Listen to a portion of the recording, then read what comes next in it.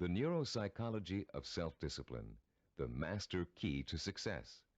My name is Richard Gebhardt, and I'm going to be your guide as we explore, learn, and use this fascinating and effective program for developing your power of self-discipline, the iron will, the inner strength and drive you need to achieve your life's goals and ambitions. This program is the result of many years of thoughtful scientific inquiry and research. In an attempt to discover and understand the main driving force, the core source of inner power that separates the dynamically achieving person from the unfulfilled, underachieving masses, Cybervision Systems has directed its financial and human resources to find the answer.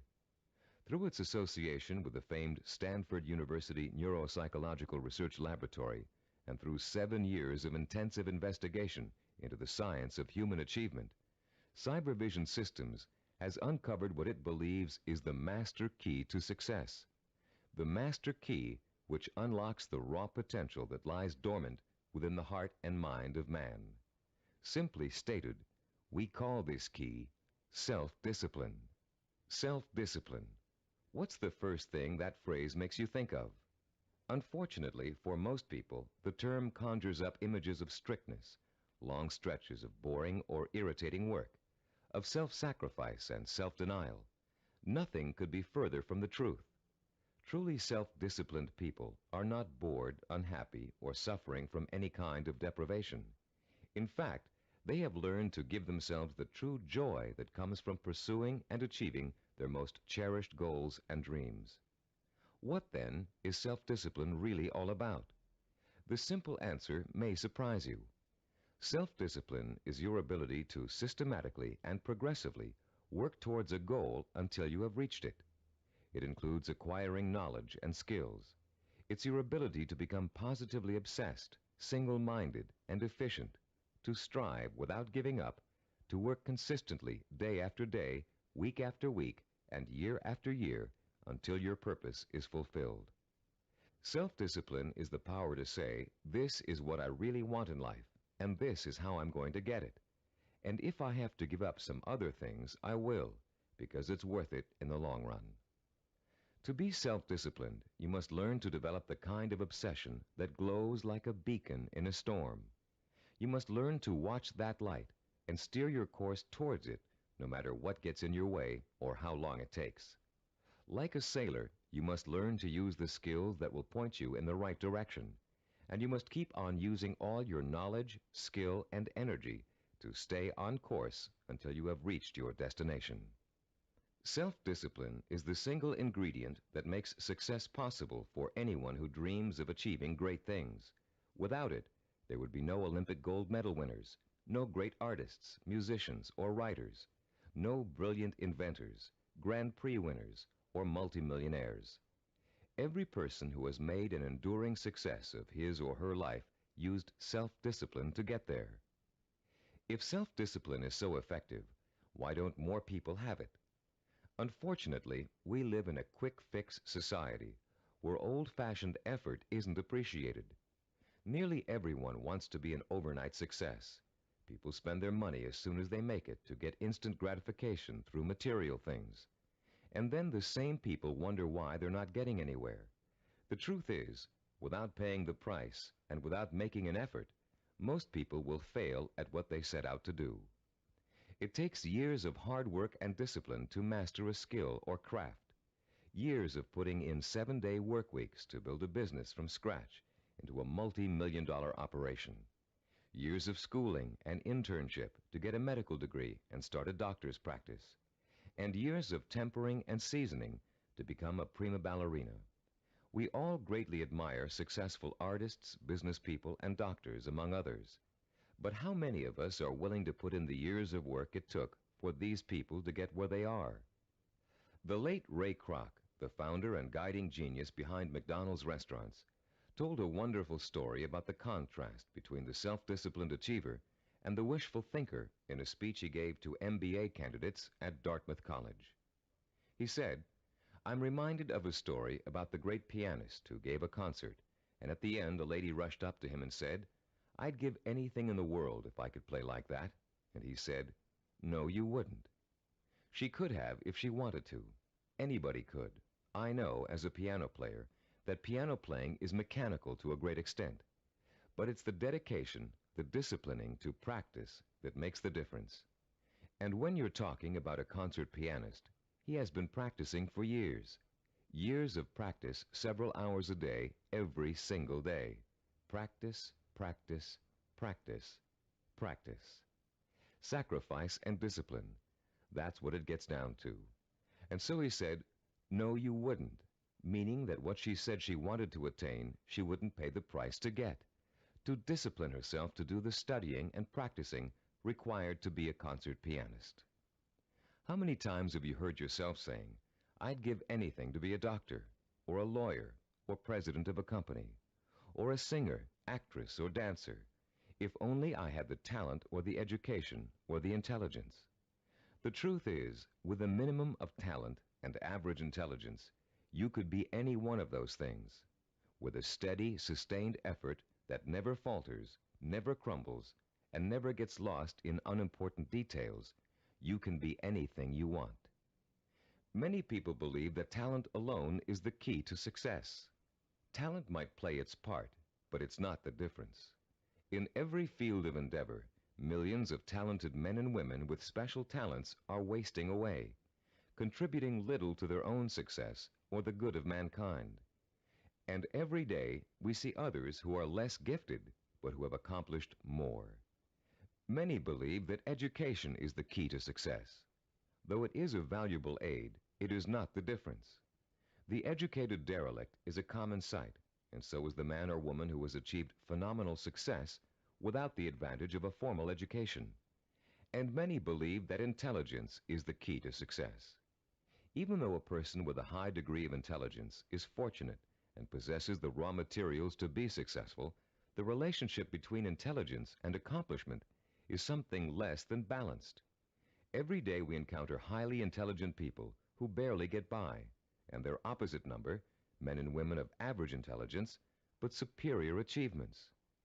The one quality which sets one man apart from another, the one key which lifts one to every aspiration while others are caught up in the mire of mediocrity, is not talent, formal education, nor intellectual brilliance. It's self-discipline. With self-discipline, all things are possible. It's the closest thing you could have to a wish-granting fairy godmother. Without self-discipline, even the simplest goal can seem like the impossible dream. In America today, the greatest cause of failure is the lack of self-discipline. Lacking self-discipline, millions of American dreams turn to ashes. With lofty visions of success, many people don't know that it takes more than wishful thinking, shortcuts, gimmicks, and get-rich-quick schemes to achieve excellence. Somehow, most people have lost sight of the age-old truth that anything worthwhile achieving takes time, organized, persistent effort, and more time. As you look around you, you'll see the many obvious fruits of the undisciplined mind: poverty, unhappiness, and drugs, the social cancer of a quick-fix society. But it is the not-so-obvious, more subtle effects of the lack of self-discipline that we address here, the raw power and potential of talented and intelligent people that lies dormant, unchanneled, and wasted, untapped and unfocused because of the inability of these people to commit and mobilize themselves to a course of consistent action. The lack of self-discipline is the #1 killer of achievement in America. Successful people have one thing in common. They set their sights on a goal and work every hour of every day towards reaching it. They learned what they needed to do to reach that goal, and they found a way to do it. If it meant taking on an extra job, they took the job. If it meant going to school at night, they attended evening classes. If it meant working countless hours 7 days a week, they worked the hours. If it meant relocating themselves and their families, they moved. Success consists of self-discipline, and self-discipline consists of doing whatever you have to do for as long as you have to do it to get where you want to be. If you truly want to seek your fortune, you must develop the inner strength to relentlessly pursue your vision day after day, week after week, month after month, year after year, until it becomes a reality. and it will become a reality.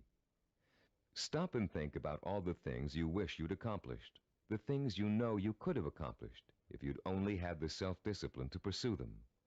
Would you have gotten more education? Practiced and practiced at your favorite sport until you had a chance of becoming a pro? Learned to read and write music and play an instrument? Study engineering so you could design and sell the ideas you're always dreaming up? Actually, there are things you've accomplished through self-discipline way back in your childhood. Just think, how long did it take you to learn how to walk? Or how many weeks and months did you struggle to stand upright? How many bruises did you get from falling down? And how many times did you pick yourself up and try again? You learned to walk because as a toddler, you became obsessed with learning to walk. You were determined to learn, no matter how hard it was at first or how long it was going to take. Every step you took was a small victory, and every time you fell down, it was just an excuse to start all over. Children are naturally self-disciplined because children believe that everything is possible. Children don't say, "I can't do it." Children say, "I want to do it." When you want something badly enough, and when you believe in it strongly enough, self-discipline will get it for you. Self-discipline is the most powerful tool you own for bridging the gap between wishful thinking and real fulfillment. Without it, you can only stare, as author Amy Gross says, like a window shopper at the good things of life and shrug and move on. You can have those good things by developing the self-discipline to achieve them. What do you want that you're willing to pay the price for? What means so much to you that you'll spend weeks, months, or years pursuing it? Start thinking about your most cherished dream, because with the power of self-discipline, you're finally going to be able to achieve it, and this program will teach you how. The neuropsychology of self-discipline, your master key to success, will show you how to take the raw materials you already possess, your talent, intelligence, strength, and motivation, and turn them into the assets you need to achieve your life's goals. You'll learn how to gain the knowledge and skills that will set you on the path to success. And you'll learn to develop the kind of positive strength it takes to stay on that path until you have reached the very end. You may think it's impossible for you to develop the kind of self-discipline you see others using to achieve success. You may think you're too lazy, too scattered, too quick to give up. And that may be true of the way you're behaving now. But most people aren't self-disciplined because they never had a chance to experience the kind of joy and satisfaction that comes with mastering their own abilities and applying them to the one thing they really want in life. Once you get a taste of how intoxicating, of how free self-discipline feels, you'll be hooked on it for life. The neuropsychology of self-discipline is not the result of pop psychological and faddish theories, nor does it contain simplistic pablum-like success gimmicks found so often in many self-improvement programs.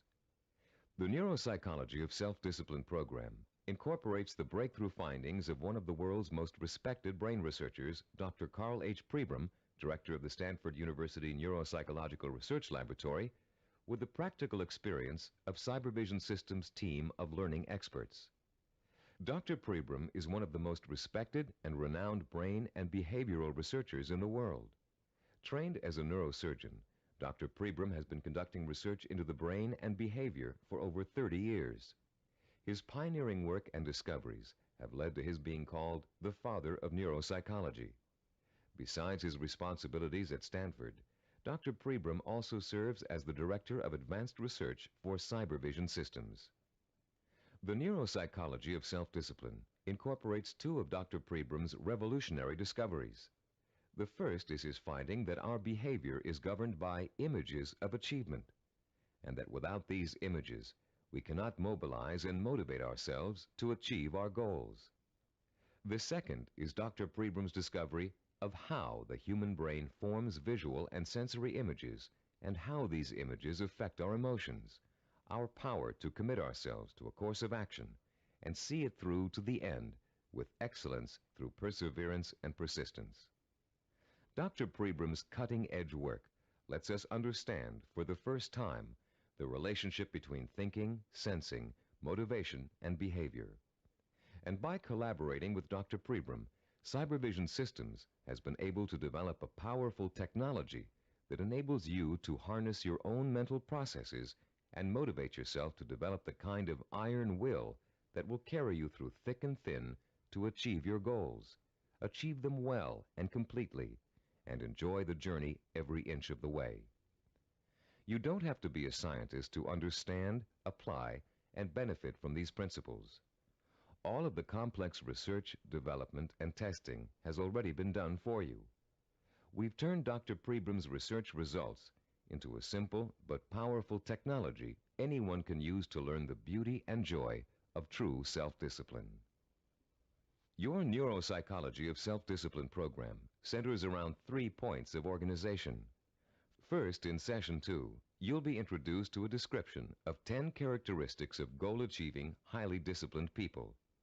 Countless hours of research and interviewing went into gathering this information, all to discover the tools these people used to develop and exercise their powers of self-discipline. These characteristics will become a model or benchmark that you will strive to incorporate into your life. By keeping these characteristics close in mind, you'll have an achievable ideal against which you can measure your own behavior and habits as you strive to acquire and make permanent the skill of self-discipline. The second crucial section of this program is what we call the Knowledge and Information section. In Session 3, you'll be systematically guided through the easy-to-understand and learn principles of Cybervision's power of self-discipline. You'll learn once and for all that the power of self-discipline is the master key to your success. Not only will you learn why, but you'll thoroughly understand, in depth, the power principles of self-discipline. The third, and to you the most important section of the program, is what we call Action and Implementation. In Sessions 4 through 10, you'll begin the actual process of becoming self-disciplined, of developing the core skills that will enable you to achieve anything and everything you desire. You'll start by learning how to determine exactly what it is you want to achieve in your life. You'll then learn how to select role models who have already achieved what you desire to achieve and learn patterns of success from them. You'll discover how to transform those desires into emotion-provoking imaginary blueprints, sensory images rich in sight, sound, touch, taste, and smell, images that excite and stimulate your emotions. You'll learn how to overcome the poisonous doubt that gnaws deep within you as you dwell and reflect upon your chances for success. You'll learn how to determine the knowledge and skills you need to achieve your desire and how to plan your time so that you can progressively achieve your goal over a sustained period of time. And you'll discover the principles of persistence, how to break through the barriers of time, how to keep going no matter how difficult, painful, or tiring it may be until your dream is realized. Once you have mastered the principles of self-discipline, you'll discover that nothing, literally nothing, is impossible for you. You will feel like a lean, hungry lion who has just been set free from temporary captivity, proud, aggressive, and equipped with the instincts and tools of survival. Included with this program is a personal study guide. It was designed to assist you in mastering the materials and applying the techniques contained in the audio cassettes. Use it well, for it will help you every step of the way in developing the power of self-discipline. Before you go any further with the audio cassettes, please read the introduction in the study guide. Complete the written exercises for this session, Session 1. Then prepare yourself to listen to Session 2 by first reviewing the background information on Session 2 in the study guide. By following the principles of this program, you will, for the first time in your life, be able to achieve whatever it is you desire and accomplish it with the pride of excellence. Talking about success is one thing. Anybody can do that. Achieving it day by day, month by month, and year by year is another. That's what you're going to learn in this program. How to do it. Behind every great achiever, there's another achiever. It may be someone close to home, a parent, teacher, or friend. It may be someone who's currently famous. Or it may be a historical or mythological figure. There are probably many young cadets at West Point and Annapolis today who secretly dream of someday repeating the astonishing feats of General George S. Patton, the legendary World War II hero. Yet Patton himself attributed his success on the battlefield to great military leaders of the past. From early childhood, one of his favorites was Alexander the Great, the young Greek ruler who nearly conquered the world over 2,000 years ago. Fascinated by Alexander's repeatedly successful conquests and his dashing personal style, Patton read everything he could about the ancient warrior. Soon he came to know Alexander intimately, his personality, his leadership style, his way of thinking and solving problems, his military strategies. And finally, Patton got to the point where he could think like Alexander the Great, act like Alexander the Great, and get results like Alexander the Great. When he planned his battle strategies, Patton used tactics that followed along the lines of Alexander's greatest military achievements, and they worked. Patton was so successful in battle after battle that the Germans considered him to be the Allies' greatest weapon. Patton had Alexander the Great and his own disciplined personality to thank for his success. But Alexander himself had someone else to thank for his own brilliant military maneuvers. Alexander drew his inspiration from the mythical Greek god Hercules. After studying everything that had been written and that was known about the mythical god of courage and strength, Alexander began to pattern his thinking, personal style, and actions after him. There are countless other examples of the great learning from the great. Baseball champion Babe Ruth was once asked how he developed the hitting style that made people call him the king of the home run hitters. Ruth replied that he had simply studied and copied the greatest hitter of his time, a player called Shoeless Joe Jackson. Most, if not all, great achievers draw their inspiration, their style, and their strategies from role models. How much we eventually achieve in life may well boil down to one simple ingredient: the quality of the models we choose to emulate. All human behavior begins with models. We learn to walk, talk, dress, and feed ourselves by watching our families doing those things every day. But we learn more than simple everyday activities from the people who surround us as we grow up. We also learn how to think and behave by watching the way they do. Some people have excellent role models, successful parents, or a family friend who has achieved far beyond the ordinary. But having a role model is just the first step toward becoming a disciplined achiever. You must use that model, make it a part of your own personality in order to succeed. This program will take you through the entire process, from start to finish. In this session, you're going to start by being given a role model of your own, a model of the disciplined, motivated achiever. You'll learn the 10 dominant characteristics of that model and be able to compare your own behavior to it.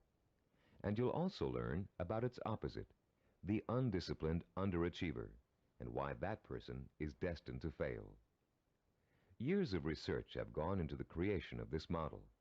Cybervision has studied people who have been successful in business, education, science, the arts, and other fields. These people were tested for the possible presence of dozens of characteristics and attitudes. And when all was said and done, Cybervision found 10 qualities that were common to every one of them. Understanding the characteristics of the highly disciplined achiever can be as inspiring to you as Alexander the Great was to George Patton. Together, they will form a living, breathing picture of the type of person who is highly self-disciplined and who gets things done. With this picture in front of you, you'll have a model to pattern your own behavior after, and you'll be able to begin to reshape your life along rewarding, achievement-oriented lines. As you listen to these 10 characteristics, compare your own behavior to each one. The idea isn't to become discouraged because you're not living up to an ideal. Rather, concentrate on rating your strengths and weaknesses so you'll understand from the beginning what areas you need to work on the most. Recognize that, as a Chinese philosopher once said, the journey of 1,000 miles begins with a single step. You've already taken that first step by acquiring and beginning to use this program. Now, let's discuss the 10 characteristics common among highly disciplined achievers. The first characteristic of a self-disciplined achiever is a strong, well-defined sense of purpose. The self-disciplined person knows precisely what he or she wants and will go for it, even if it means sacrificing other things in life to get it. Take Norwegian explorer Roald Amundsen, for example. In 1887, when he was a boy of 15, Amundsen read the story of Arctic explorer Sir John Franklin. He was so inspired by Franklin's adventures that he secretly resolved to dedicate his life to polar exploration. And since no man had yet physically found the South Pole, Amundsen set his sights on being the first. His mother had other ideas. She wanted her son to be a doctor and insisted that he attend medical school. At first, Amundsen gave in, but then, unhappy and frustrated, he quit school, joined an exploration party, and went to sea. Amundsen spent years apprenticing in the treacherous Antarctic. It was hard physical work, and there was a lot to learn. He studied nautical techniques until he became a master sailor, and then he began to organize his own expeditions. 24 years after Amundsen chose his goal, he succeeded in achieving it. In 1911, he became the first man to find the South Pole. Contrast Amundsen's single-minded pursuit with the profile of a person who isn't sure what he or she wants to accomplish. The purposelessness personality drifts through life uncertainly, always searching, never finding. This is the type of person who changes jobs, leaves relationships, and starts projects but never finishes them. It's someone who never stays with anything long enough to become successful at it. People today are becoming more and more afraid of commitments. They're afraid of committing themselves to one career. They're afraid of committing themselves to one relationship. They're even afraid to commit themselves to staying in one place for very long. They talk about leaving their options open. Ironically, these people are very much committed to failure, because without a sense of purpose, they can't apply themselves to any one thing, and without applying themselves, they can never succeed. Look around you, and you'll see 40-year-olds and 50-year-olds who are still jumping from job to job, from relationship to relationship, always searching for an answer somewhere. They'll never find it. The second characteristic of the self-disciplined person is that he or she seeks out and uses positive role models, often called mentors. Patton found and learned from Alexander the Great. Roald Amundsen got his inspiration from Sir John Franklin. To be self-disciplined, you must find a mentor who can inspire you with his or her own example of discipline. This person will instill you with a sense of real possibility, the belief that if he can do it, so can I. The person who has no self-discipline tends to identify with and tries to emulate people whose values are quick fix. The undisciplined think success can be achieved through gimmicks, luck, or who you know. For this reason, they actually distrust and resent the truly successful. They cannot bring themselves to admit that it takes hard work and consistent effort to reach a lifelong goal. Rather than working to get their own lives in order, these people blame their lack of success on bad breaks. They will always have bad breaks until they give themselves a break. The third quality that distinguishes the self-disciplined person is the strength of his or her imagination. Self-disciplined people use a goal-setting technique called sensory vision.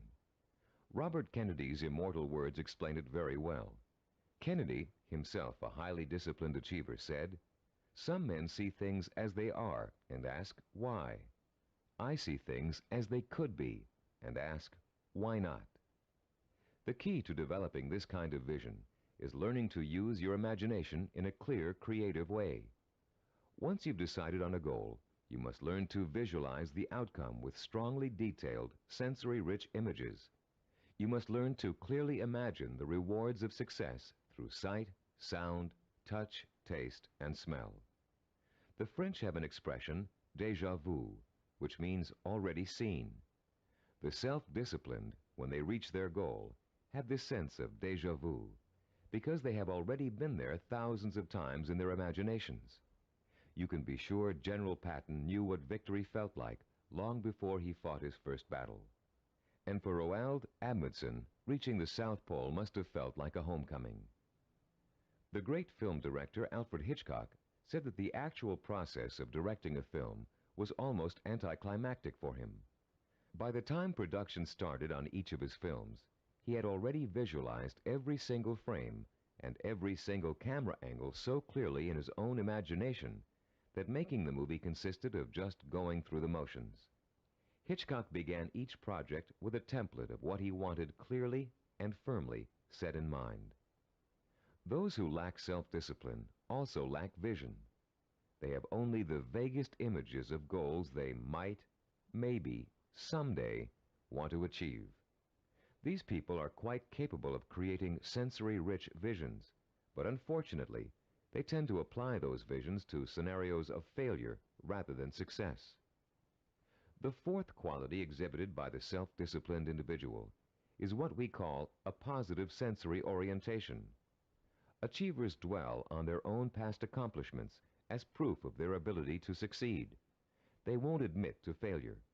In fact, it can truly be said that they don't know the meaning of the word failure. If things don't first turn out as planned, they just chalk it up to experience and keep on working toward their goal. Self-disciplined people are so eager to learn that they feel every bit of life experience just brings them closer to achieving success. They're not afraid to try new approaches if old ones don't work anymore. They never lose sight of their goal, but they're open to more than one way of achieving it. And this kind of positive attitude ensures that they will. Those who lack self-discipline waste precious time and energy dwelling upon past failures. Through a vicious cycle of negative reinforcement, they use those perceived failures as an excuse not to try again in the future. They develop a fear of failure, a fear of making the effort, and failure generates failure. If you're convinced you can't do something, you won't be able to do it. The characteristics we've discussed so far all add up to a quality called self-assurance. The self-disciplined have a strong gut-level belief in themselves and their ability to succeed that is truly unshakable. Deep down in their hearts, they know they can do it, and no one can convince them otherwise. When Christopher Columbus set out to find a new route to the West Indies, Europeans thought he was crazy. The world is flat, they told him. If you sail west, you'll fall off the edge and be devoured by monsters. But Columbus believed the world was round, and he stubbornly applied to every monarch in Europe until he found one who would finance his voyage to what turned out to be the New World. The disciplined achiever is fueled by self-confidence, but the undisciplined are hampered by self-doubt. This foreboding of failure haunts them in everything they attempt to do and effectively slams the door shut on any possibility they might have of succeeding. The sixth characteristic that self-disciplined people share is their ability to plan and organize. The self-disciplined achiever knows how to take his or her goal and break it down into pieces that can be worked on one at a time. Priorities are set, and the important tasks are tackled at the beginning. This practical, methodical approach is the only way to achieve success, no matter what your endeavor. When Henry Ford designed the Model A, he had a goal in mind. He wanted every American to be able to afford to own a car, his car. But in those days, cars were hand-built, and the time and effort involved in making one resulted in a very expensive price tag. Ford knew he had to find a faster, cheaper way to build cars. So he patiently worked and planned out a radical new idea, the assembly line. Each person on the line would perform just one task, enabling them to perform it quickly. And an entire machine could be assembled in record time. People laughed and said it wouldn't work, but Ford had spent years planning it out in every detail, and it did work. The assembly line became such a success that other industries began to use it as well. One man's careful and patient planning launched a new industrial era. Contrast Henry Ford with the typical man on the street. His attention is scattered, and he's disorganized. He either has no idea what he's going to do next, or he has so many irons in the fire that he can't keep track of them all. Maybe he's trying to start a business, but he's busy hiring employees when he still doesn't have any clients or office space. Maybe he's decided to switch careers, but he's already planning how to spend all the money he's going to make, even though he's going to need 4 more years of schooling before he can begin to practice his new career. This type of person is wasting time and energy. Without a detailed game plan, and without following that plan as closely as possible until you reach your goal, you can spend your life floundering among half-started projects and missed opportunities for success. Many people think all you need to be successful is a great idea, but without planning, organization, and hard work, the most brilliant ideas aren't worth a dime. Which brings us to the 7th characteristic common to self-disciplined achievers: their ability to acquire the essential knowledge and skills they need to put their game plan to work. Achievers recognize how important it is to learn, and they're willing to make the necessary sacrifices to complete their own personal education. Sometimes this means going back to school. Sometimes it means spending weeks or months gathering information on a particular subject and talking to the kinds of people who can help. Sometimes it means taking a new type of job just to acquire certain skills. What it always means is a commitment to learning what must be learned in order to make a goal achievable. If you want to become a doctor, you must first study pre-med, then go to medical school, and then complete your internship before you can set up a practice. Anyone who thinks he can become a physician without doing all of those things is just dreaming. If you want to run your own business, there are ways of approaching your business education. You can go to graduate school and get an MBA. You can work for someone else in the type of business you want to start and get hands-on experience before going off on your own. You can find a partner who knows how to run a business and take on less responsibility in the beginning, watching what your partner does and learning the essentials. Those without self-discipline are always looking for shortcuts. They take weekend courses and think they're highly qualified for a new profession. They listen to one person's advice and think they've heard it all. They try to start a business without business plans. Going through a real learning process is too much trouble. Why is it so much trouble? Because the undisciplined person lacks patience, the 8th quality on our list of self-disciplined characteristics. The kinds of patience Christopher Columbus and Henry Ford exhibited. The kind of patience engineer Washington Augustus Roebling demonstrated in finishing the building of the famous Brooklyn Bridge. Roebling's father, John Augustus, was the brilliant engineer who designed the Brooklyn Bridge and began overseeing the building of it in 1869. It was going to be the first steel suspension bridge in the world, a feat of engineering for its time. But the project had hardly begun when the elder Roebling suffered a fatal accident, and someone had to carry on. That someone turned out to be his son. Washington Augustus Roebling took over where his father left off, but just 3 years later he contracted Caisson's disease from spending so much time underground. The illness left him almost completely paralyzed, in great pain, and confined to a wheelchair for life. Some people would have given up the project under those conditions, but Washington Augustus didn't. Instead, he moved to an apartment in Brooklyn Heights that overlooked the bridge, and he sat all day at the window, watching the work as it progressed and supervising it from his living room.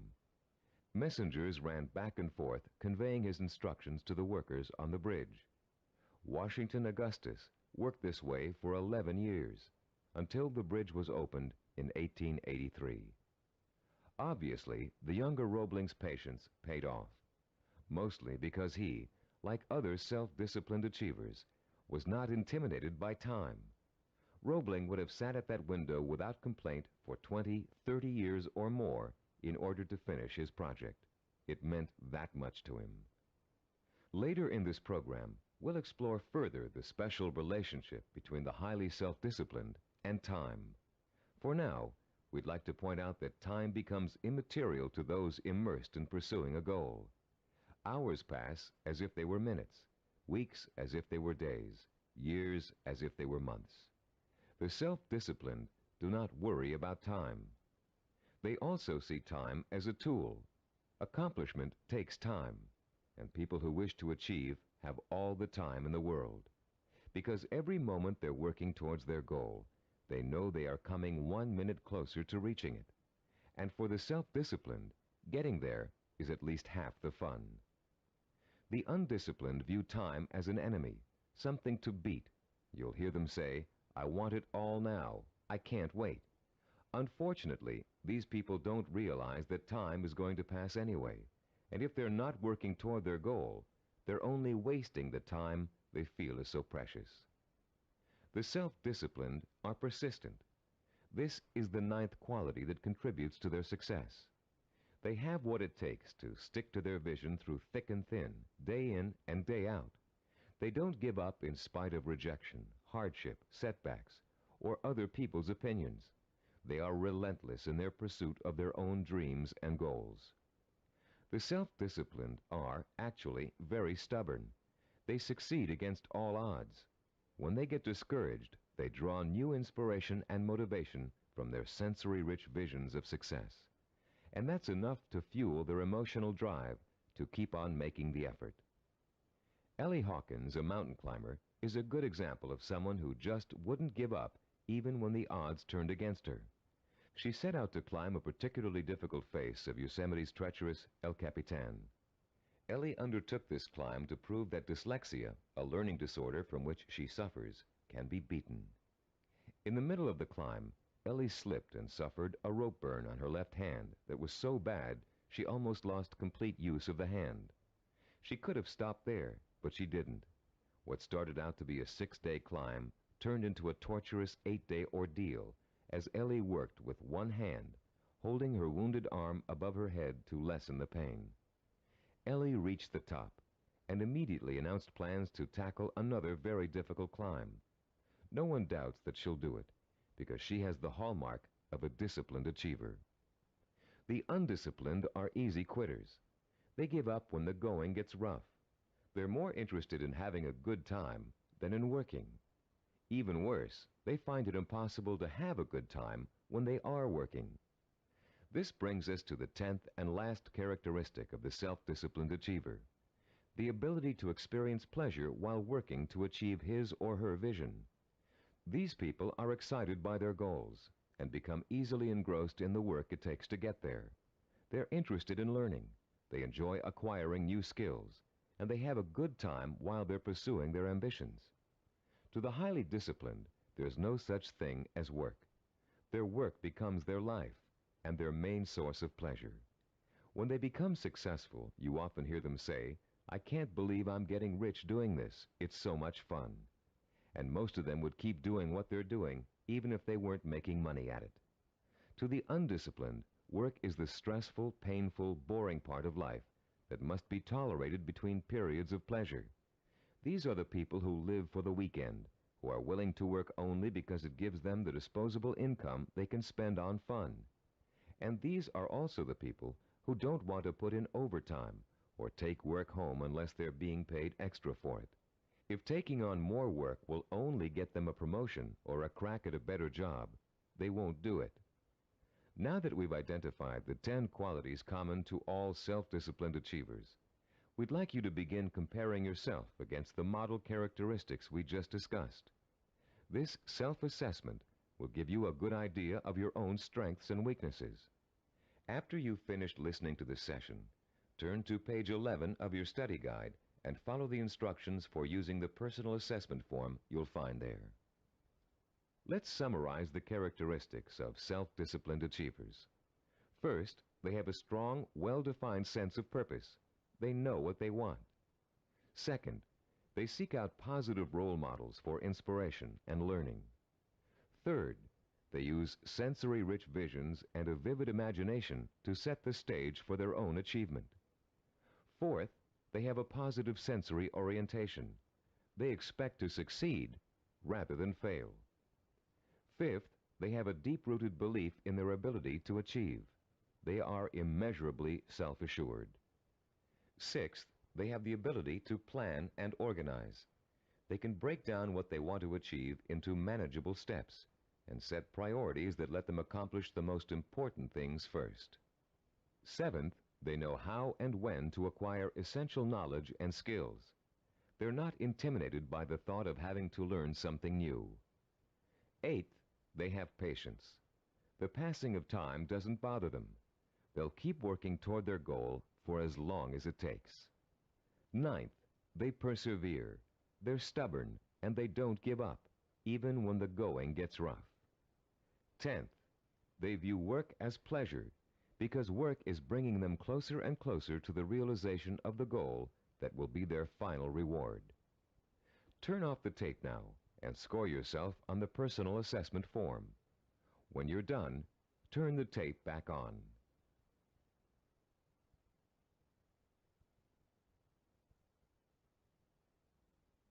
Welcome back. We hope you're not too discouraged by an honest assessment of where you stand now in terms of self-discipline. Remember, you've already taken the first steps toward making a positive change in your life, and you will experience that change by the time you've finished this program. Nothing will be impossible for you once you develop and harness this inspiring and enduring power of self-discipline. And, as you'll soon find out, self-discipline is not so difficult to develop as you might think. As a matter of fact, using this program is going to be your first exercise in acquiring it. Already, you're on your way. In the next session, we'll explore the power behind the characteristics we've just discussed. You'll learn why they're so important in developing self-discipline and what they can do for you once you have them. And you'll be further along the road toward understanding and developing the one characteristic that will give you the power of success. After completing Session 2, you should now have a clear picture of your strengths and weaknesses as compared to the model of the self-disciplined achiever. Perhaps for the first time in your life, you're able to objectively see which of your attitudes and behaviors have been acting as barriers to developing the kind of self-discipline that will enable you to achieve your dreams and ambitions.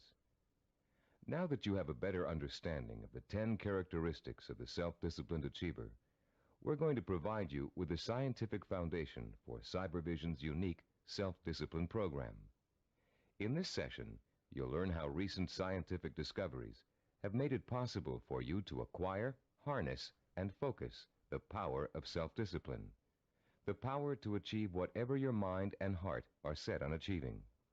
That power is what sets achievers apart from the mass of ordinary people, people described by American philosopher and writer Henry David Thoreau as leading lives of quiet desperation. That power is what drove great achievers like Dr. Jonas Salk, Ludwig von Beethoven, Albert Einstein, and Mahatma Gandhi. But what does that power consist of? What is the force that motivates high achievers to sustain a long-term effort that might take 10 years, 20 years, or a lifetime to achieve? More importantly, if we can define and isolate such a force, how can you or I tap into it? The force exists, and it has a scientific basis. By the time you've completed the neuropsychology of self-discipline, you'll understand its origins, its strength, and its power. And you'll be armed with all the tools you need to stay in touch with that force in order to accomplish anything you set out to do. There are many self-improvement programs that, like crash diets, offer good short-term results but stop working after a few days or weeks. These programs tend to rely on one of 3 kinds of motivation. The first is evangelical. A powerful orator, we'll call him Speaker X, comes to town with promises to increase motivation and production after a single seminar or series of seminars. Perhaps your boss encourages you and your coworkers to go. Perhaps he even purchases a block of tickets. Meeting night arrives, you attend, and the speaker is indeed inspirational, as are the bells and whistles and songs and slogans that accompany him. It is a fever-pitched, emotionally charged experience that Speaker X has to offer. As he exhorts you to live up to your enormous potential, to work harder, better, and more enthusiastically, to use your talents, to use your mind, you feel power welling up inside you, and the people around you are feeling the same kind of power inside them. Yes, you're all saying, we can be more productive, we can have a better attitude, we can get ahead if we want to. The very air becomes charged with mass enthusiasm. The next day, you're at your desk a half hour early, and you work a half hour past normal quitting time. The same thing happens the day after. You start planning new ways to accomplish your work more effectively. You're feeling happier about the work you're doing. And for the next few weeks, it looks like you're getting more work done in less time than you ever have before. But soon, your enthusiasm begins to fade, and your pace starts to slow down. Even if you have the audio tapes of the speech, it's hard to recapture and sustain the original emotion you felt in the presence of an inspired speaker. And of course, you no longer have the kind of group excitement and energy you experienced the first time around. You're getting tired and bored. Your boss sees productivity fall after an artificial peak. And sure enough, when the next motivational speaker comes through town, we'll call him Speaker Y, there's the boss with another block of tickets in hand. This evangelical form of motivation may get short-term results, but it creates an unhealthy dependence on external hype. It's like a drug addiction. You need more and more of an artificial stimulant to reach the same level of false well-being. When you get your shot of motivation, you become enthusiastic and energetic. When the shot wears off, you get sluggish and lethargic. The same problem exists with the second major motivational tool that most self-improvement programs rely on: external rewards, like money, prizes, bonuses for reaching quotas.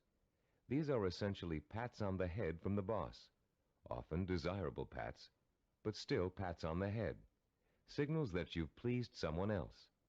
This method works very well on children.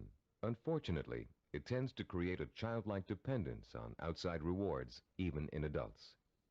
Like evangelical speakers, this carrot and stick approach produces only short-term results.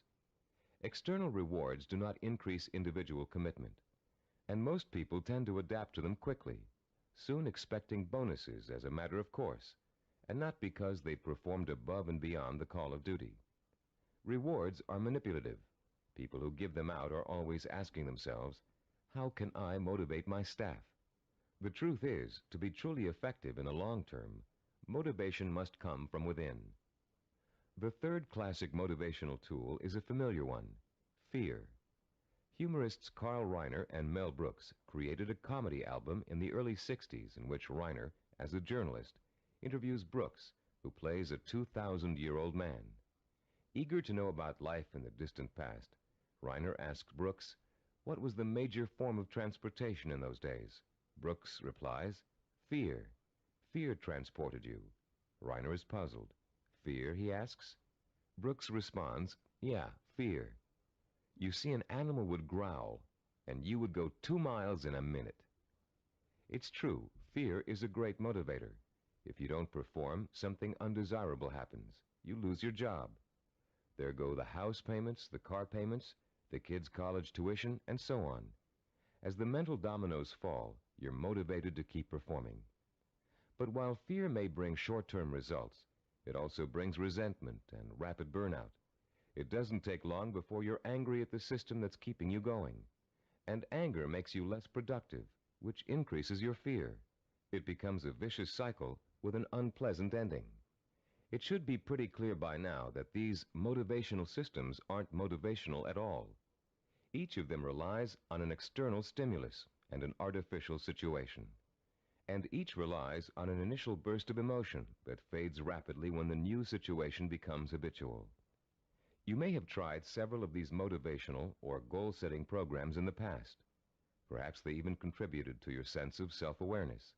If so, you've no doubt learned that self-awareness alone is not sufficient to motivate change. It's easy to identify self-defeating behaviors. It's easy to plan strategies for eliminating them. It's easy to turn over a new leaf, but it's very difficult to sustain change for a long enough period of time for your new behavior to become as ingrained in your character as your bad habits were in the past.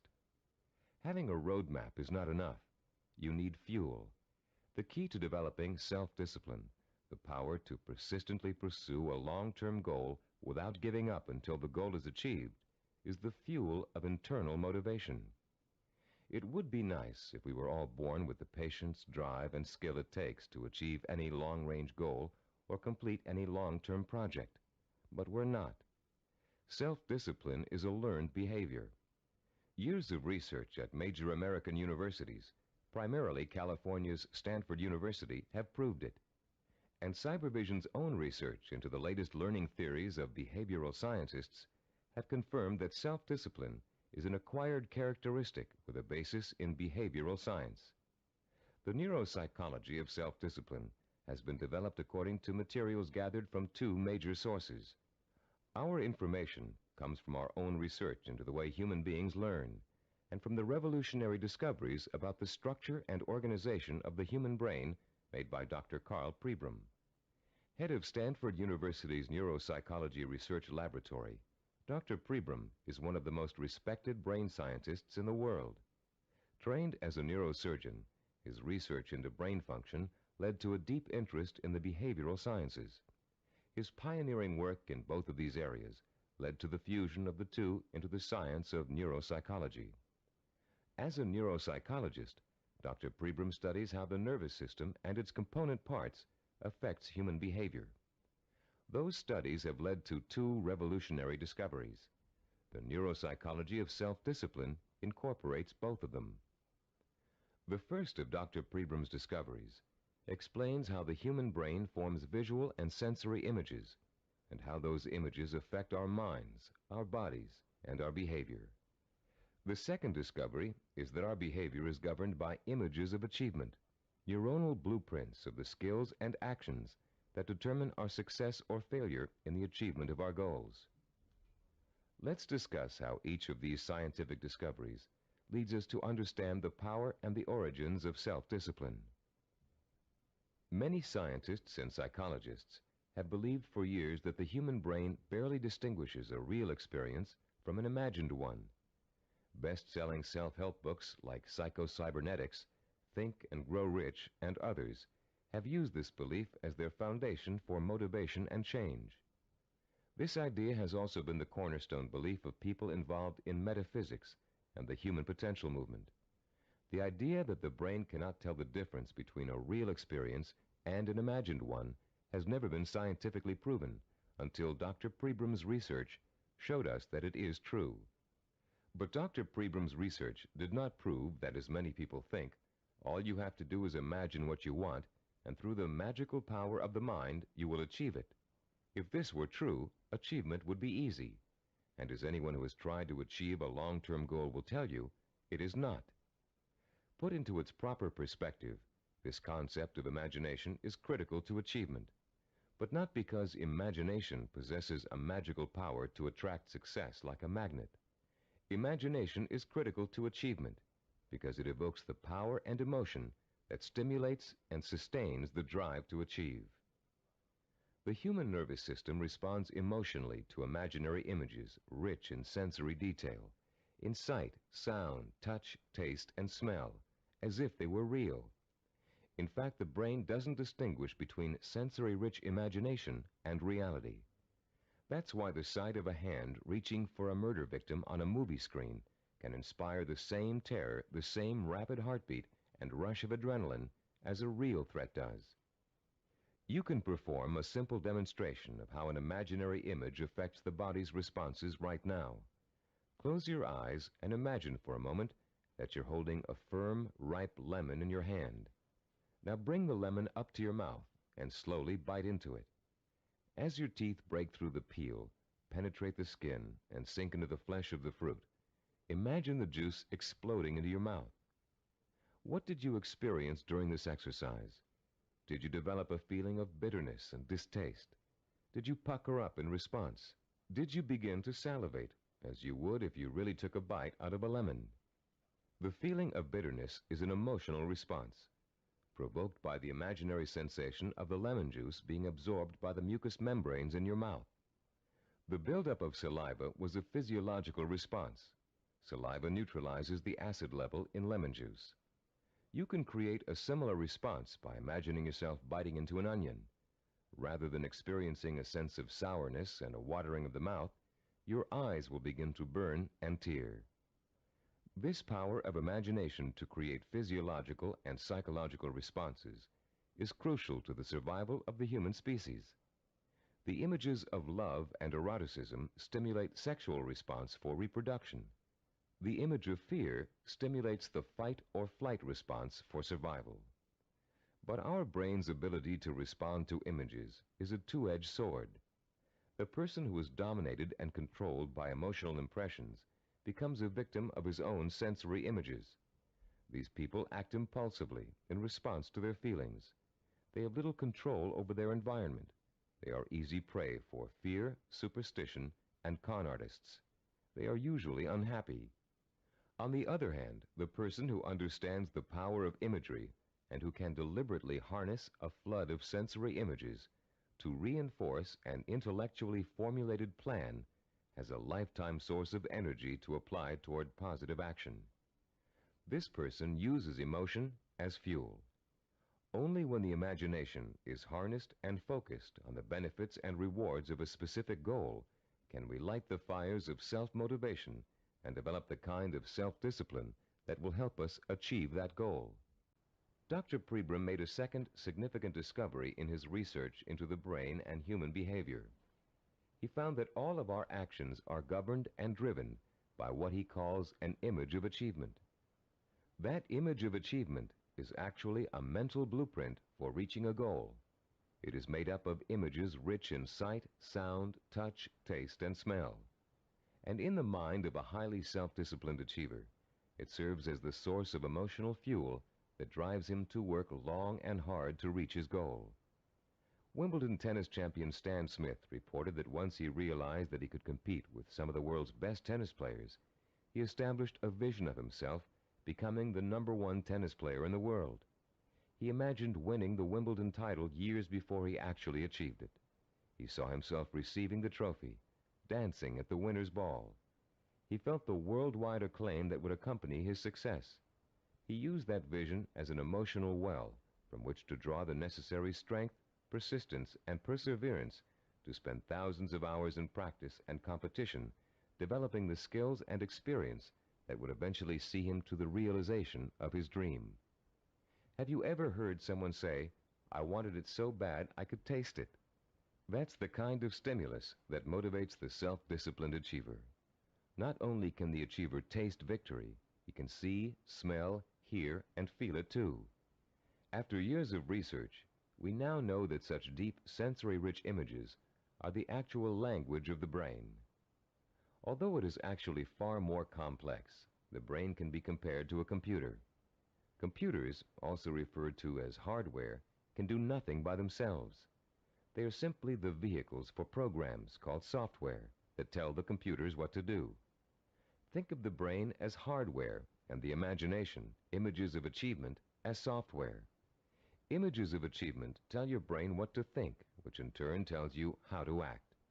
The right images can set in motion a chain of events that will lead you towards any kind of achievement you can imagine. Author Joe Himes describes watching a Taekwondo master named Young Tai Lee practicing blows against a straw-covered board. Lee pounded his fist again and again against the board, oblivious to the fact that his knuckles were bleeding. When Lee's practice was over, Himes asked him whether his hand hurt. Lee replied, "Not until just now, when I thought about it." When Himes looked astonished, Lee explained further, "When I was striking the Makawara board as you came in, my mind was on my home in Korea. Though I was standing here, I was seeing the mountains I knew as a youngster and the children I played with, hearing their laughter and my mother's voice. I was unaware of the pain in my hand."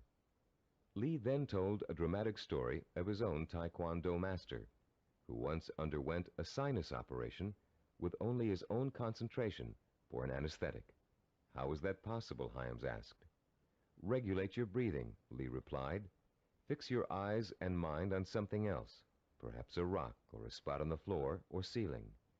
Concentrate on that object, savor it, taste it, give it color, and smell the dimension. Let it absorb all your thoughts and concentration, and the pain will diminish." If we replace the word object in Lee's description with the word goal, we have the perfect description of a sensory blueprint. Concentrate on that goal, savor it, taste it, give it color, and smell the dimension. Let it absorb your thoughts and concentration. This ability to use sensory images to marshal one's powerful sensory impulses toward a goal is the essence of self-discipline. We are all born with imagination. Self-disciplined achievers have learned to use it to achieve even the most seemingly impossible goals. The self-disciplined achiever begins the journey to success with imagination. He asks himself, if I can have whatever I can imagine, what do I want? What is my purpose? When he has defined that purpose, he uses his imagination to create a vision of achievement, a sensory-rich image that will evoke an emotional response so strong that he is driven to action to bring his vision to life. And when he has achieved that goal, he uses his vision to create new goals, for the self-disciplined achiever never stops. He has learned such a powerful method for becoming successful that the pleasure of succeeding has for him become life itself. The self-disciplined achiever also uses imagination to change his goal whenever necessary. As images evoke emotion, and emotion propels him to act, he gets closer and closer to his goal. And the closer he gets, the more his reality changes. When it changes in such a way as to make his original goal either impossible or undesirable, he changes that goal to fit his new reality. The self-disciplined achiever creates a feedback system that ensures that he will never give up and he will ultimately achieve what he wants. This is where most people fall down. They're working towards a goal and suddenly circumstances interfere with that goal. They get sidetracked. Then when they try to get back on course, it doesn't work. Because their original goal does not fit their new reality, they think they have failed and they give up. In the same circumstances, the self-disciplined achiever uses his or her goal visualization as a reality check. If reality suddenly dictates that the original goal won't work, the goal must be altered to fit reality. The achiever has not failed. He or she has set a new course that will lead to success. Take someone who sets out to become an obstetrician. After 4 years of pre-med and 2 years of medical school, our self-disciplined achiever suddenly realizes that she's far more interested in becoming a neurologist. Should she drop out of medical school? Of course not. She'll simply switch her visual blueprint to another field of medicine and change her plans for where she'd like to intern after medical school. She doesn't think of herself as a failed obstetrician. She thinks of herself as a successful neurologist. Or take the businessman who wants to open up a retail store in his neighborhood. During the knowledge-gathering process of talking to other business owners, discussing loans and insurance with bank officers, and looking into buying franchises, he discovers that a retail operation won't really fit his particular talents or expectations. Instead, he realizes he's a perfect candidate for starting a direct marketing company. So he changes his vision and his direction to fit his new goal. For these people, the fire still burns, but the trial and error process of working towards their goal has led them in directions they wouldn't originally have thought to go in, and they will be successful because they're flexible enough to grow and change as their goals grow and change. The relationship between vision, self-motivation, and achievement can be condensed into an easy-to-understand 7-step formula for developing self-discipline. As we explain that formula, you can refer to your study guide and follow along as we talk about the 7 keys to self-discipline outlined in diagram 3.1.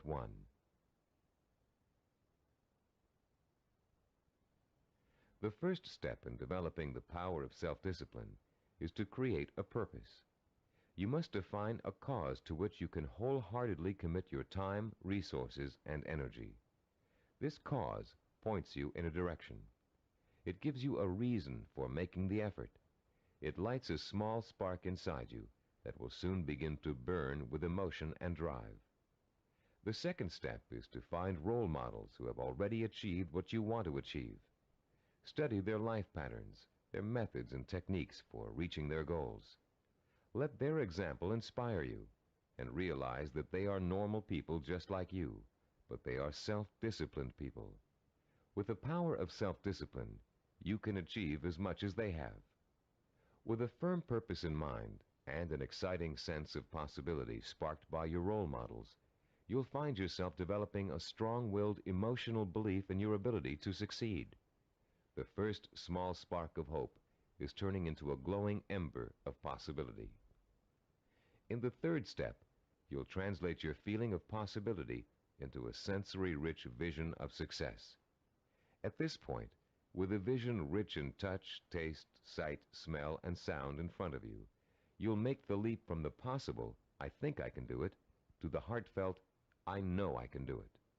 Your vision and your belief will fan the embers of conviction until they burst into a flame of emotion that incites you to action. This all-encompassing flame of emotion is the fourth step of the formula. It is what gives you the energy, the creative power, and the desire to single-mindedly see your vision through to its successful completion. Motion is the root word for emotion. The original meaning of the word emotion is, in fact, a moving, a stirring, an agitation, which is precisely what happens when belief in your goal catches fire. The fifth step in our formula is planning, the first bit of action inspired by your emotion. Through effective planning, you can identify and map out the steps you need to take in order to make your vision a reality. You'll figure out exactly what you need to do to accomplish your goal and how long it will take. And turning your vision into a concrete goal will further fuel the fires of emotion and action. Once your vision has become a plan, you must acquire the knowledge and skills necessary to implement that plan. This is the sixth step in the formula for developing self-discipline. No matter how difficult the learning process might be, you continue to draw inspiration and fortitude from your vision.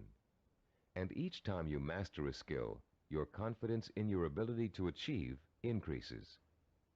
The seventh and last step in our formula is what we call persistence and perseverance.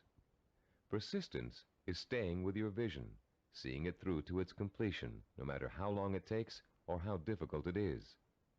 Perseverance is persisting in spite of setbacks, disappointments, and hardship. Once you begin acting to achieve your goal, your drive to sustain the forward motion, to persist and persevere, is constantly fueled by the strength of your initial vision. And as you get nearer and nearer to accomplishment, the vision becomes more and more real. As your vision fuels reality and reality fuels your vision, your drive to achieve begins working like a giant breeder reactor. You've put into motion a self-perpetuating spiral of vision, belief, emotion, motion, and reality. This formula for harnessing the essence of self-discipline will change your life. For the first time, science has given us the power to truly be able to change our own circumstances from the inside out, to understand what makes men and women overcome tremendous odds and obstacles to achieve greatness. For the first time, greatness is within the grasp of each of us.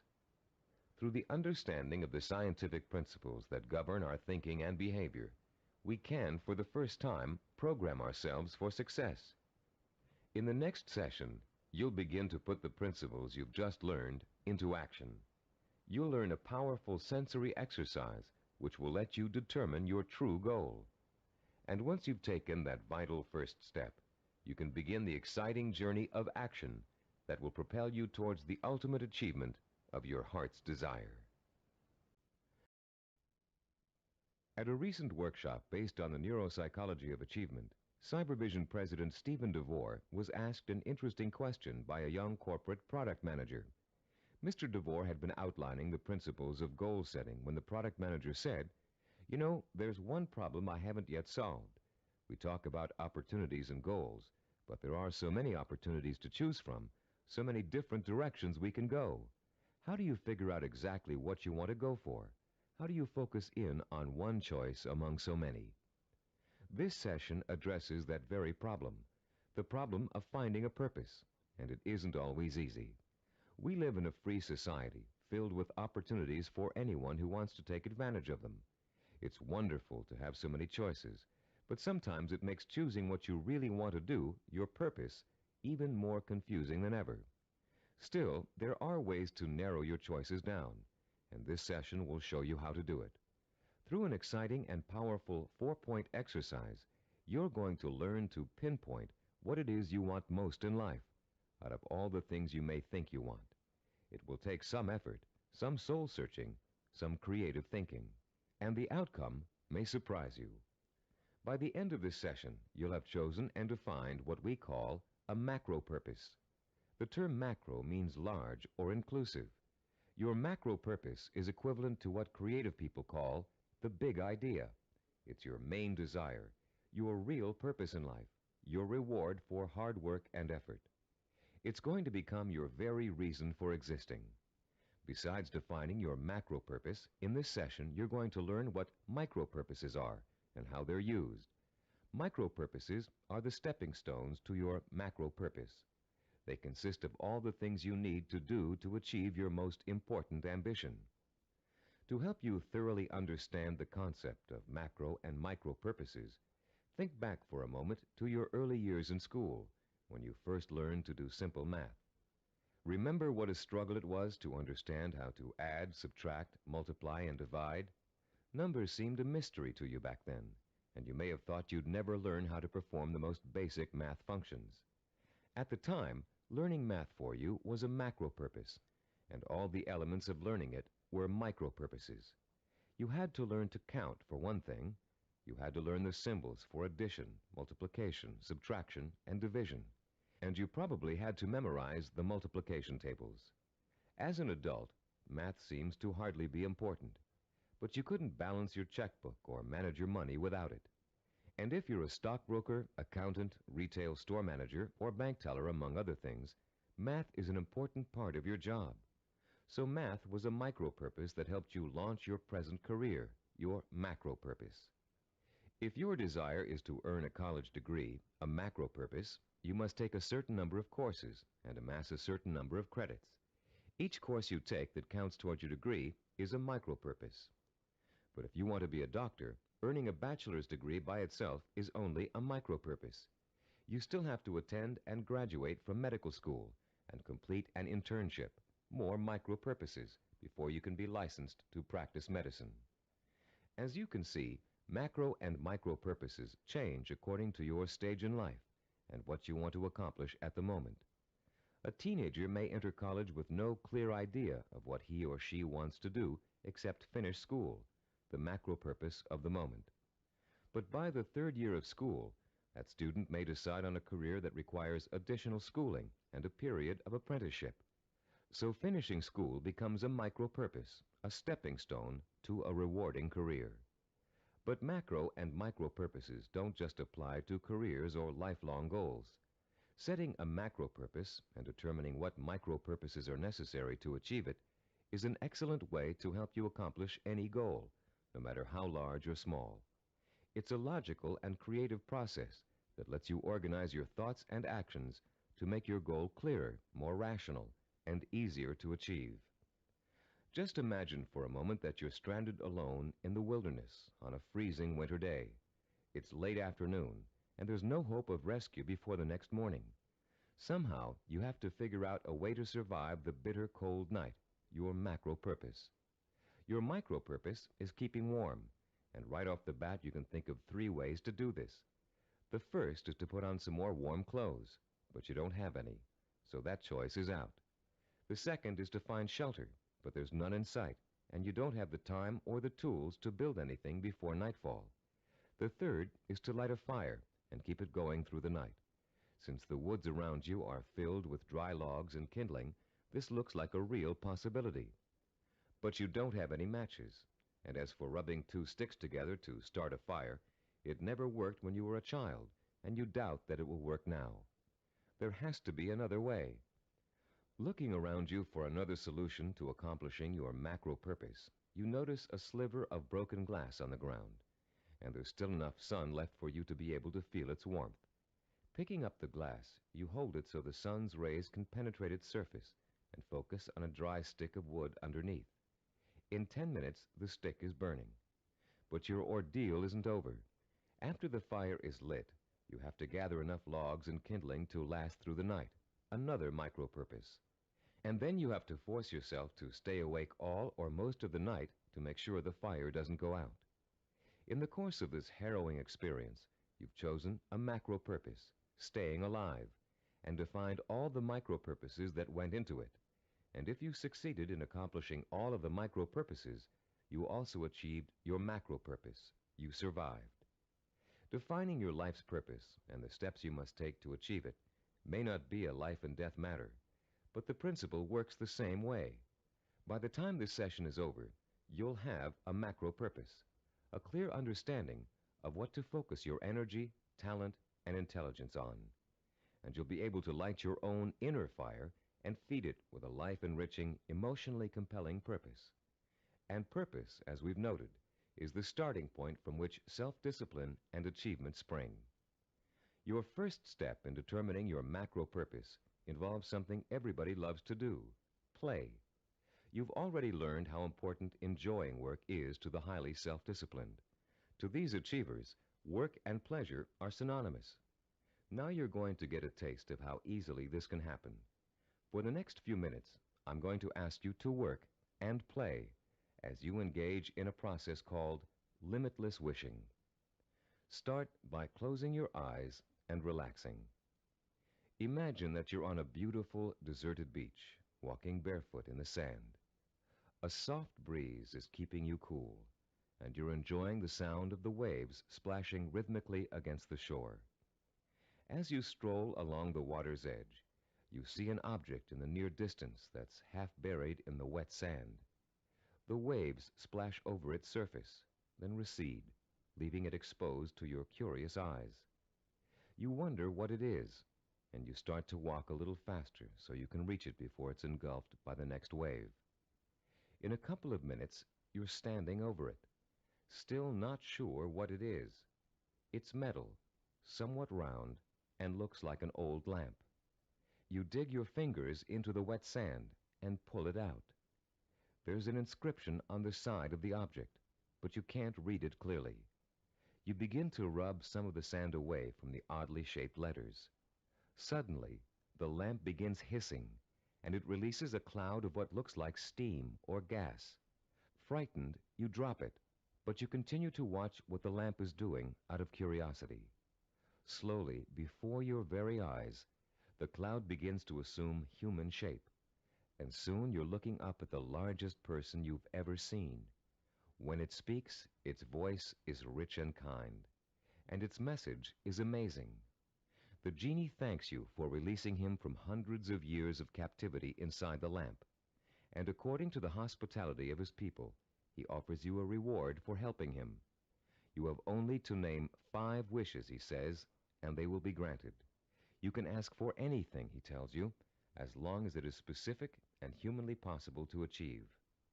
At first, you refuse his offer, but as he continues urging you to accept, you begin to realize that no, you aren't dreaming, and yes, you really can have your 5 wishes. The possibilities start dancing before your eyes. Think long and hard about it.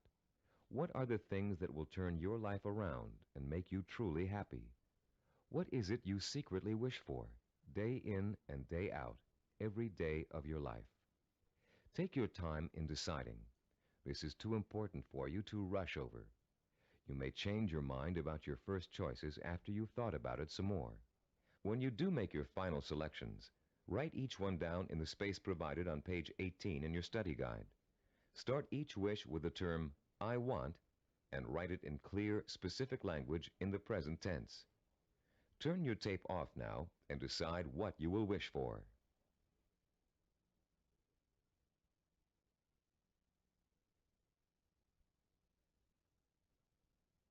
Welcome back.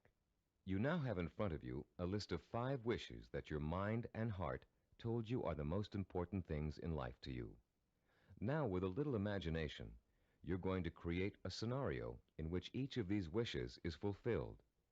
This second step of our 4-part process is called wishful imagining.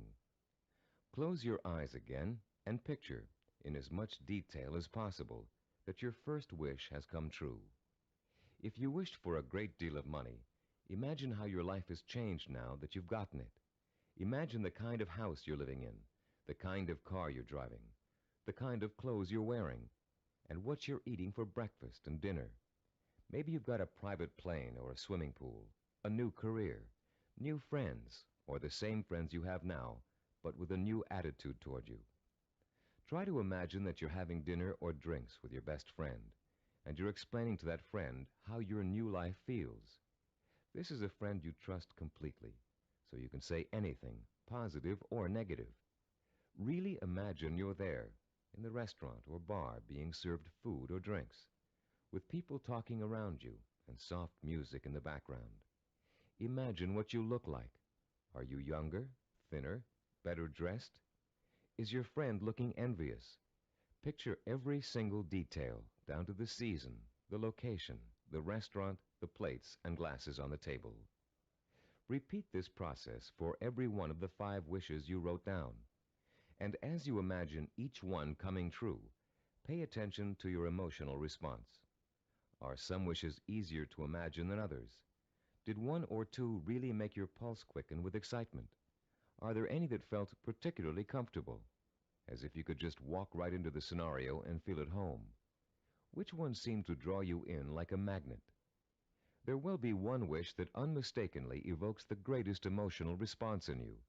That wish will be your final choice, and you'll be ready to proceed to the 3rd step in defining your purpose, the step we call creative biography. When truly accomplished people pass away, they've generally left behind a legacy of achievement in art, finance, politics, or the social sciences. Biographers and historians then catalog those achievements so others can read about them for inspiration. For example, here's the entry on a man named Thomas Arnold from the Britannica Junior Encyclopedia. The text of this biography also appears in your study guide on page 18. The biography reads as follows. Thomas Arnold, 1795 to 1842. Some people are loved without being respected, and others respected without being loved. Arnold of Rugby was loved by many, respected and admired by everyone who knew him. Born at Cowes, Isle of Wight, this great headmaster and scholar was educated at Winchester and at Oxford in England, where he distinguished himself in classics and history. He left Oxford in 1819, and after 9 years of study and writing, was elected headmaster of Rugby School. His powerful personality set its mark on the school from the first, and made it great in a new sense. He was very religious, and he inspired his boys with new and more serious ideals of scholarship and life. He found time, too, during the 14 years of his headmastership, to publish sermons, an edition of the Greek historian Thucydides, and a history of Rome. In 1841, he was appointed professor of modern history at Oxford, but died the following year. He was buried in Rugby Chapel, and his son Matthew wrote a beautiful elegy about him on that occasion. Arnold was too forthright to be tactful in his dealings with boys or indeed with grown-ups, but he always won their respect, and often their love, by his high-minded attitude toward life and its responsibilities. This entry can only summarize the lifelong accomplishments of a beloved teacher and respected scholar. But listening to it, you can get a good idea of the purpose which must have guided Thomas Arnold. Here was a man who valued learning, scholarship, teaching, and personal integrity above all else. What do you value above all else? What would you like to be remembered for? Relax and close your eyes again. Now imagine that you hold in your hands an encyclopedia published in the year 2100. It's a heavy book with a solid feel to it. You can smell the leather binding and feel the crisp new paper as you open it. Find the section that begins with the first letter of your last name. Then turn the pages slowly as you search for the entry that gives you the details of your life. There it is, suddenly, clear as a bell. Your heart beats just a little bit faster as you see your name in bold-faced type. Now you're burning with curiosity.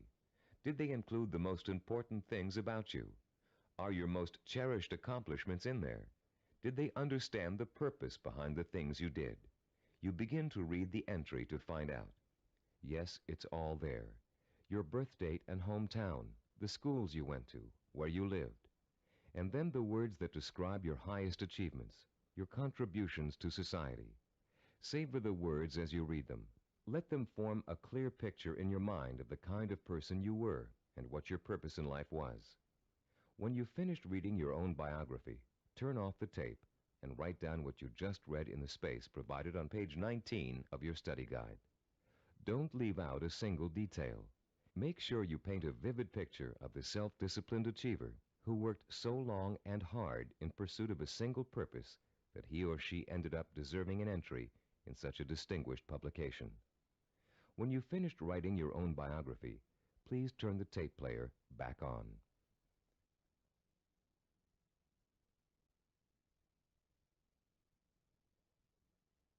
Welcome back. Now that you've completed the limitless wishing, wishful imagining, and creative biography exercises, a clear pattern should be emerging. You should now be able to answer the question, what do I, deep in my heart, really want to do? What is my purpose in life?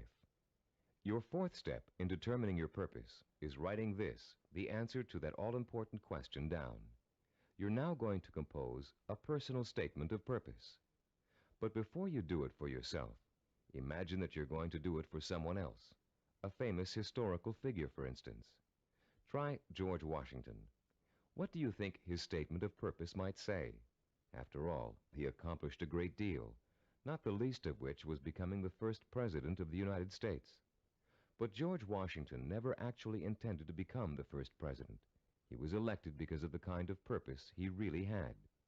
A purpose statement for George Washington might read, I would like to use all my strength, courage, knowledge, and resources to secure liberty and freedom for all my fellow colonists.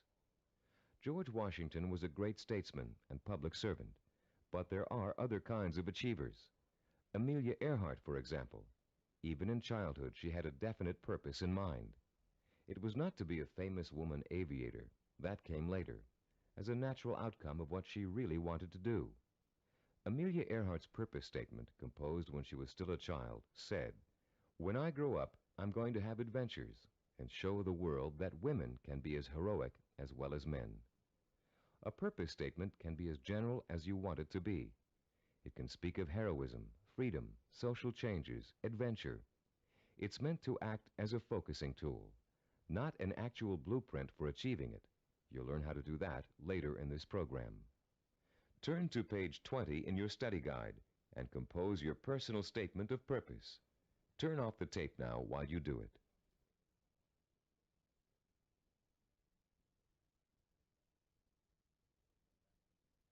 Welcome back again. You've come a long way in this session.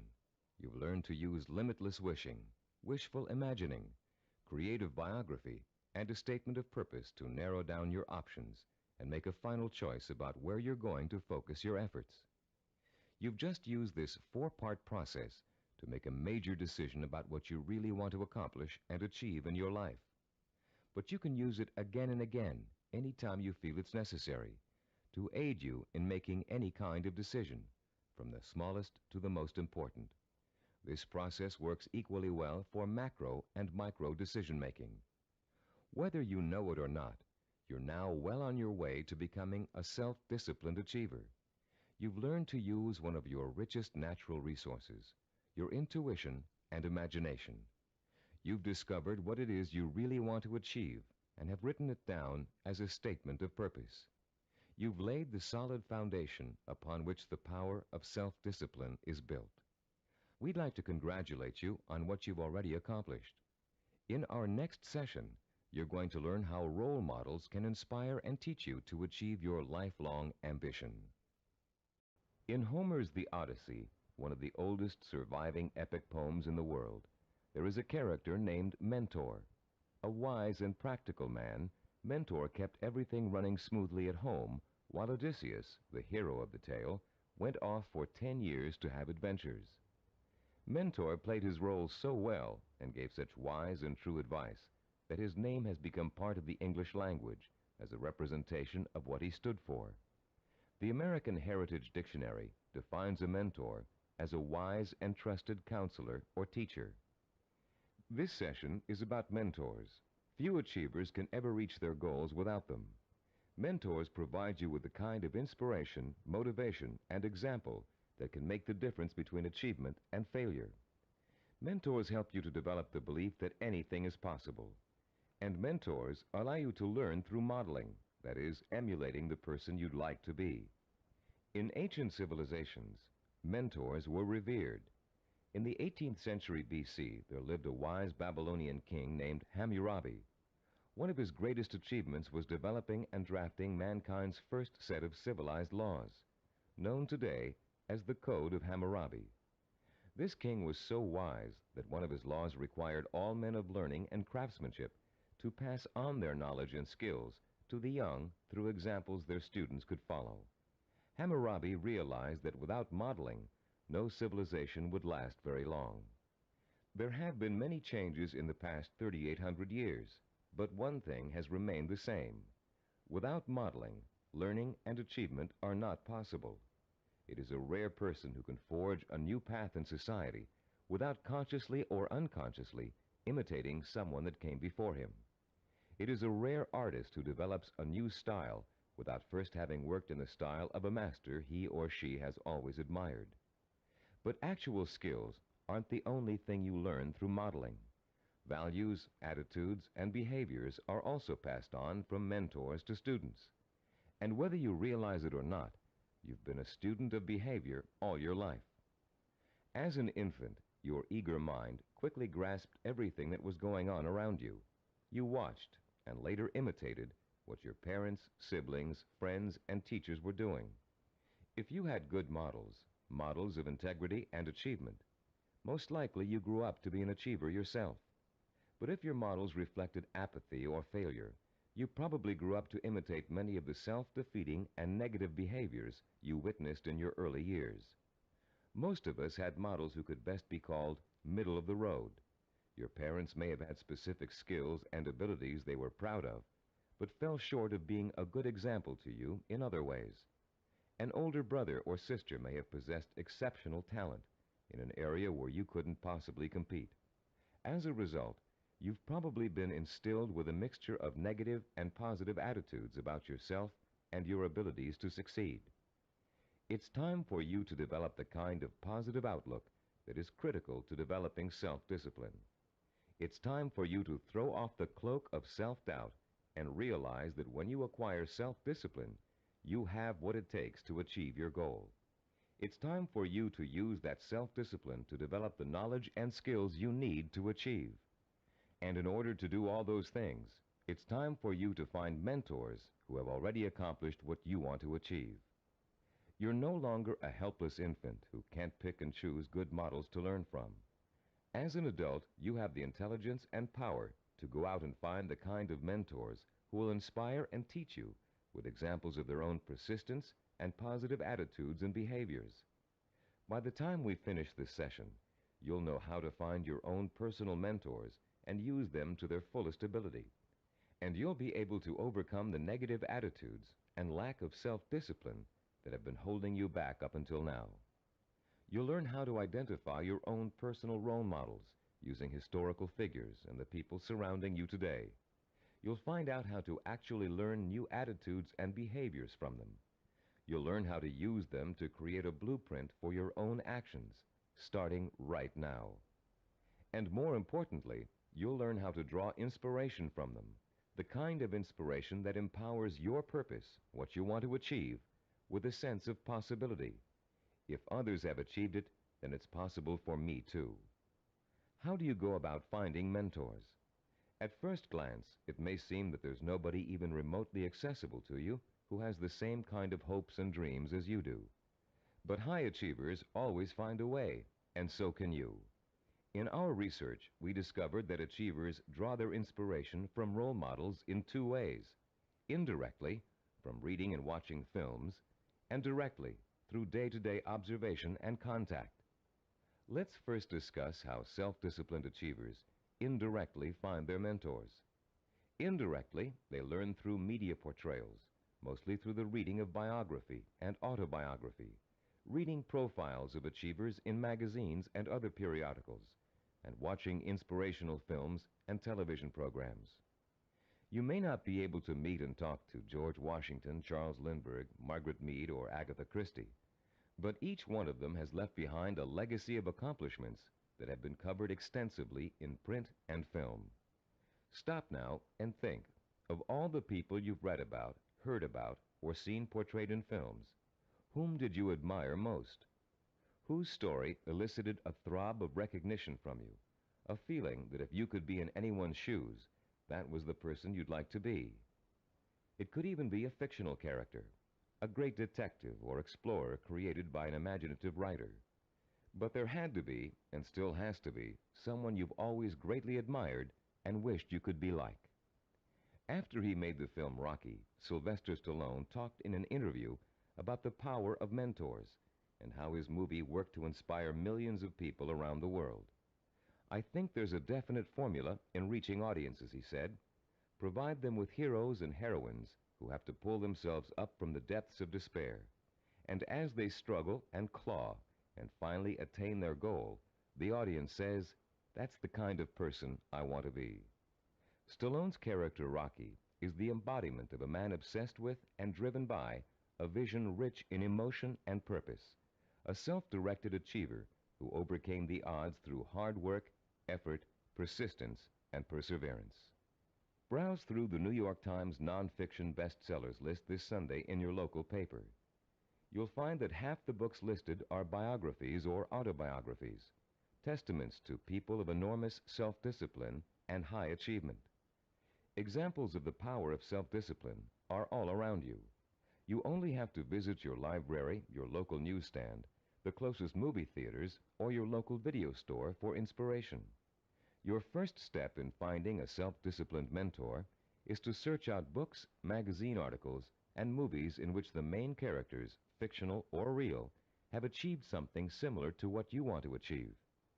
And after studying these people, you can begin to answer the questions. What is it I must do to achieve my goal? What skills do I need to learn? How must I behave? What actions do I need to take? Your mentors will provide you with the answers. The self-disciplined have 3 direct methods of finding role models to learn from and emulate.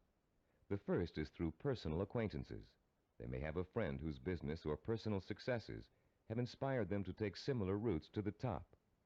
Or perhaps there's a family member who has achieved widespread recognition for outstanding contributions to the community. Because these mentors are close at hand, they can be watched from a front row seat. You can observe their attitudes, behaviors, and thinking patterns. You can notice how they solve problems. You can pay attention to how they behave when confronted with setbacks or victories. You can watch these mentors grapple with the issues of everyday life and the larger issue of achievement in a chosen area. But sometimes there just aren't any people who are that close to you who fit the bill of the self-disciplined achiever. You must find other methods of seeking out real-life mentors. The second way self-disciplined people directly find mentors is through what is commonly known as networking. Networking consists of building relationships with the people who can introduce and expose you to positive role models. Networking is not to be confused with social climbing. The primary motivation of the networker is to learn as much as he can from as many successful people as he possibly can. The main benefit from networking is the quality of the contacts you can establish.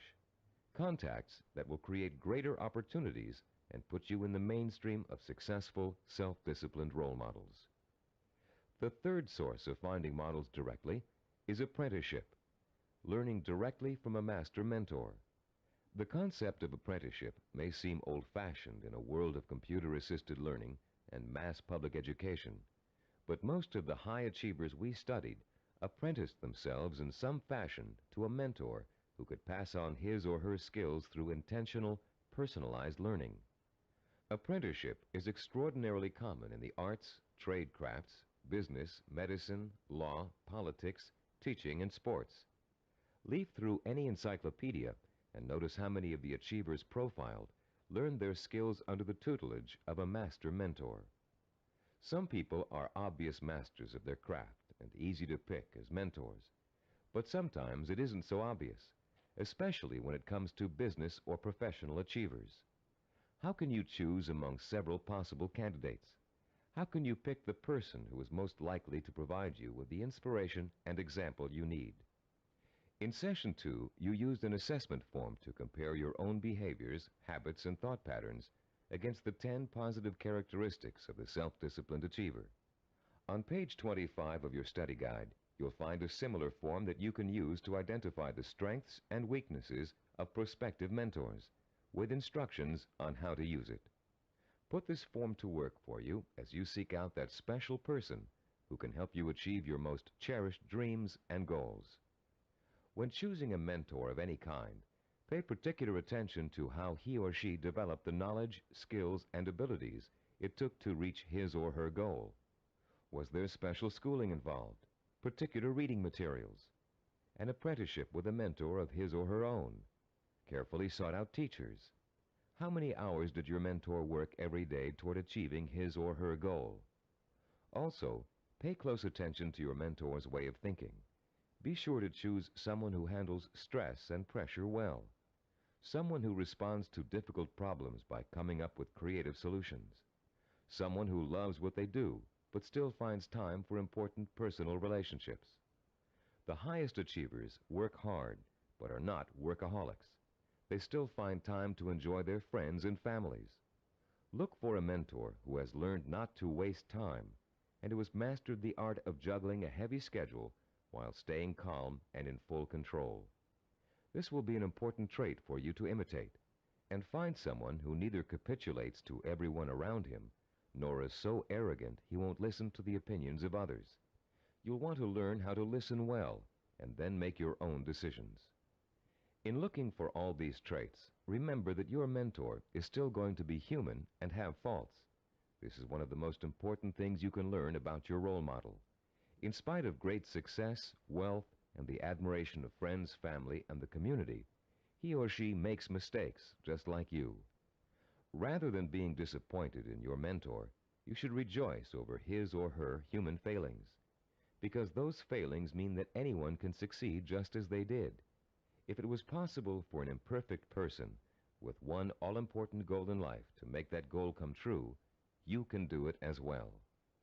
At Cybervision Systems, we've developed a number of sports training video cassettes that use a new and revolutionary learning technique.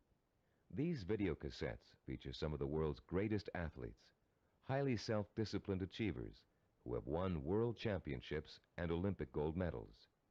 And in the casual conversations we've had while working with these athletic stars, each one has revealed that he or she had a mentor whose skills, attitudes, and behavior served as an example of how to achieve.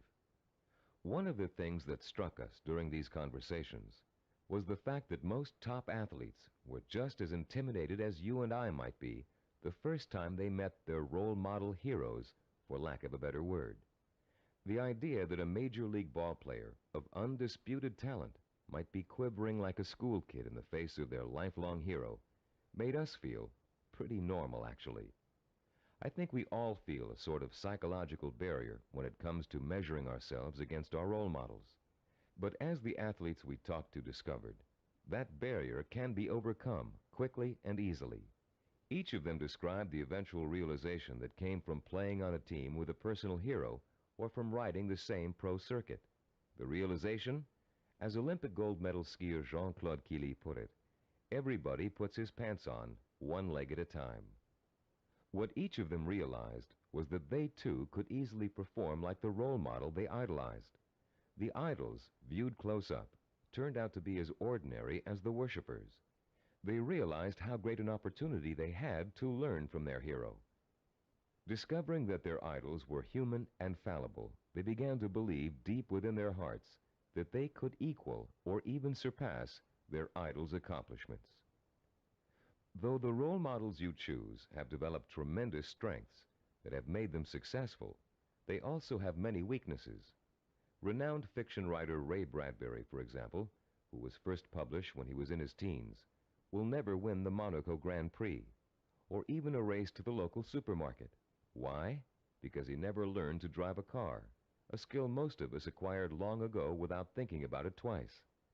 A friend of ours who was independently wealthy, a local politician, a publisher of fine art books, and a world traveler, wears finely crafted boots with all his clothes, even his business suits. Is it part of his personal style? Yes, but his close friends know his secret. He never mastered the bow knot. This much admired man literally cannot tie his shoes. Recognizing how human and fallible your mentor really is, demystifying your role model, plays an important role in boosting your confidence in your own ability to succeed. If a man who cannot tie his shoes can become a politician, a publisher, and a self-made millionaire, what couldn't you accomplish with the same ambition and drive that got him where he is? This is a man who never let minor shortcomings hold him back. He and 1,000 other mentors will prove to you that you don't have to be perfect to succeed. In fact, you may be amazed to find out that there are a lot of similarities between you and your mentor. People with similar goals often think alike. The only substantial difference, then, between you and your mentor is the kind of self-disciplined effort he or she has applied to achieving a goal. If you apply the same kind of effort, you can be just as successful in achieving your goal. As a matter of fact, you can try on success for size by emulating your mentor's achievements while you're working toward a similar goal. Remember childhood dress-up games, playing pirate with a tinfoil sword and your mother's scarf wrapped around your forehead.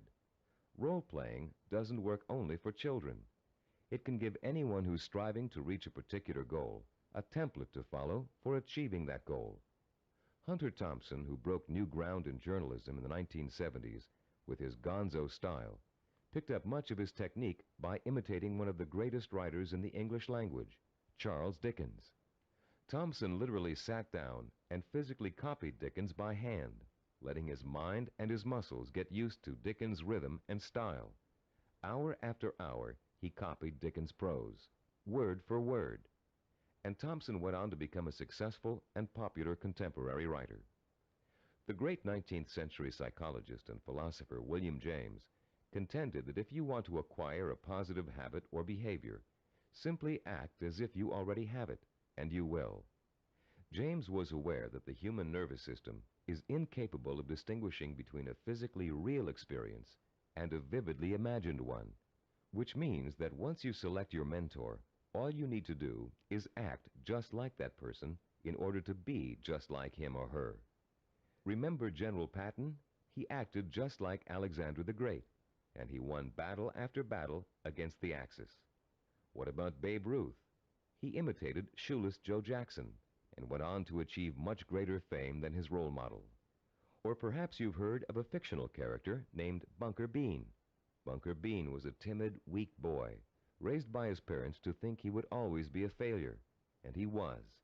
He failed in school, he failed with his friends, he failed in everything he attempted, until one day Bunker Bean ran into a fortune teller who told him he was the reincarnation of Napoleon and was destined to achieve great things.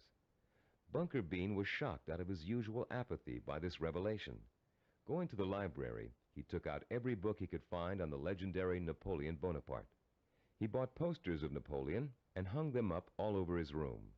And as he studied about the emperor, whom he really believed was his former self, he began to imitate Napoleon's habits, attitudes, and behaviors. Years later, Bunker Bean was a rich and powerful man. He had everything anyone could have asked for.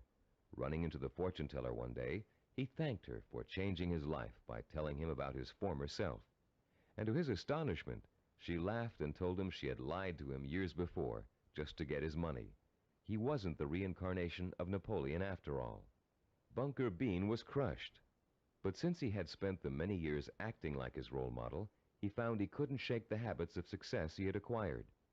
It was then that Bunker Bean realized that everyone is born with the potential to be a great achiever, if they can only believe they are. You don't need a fortune teller to set you on the road to greatness.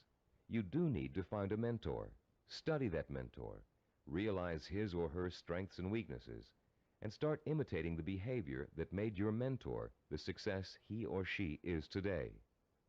If you were an actor preparing for a starring role, you'd spend months studying the script, learning your lines and rehearsing your part over and over again until you knew it inside out. Only then would you have the knowledge, skills, and confidence to make a glorious debut.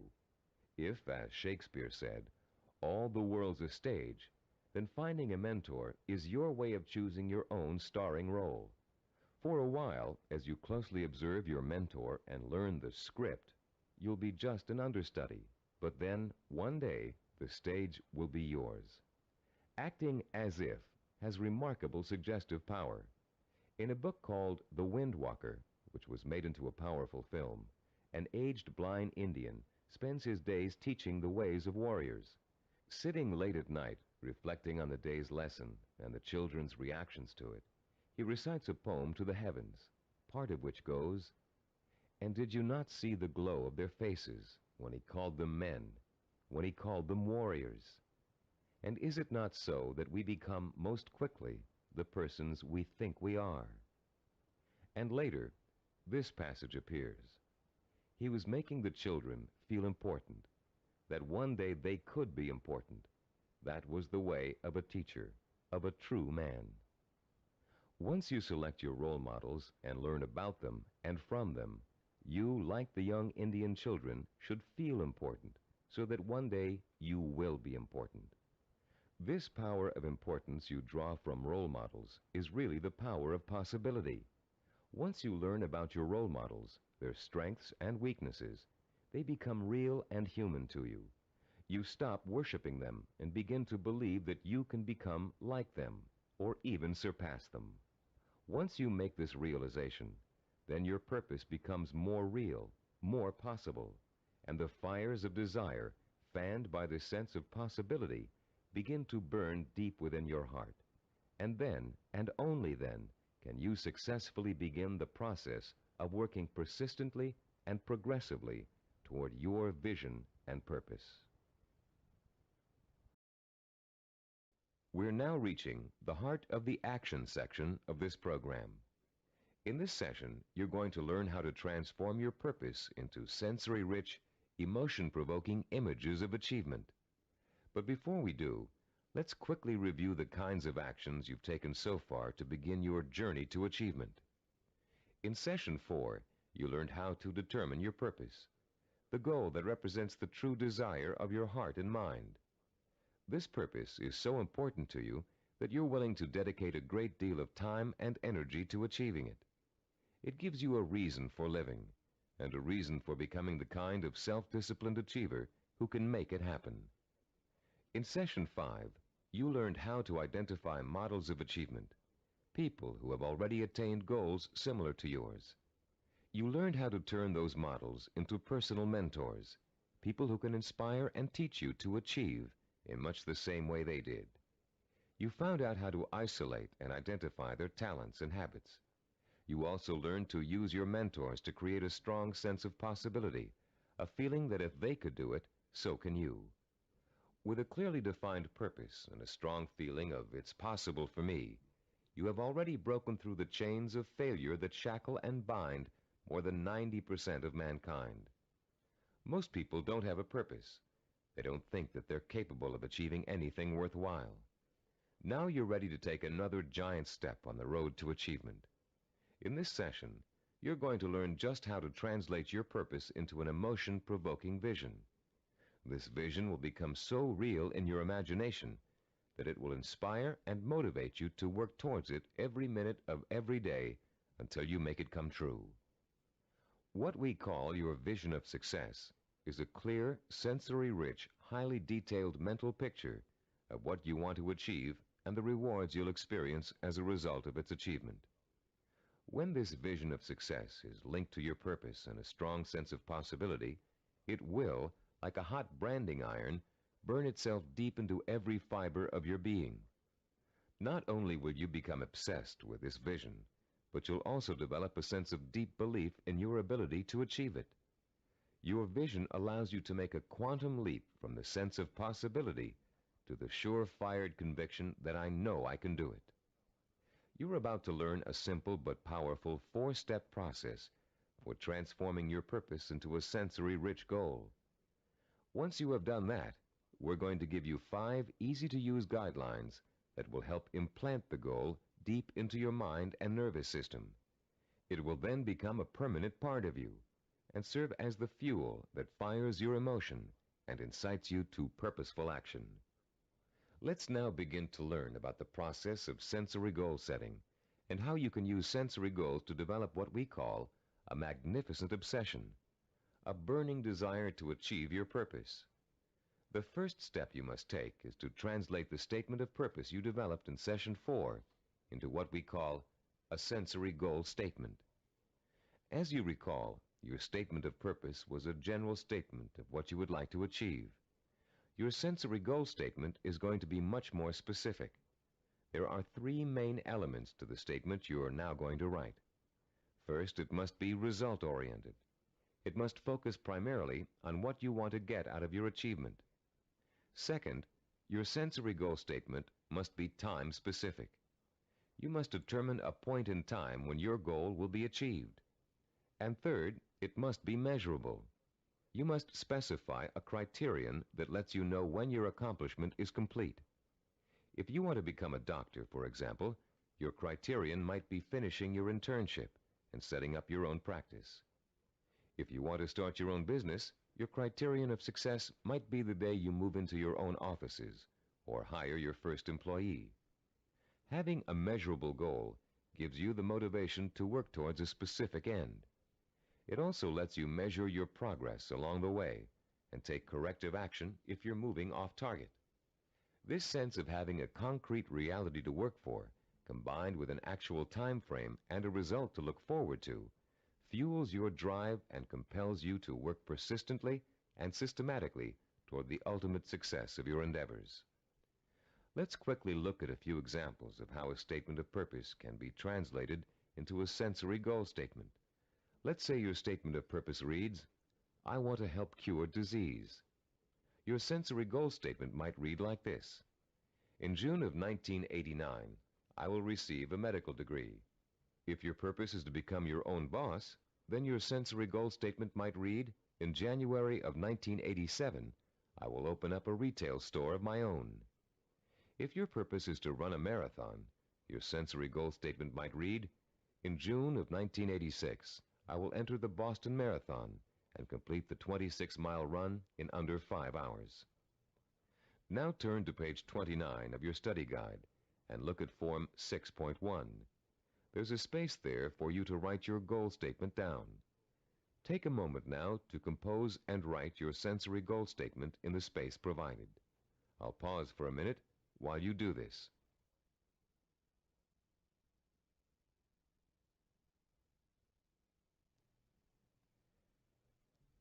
After writing your sensory goal statement, your next step in the sensory goal setting process is turning that statement into what we call a vision of achievement. The first way in which you're going to do this is by finding photographs in books, magazines, and newspapers that show people living, experiencing, and achieving your vision. If your vision is to become a doctor, look for photographs of a medical school graduation ceremony. Find pictures of doctors involved in research. Look at Scientific American, the New England Journal of Medicine, and similar publications aimed at doctors and scientists. If your vision is to be your own boss, find photos of people who own successful businesses. Business Week, Industry Week, and specific retail trade publications are good sources to try. If your vision is to run the Boston Marathon, make photocopies of newspaper stories about marathon winners that you can find in the library. And check Runner's World and similar publications aimed at serious runners. The purpose of this exercise is to give you some concrete images to inspire your own personal images of achievement. You'll learn how to create those personal images in a few moments. Creating a vision achievement scrapbook of pictures that personally speak to you about your own desire for achievement can have a powerful effect on your motivation and drive. Devote some time today or this evening to locating these pictures, and in the future, continually be on the lookout for more. The third step in the process of developing a sensory goal requires that you make a listing of all the advantages and rewards you will experience as the result of achieving your goal. For a few minutes, close your eyes and imagine that you have already successfully realized your ambition. How is your life different because of it? What recognition have you achieved? Has it made a difference with your family and friends? Has it made an impact on other areas of your life? Are you getting up at the same time in the morning, driving the same car to work? Are you going out more in the evenings, wearing different clothes? Turn to page 31 in your study guide And in the space provided on Form 6.3, write down every single reward you can imagine resulting from the achievement of your goal. Don't just write down the general rewards. Get as specific as possible. For instance, running the Boston Marathon may greatly boost your self-confidence and increase the respect you get from family and friends. But training for it will also get you into superb physical shape, meaning you'll have more energy, more stamina, more drive. You'll look better, feel better, sleep better, and do a better job at work. Use the photographs from your scrapbook to help you identify all the rewards you can think of that are associated with your goal. And when you're finished writing them down, you'll be ready to translate them into a vision that will stimulate your emotions, provoke your desire, and incite you to positive action. Close your eyes for a few moments and imagine that you have just achieved your goal. Where are you? What do you see around you? Are you indoors, outdoors, in your own home, at the office? Who are you with? Notice every tiny detail of your surroundings, including the texture of wallpaper, the color of the sky, the faces of the people you're with, the clothes they're wearing. Pretend you're going to have to draw a picture of this scene in a moment, so you really need to focus in on every little item so as not to forget it. Now, holding that visual image before you, switch your focus to sounds. What are you hearing? Are people talking to you? Are they congratulating you? If so, what are they saying? Are you hearing the voices of your parents, your spouse, your children, your friends? Are you all watching TV, where a famous newscaster's voice is reciting the story of your achievement? Maybe there's a party being held in your honor, and you can hear music in the background. Concentrate on every single sound you can hear and differentiate. Now, let's add the sense of touch. Are people shaking your hand? Do their hands feel smooth, rough, warm, cold? Are the grips firm or slack? Are you being patted on the back, hugged by your family and friends? Is someone pulling at your sleeve to get your attention? Next, imagine the prevalent smells that are surrounding you. If you're in the middle of a celebration, can you smell the food on the buffet table? Is the fragrance of champagne wafting up from the glass you're holding? Can you smell people's perfume or cologne? Now concentrate on taste.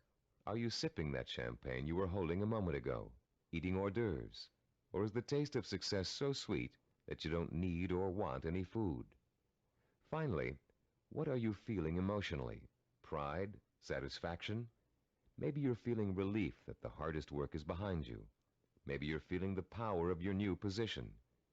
Perhaps you're feeling the exhilaration that comes with knowing that having achieved what you did, you can now achieve anything. You might even be feeling humble, having come face to face with weaknesses you never knew you had during the long, hard effort to reach success. After you have awakened all of your senses to the sight, smell, taste, touch, sound, and feeling of success, turn to page 32 in your study guide and complete Form 6.4, entitled The Sensory Vision Worksheet.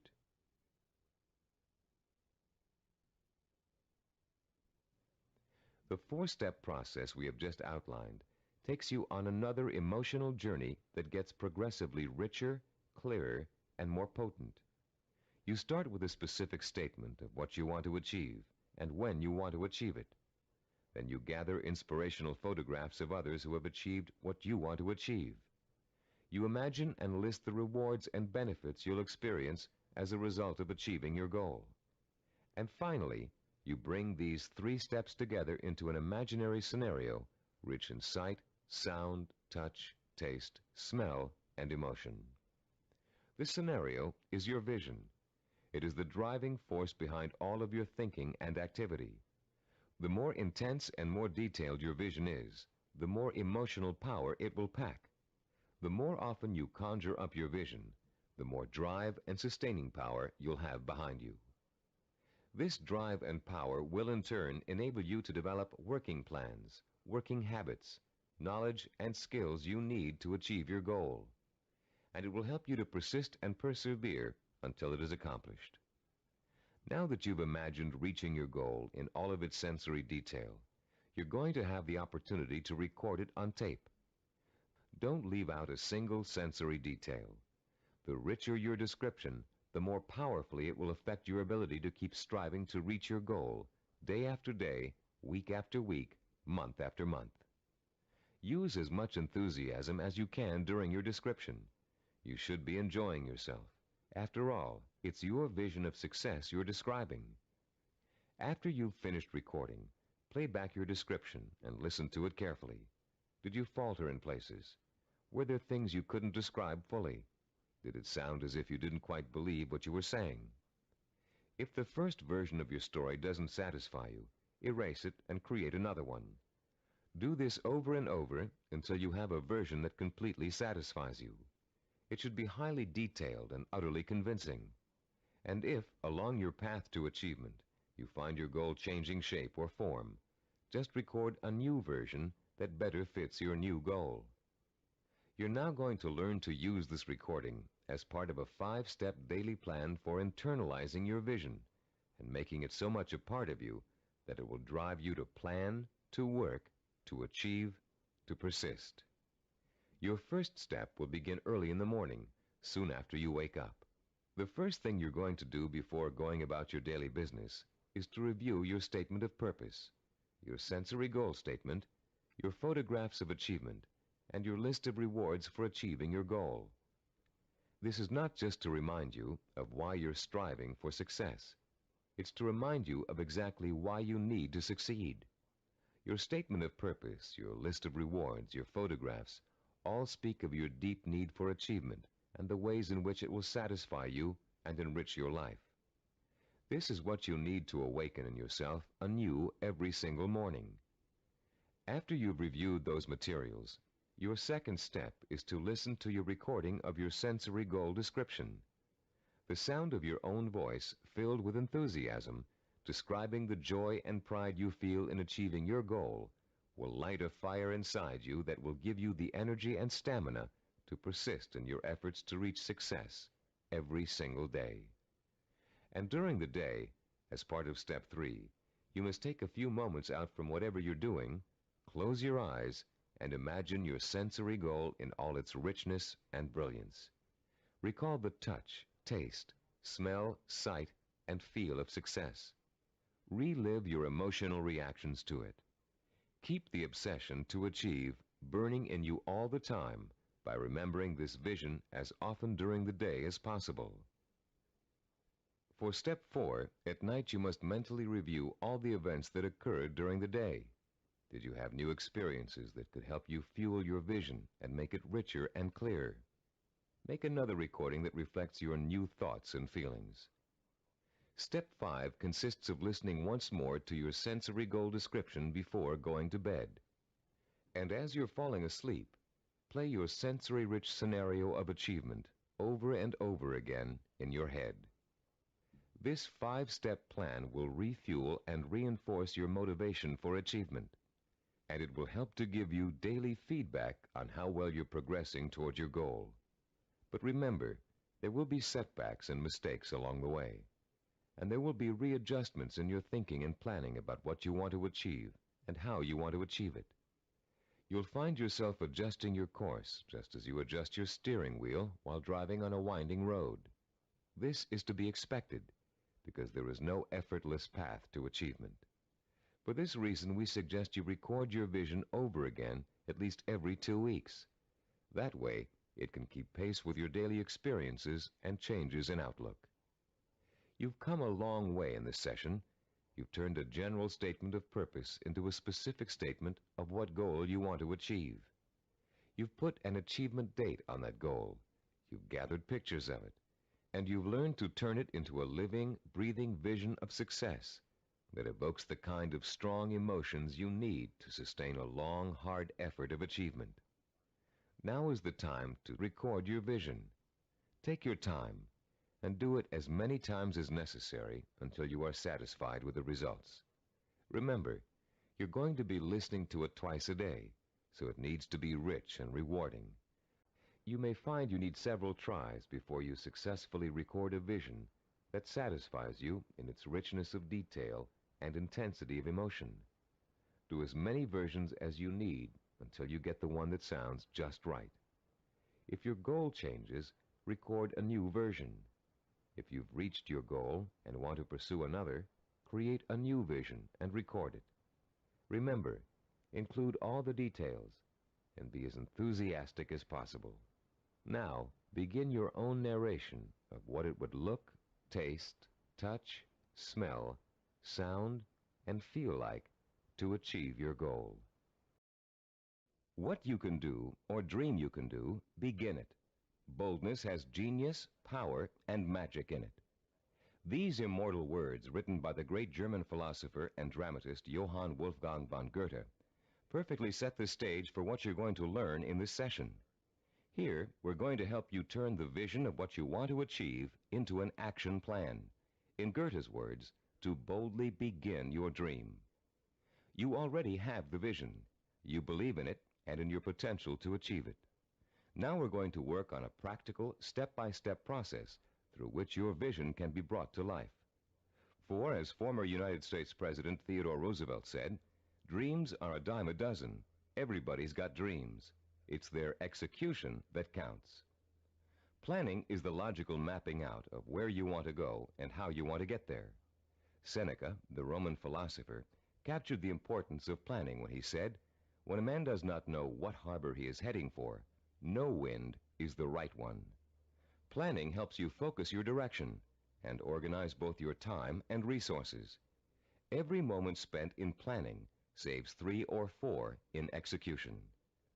In this session, you're going to learn a simple yet powerfully effective system of planning, of organizing any goal you want to achieve into logical, easy-to-visualize steps. This system is applicable to any type of task or project, from building a deck to getting a medical degree. It will help you to make short or long-range plans, organize your resources, create schedules to meet necessary deadlines, and improve your decision-making skills. It will also improve the quality of your work. While following this plan, you'll experience an increase in self-confidence and pride as you realize that you are on your way to becoming a self-disciplined achiever. Every small task in your plan that you accomplish will be living proof that you are one step closer to your goal.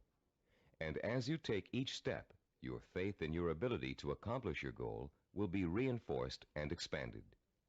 In approaching the creation of a plan, it is important to keep the following basic facts in mind. First, planning is a way to look at both the whole picture and parts that make up the whole. It is a way to organize those parts in a logical and sequential way. One step should lead to another. More than that, each step you take should make the next step possible, like adding links to a chain to make a fence. We've introduced you to the concept of macro and micro achievements. The whole picture is your macro achievement. The steps you must take to achieve your macro achievement are micro achievements. If you want to build a house, a macro achievement, you must start by leveling the site and digging a foundation. Only after those steps have been accomplished can you go on to pouring the foundation, putting up the framing, putting in electricity and plumbing, finishing the walls, installing the roof, and so on. The second fact to keep in mind is that ideas take time to implement. I won't dwell at length on the subject of time now, since we're going to devote all of Session 8 to time.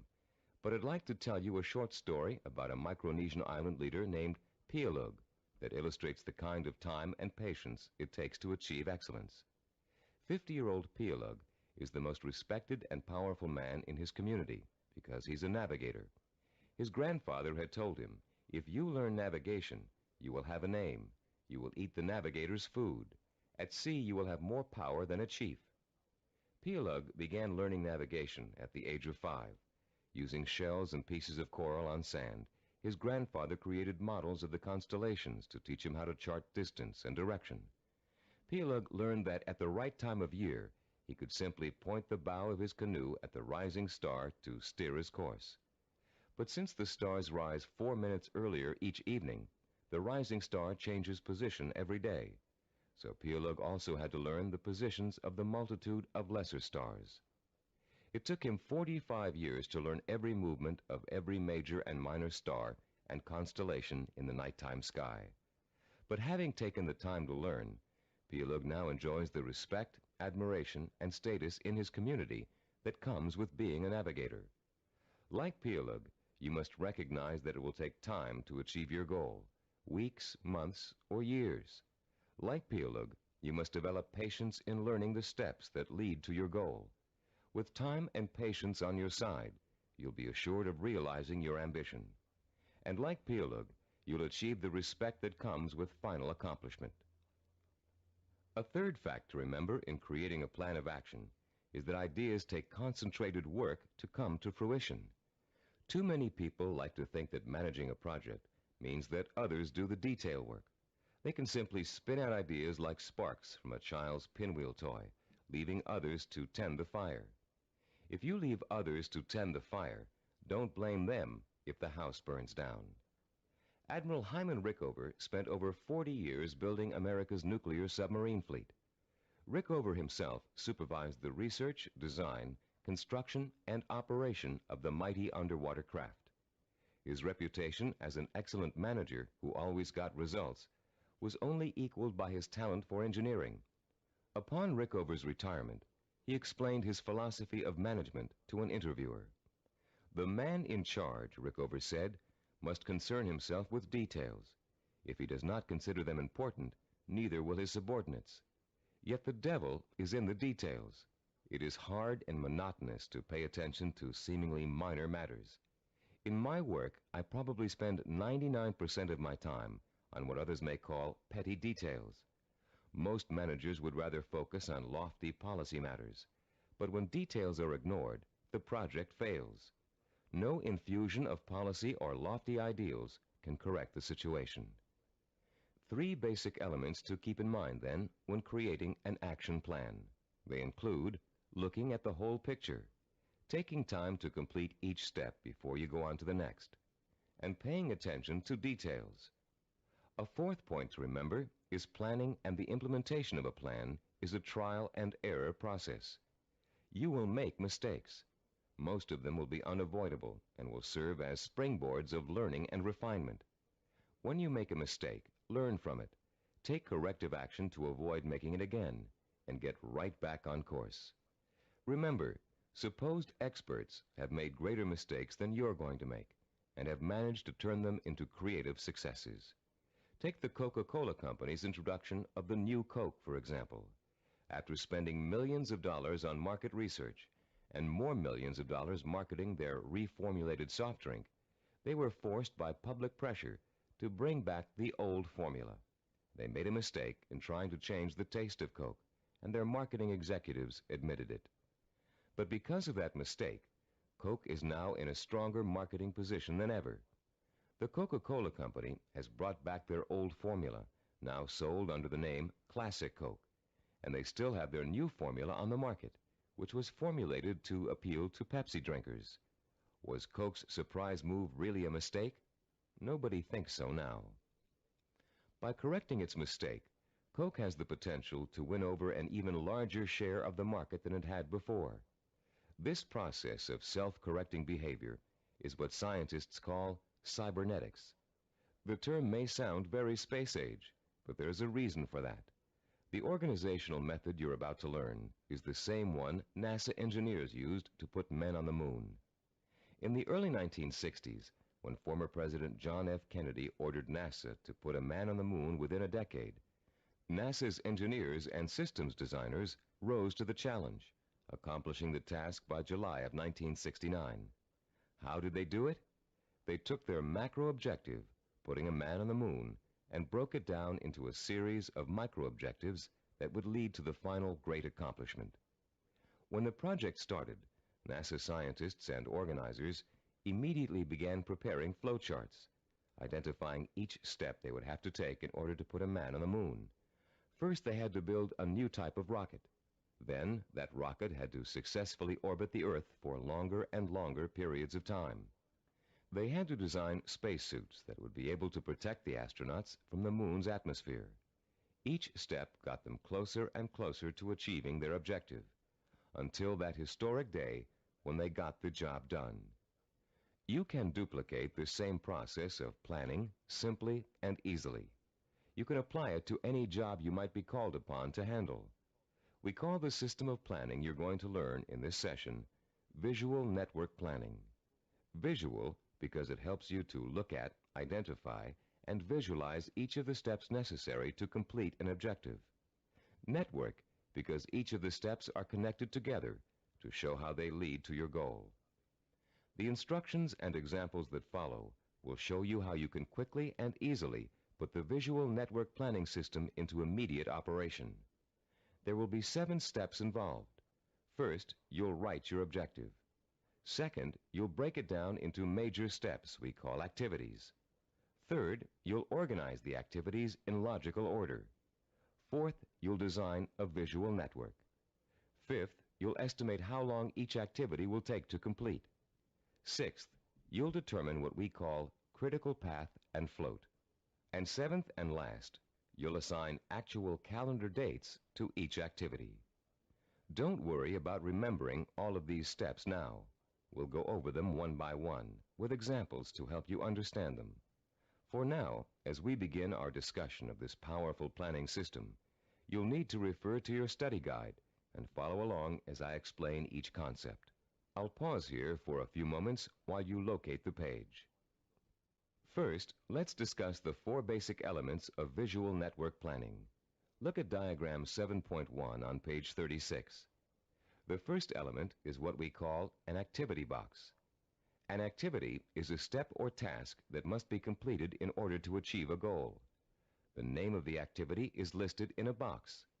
One activity is linked to another activity by a line with an arrow. This linking of activities is the second element of a visual network plan. The third element is the activity's reference number. Each activity is assigned a number for the purpose of identification. The number is circled and located in the upper left-hand corner of the activity box. Any number can be assigned to an activity box, and the numbers you do assign don't necessarily have to follow in numerical order. Activity number 23 can follow activity number 15. The fourth basic element of a visual network plan is what we call duration. Each activity takes a certain amount of time to complete. That amount of time is called its duration. Duration is listed at the bottom right-hand corner of the activity box. It can be represented in minutes, hours, days, weeks, months, or years. Now let's use these elements to build a simple network, a group of linked activities that lead to a goal. Refer to diagram 7.2 on page 36. This diagram assumes that you have some hard winter wheat and a wheat grinder, and you want to make some fresh, hot, whole wheat cereal. How would you develop a simple visual network plan to illustrate all of the steps you must take to end up with a bowl of piping hot cereal? Your first step would be to get a piece of paper and pencil and list your objective on the top. In this case, it would read something like, cook whole wheat cereal from scratch. Your second step would then be to break your objective down into its major steps or activities. In this case, there are 2 major activities involved. The first is grinding the wheat. The second is cooking the wheat. Third, you would then put the activities into their logical order. In our example, the wheat must be ground before it can be cooked. And fourth, you would construct a visual network plan in which the 2 steps are placed in activity boxes with reference numbers, durations, and linked arrows. We have already developed the visual network plan for this objective in diagram 7.2. As you can see, activity number 2 is grinding the wheat. Activity number 4 is cooking the wheat. When activity number 2 has been completed, having taken 2 minutes, activity number 4 is ready to begin. Activity number 4 takes 7 minutes. Reaching your goal of making a bowl of fresh, hot, whole wheat cereal takes a total of 9 minutes. This simple visual network plan shows you how many activities you need to complete before your goal can be accomplished. In this case, 2. And how long each activity will take. In this case, 2 minutes and 7 minutes. The example is very elementary. If you look at diagram 7.3 on page 37, you'll see a slightly more complex visual network plan. In this case, our goal has 2 activities that are dependent upon the completion of 1 activity. Here our goal is to get both a car and a motorcycle out of a garage. Neither can be accomplished without opening up the garage door. Notice also that Activity 5, labeled Getting the Car Out of the Garage, is independent of Activity 7, labeled Getting the Motorcycle Out of the Garage. Both Activities 5 and 7 can be accomplished at the same time, providing you have someone to drive each vehicle and providing the door is opened first. In this example, note that 5 of the 7 steps of visual network planning have been completed. 1, the objective has been written. 2, the major steps of the project have been identified. 3, the steps have been put into a logical order. 4, they have been organized into a visual network. 5, each activity has been assigned a time estimate for completion. Now let's examine Step 6, the concepts of critical path and float. To help you follow along in our explanation, turn to page 38 of your study guide and look at diagram 7.4, titled Critical Path and Float. As you can see, we have expanded our visual network plan for cooking cereal to one for cooking and eating cereal. The new objective is to prepare and eat freshly ground whole wheat cereal in 15 minutes. Look at the visual network plan. You now have 3 separate paths that come out of Activity 3, grinding wheat. Going from the top down, the first path is made up of Activities 3, 5, and 11. The middle path is composed of Activities 3, 9, and 11. The bottom path includes Activities 3, 7, and 11. Look at the 3 paths individually and total up the amount of time each will take. The middle path will take a total of 14 minutes to complete. The top path takes only 8 minutes. The bottom path takes 9 minutes. Look at your objective again. Your goal is to cook and eat the cereal within 15 minutes. If you are to complete your objective on time, the activities on the longest path must all be completed on schedule. The longest path on a visual network plan is known as the critical path. The activities on the critical path are called critical activities and are vital to the success of the project. The non-critical activities, those not on the critical path, can be delayed without affecting the result. These activities have what is called float. Float is the amount of time an activity can be delayed without affecting the completion of the project. In diagram 7.1, grinding the wheat, cooking the wheat, and eating the cereal take the longest amount of time and are thus on the critical path. Getting the bowls and milk can be delayed without affecting the schedule. Therefore, they both have float. Diagram 7.5 on page 39 is the visual network plan we use here at Cybervision Systems to develop our programs. Study the plan and try to determine the critical path. Which activities take the longest amount of time to complete? As you can see, activities 11, 13, and 15 are on the critical path. Activities 17 and 19, and 21 and 23, which take a total of 10 weeks to complete, have 6 weeks of float. Because of the amount of time it takes to complete the critical path, these activities can be delayed for 6 weeks without affecting the schedule. On the other hand, if any of the activities on the critical path are delayed, the whole project will be late. Identifying the critical path of your project enables you to gain control by knowing what your priorities are. You can then concentrate your efforts on getting those priority items done, letting the others float until you have time to take care of them too. The 7th step in developing a visual network plan is to assign calendar dates to each of the activity boxes. Once you're ready to commit your project to firm starting times, you must insert completion dates for all activities along the critical path. For example, if we were to begin our audio program development on January 5th, and the first activity on the critical path, developing a program idea, has a duration of 1 week, then the activity box showing the completion of this task would have a target date of January 12th. That date, and all others on the critical path, must be met in order for the project to be completed on time. A delay in finishing a critical path activity will result in the delay of the project. But critical path dates have another function besides keeping your project moving on time. These target dates also serve as guides for the float events that lead to your goal. You can position your float activities to coincide with your critical target dates in such a way as to complete them when it's best or easiest for you to work on them. These activities can be worked into your schedule because they can be delayed until it's most convenient for you to do them. Visual network planning works for macro goals and for micro goals. You can create one visual network plan for a macro goal, such as becoming a doctor, and create another visual network plan for getting through medical school. In diagram 7.6 on page 40 of your study guide, we've outlined a simple visual network plan for someone with a macro goal, becoming a neurologist. Each of the activities listed on this plan, which takes a total of 15 years of post-high school study, can be turned into a micro-network plan of its own. Any project that has a beginning and an end will benefit from visual network planning. Before embarking on your plan for accomplishing your macro goal, we suggest you try this organizational method out on something smaller so you can see the results in a matter of a few hours or a few days. Apply it to a project around the house that you've been putting off for weeks, pruning your trees or repainting several rooms. This will give you a chance to get used to organizing your activities in a logical and systematic way.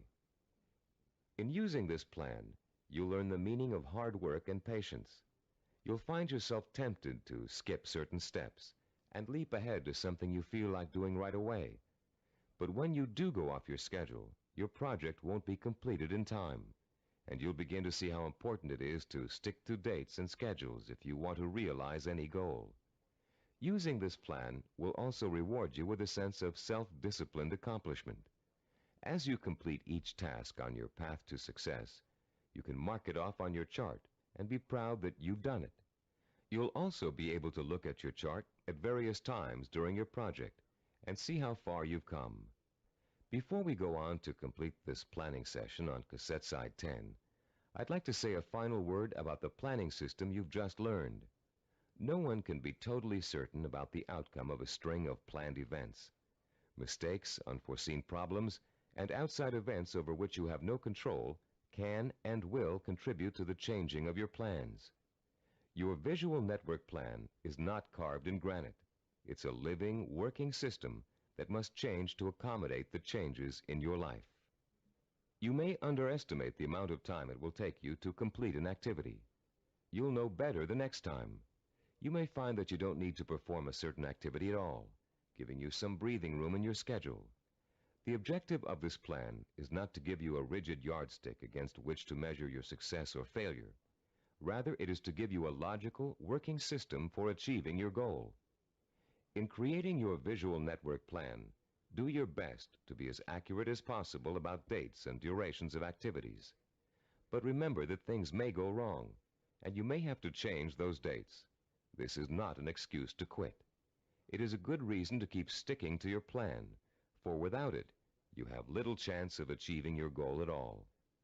Remember, to successfully realize your purpose, you must have the courage to take risks, the courage to fail, and the courage to learn from your failures. Visual network planning is a roadmap that points out your destination and suggests a way to get there. But it doesn't tell you how to take the trip. It's up to you.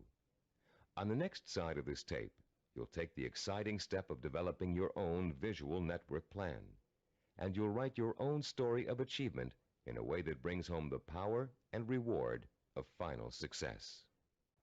Now that you've been introduced to the guidelines of effective planning, you're ready to turn your own purpose and vision into macro and micro plans. As you do, keep in mind the following suggestions. First, the instructions on how to develop a visual network plan are guidelines only, and not a rigid set of rules. Use the principles we've discussed as a guide to meet your own specific needs. Second, take the time to work at converting your goal into a visual network plan. You'll probably need to come up with a number of rough versions before you arrive at your finalized plan. Don't get frustrated. The very act of planning will force you to think logically and use your creativity. More importantly, your vision will go from the abstract to the concrete, a step most people aren't able to take or don't know how to take. In developing your personalized visual network plan, You'll find that this system will become one of the most valuable tools you'll ever use. So study it thoroughly, familiarize yourself with the steps, get to work, and be patient. After you have developed your first visual network plan, there's an exercise I want you to complete. Take your plan and put it in front of you. Study what you've written for a few minutes. You have a stated objective, a list of activities, and a time frame. That's all it takes to tell a story. So I'm going to ask you to tell the story of the achievement of your own goal. Only you're going to tell the story in the past tense, as if your goal has already been achieved. In your story, pay attention to details. How long did it take to reach your goal? What did each step along the way feel like? Did you have to reevaluate your goal in the process of achieving it? What did you discover about yourself along the way that led to the successful achievement of your ambition? Keep your story simple. Pretend you're talking to a friend. Be enthusiastic. Be proud. Give your friend a step-by-step description of just how you did it. First I did this, then I did that, and this happened along the way, so here's how I took care of it, and so on. Now you're going to tell your story on tape to describe your success in sensory-rich detail with all the enthusiasm you can muster, as if it finally really happened. When you're done, you'll have a record of your success that you can refer to again and again for inspiration. When you play your story back for the first time, listen very carefully to your descriptions. Did you falter in places? Was there a lack of conviction in your voice in certain areas? Did you hesitate, as though to tell yourself you really didn't believe that success was yours? Or were you self-assured and utterly convincing? If the first version of your story doesn't satisfy you, erase it and create another one.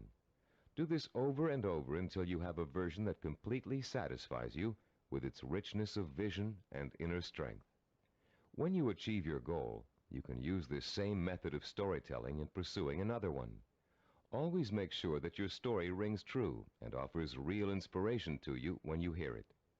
Remember, don't be afraid to brag and relive the success you've already accomplished in your imagination.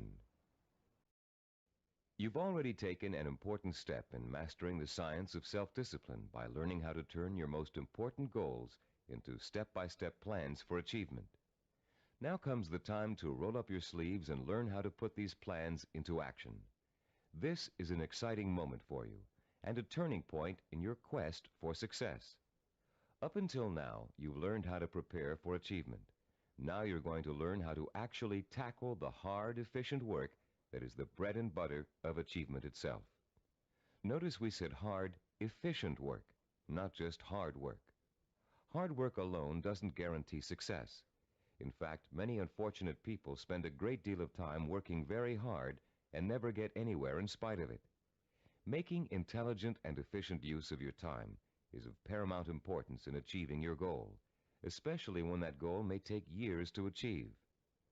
In this session, you're going to learn how to manage your time and effort so efficiently that you won't waste one valuable moment in your journey to achievement.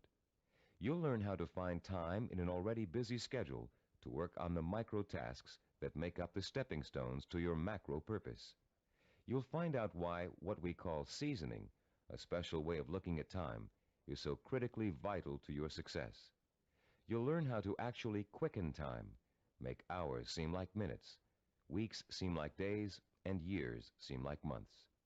And you'll learn once and for all how to develop the do-it-now habit, allowing you to permanently overcome the world's #1 cause of failure, procrastination. By the time you finish this session and complete the corresponding exercises in your study guide, you'll be equipped with a new attitude towards time and achievement, and you'll be ready to begin systematically putting your step-by-step plans into purposeful, disciplined action.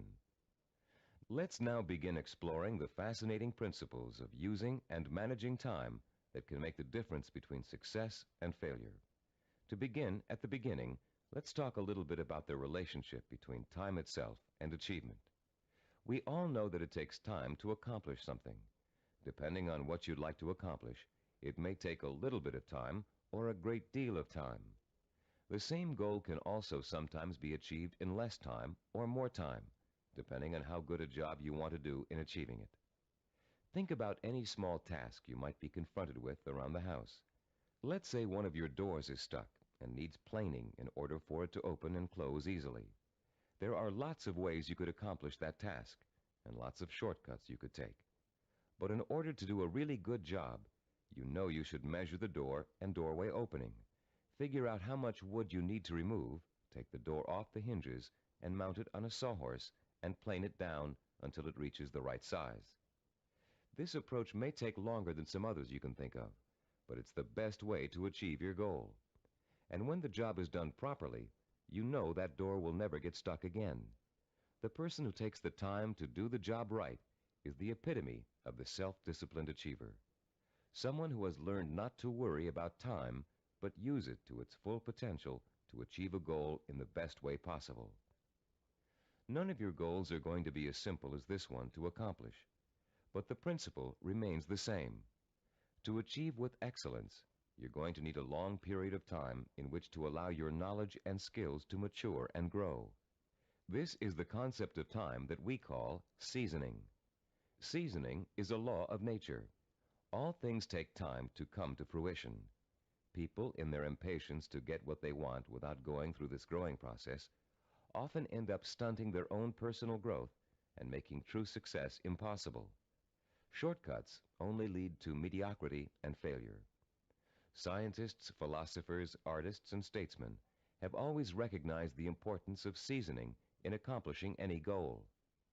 When asked by an impatient student how long it would take to become a master teacher, the Roman philosopher Epictetus replied, "Nothing comes into being all at once, not even the grape or the fig. If you say to me now, 'I want a fig,' I shall answer, 'That requires time.' Let the tree first bring forth tender blossoms. Let the blossoms endure the weathering of the sun, wind, and rain. Let the tree then put forth its fruit, and finally, let the fruit ripen." Cybervision founder Steve DeVore recalls learning about seasoning the hard way. "When I was 5 years old," he said, "I planted a garden in my backyard. Because I didn't understand how seeds grew, I would go out and dig them up every day to see if they'd sprouted yet. I hardly watered them, and I didn't weed them regularly as I should have. Because I was so impatient and neglectful, my plants never got the chance to grow properly. And when harvest time came, my vegetables were pitifully small and undeveloped. I had a friend next door, a slightly older boy who understood the principles of gardening. He let his plants grow and ripen in their own time, helping them along with regular watering, fertilizing, and weeding. He enjoyed a bountiful harvest that summer, and I learned a lesson about patience and self-discipline. All great achievers not only understand the concept of seasoning, but they value it greatly. They know that success cannot be hurried. They know that to try to hurry it is to ruin it.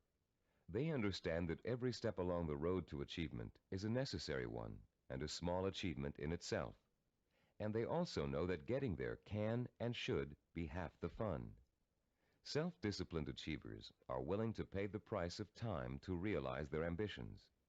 They are not intimidated by the thought of having to work and study for 5, 10, even 15 years.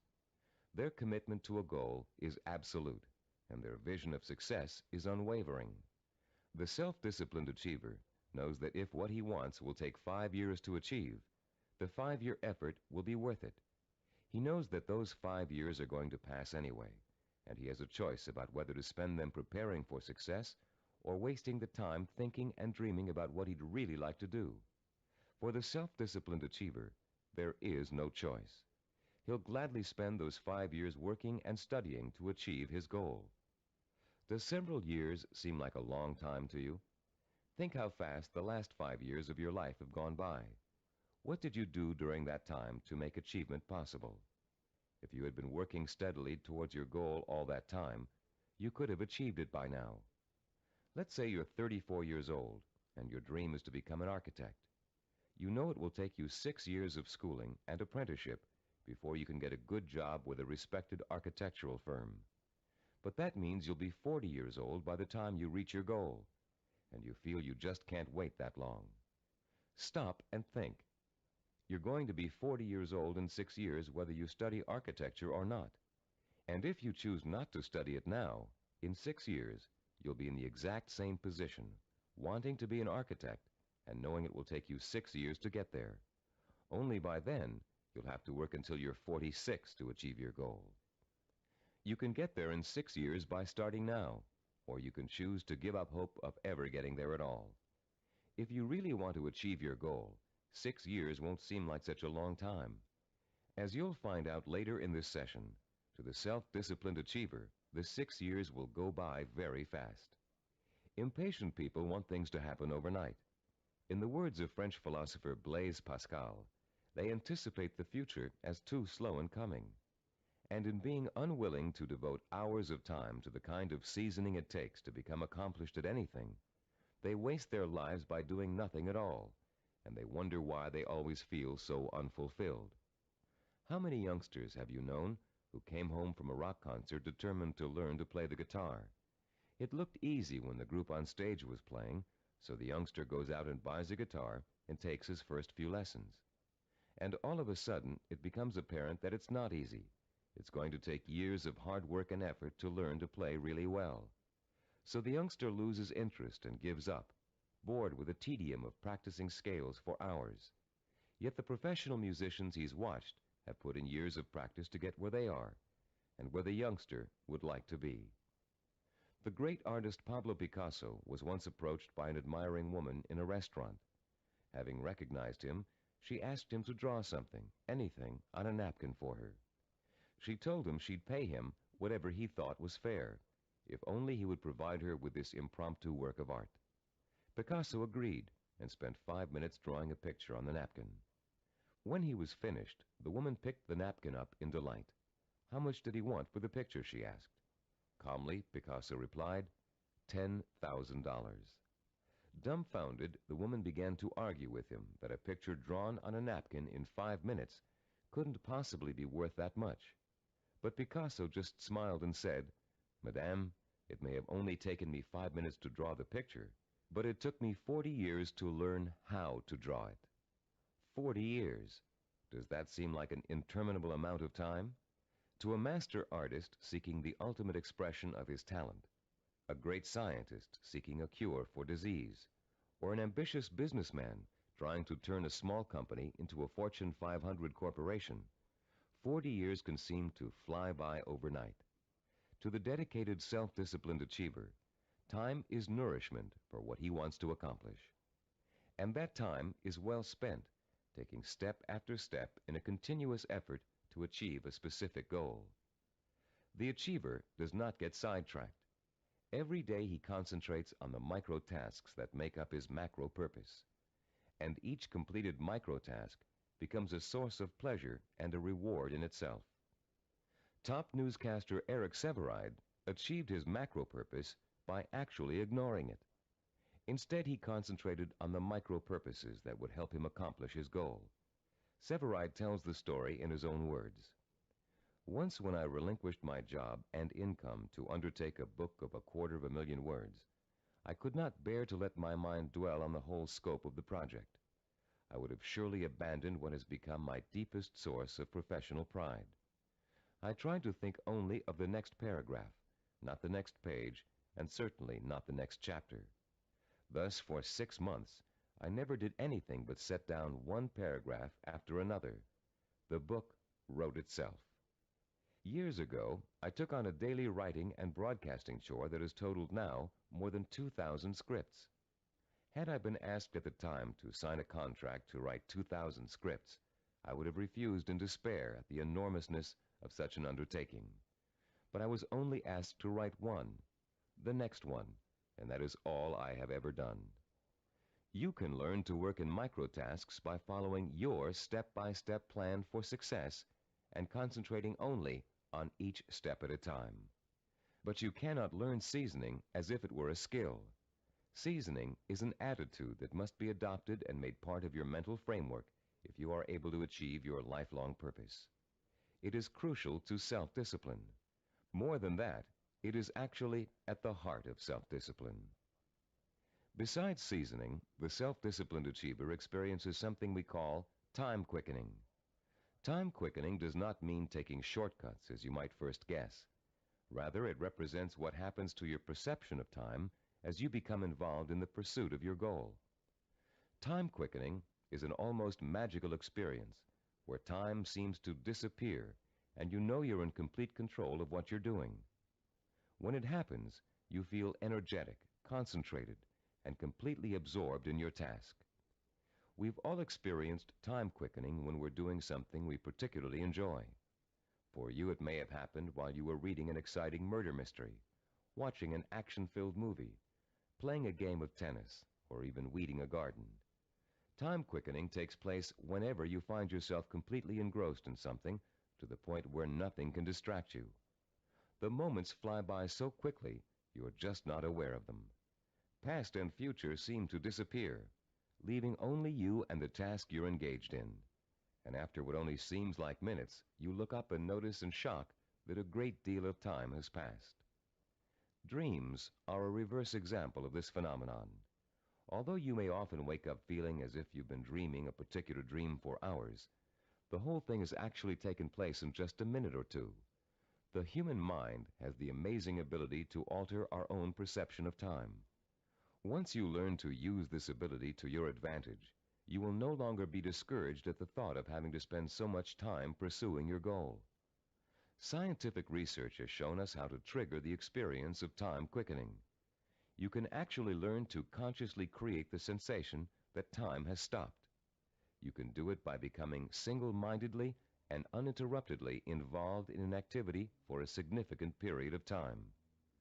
Time quickening occurs when you surrender your attention and your senses to something outside of yourself. There are 6 steps you can and must take to experience the benefits of time quickening. Listen to them carefully, and then try to recreate them, first with lesser tasks that may or may not be related to your goal, then with your actual micro-purposes. First, create or find a working environment that is free of distractions and potential diversions. Second, focus on doing one task at a time and stick with it until it is completed. Third, surrender yourself to the task at hand. Work hard and work well, and don't stop working until you have finished as much or more of the task as you started out to do. Fourth, plan to work uninterruptedly for a significant span of time, several hours if possible. Fifth, don't watch the clock as you work, and don't continually compare how much you've accomplished against how much you still have to do. Sixth and last, stop working when your thinking becomes muddled due to fatigue. The first few times you try using these 6 steps, you may have a hard time following them all. But the more you practice, the easier it will get. And soon you'll notice that time seems to be flying by quicker and quicker every time you sit down to work. Time quickening makes work enjoyable and helps prevent the normal wear and tear of work on your mind and your nerves. It is the antidote to burnout and the key to maintaining a healthy emotional balance during long hours of effort.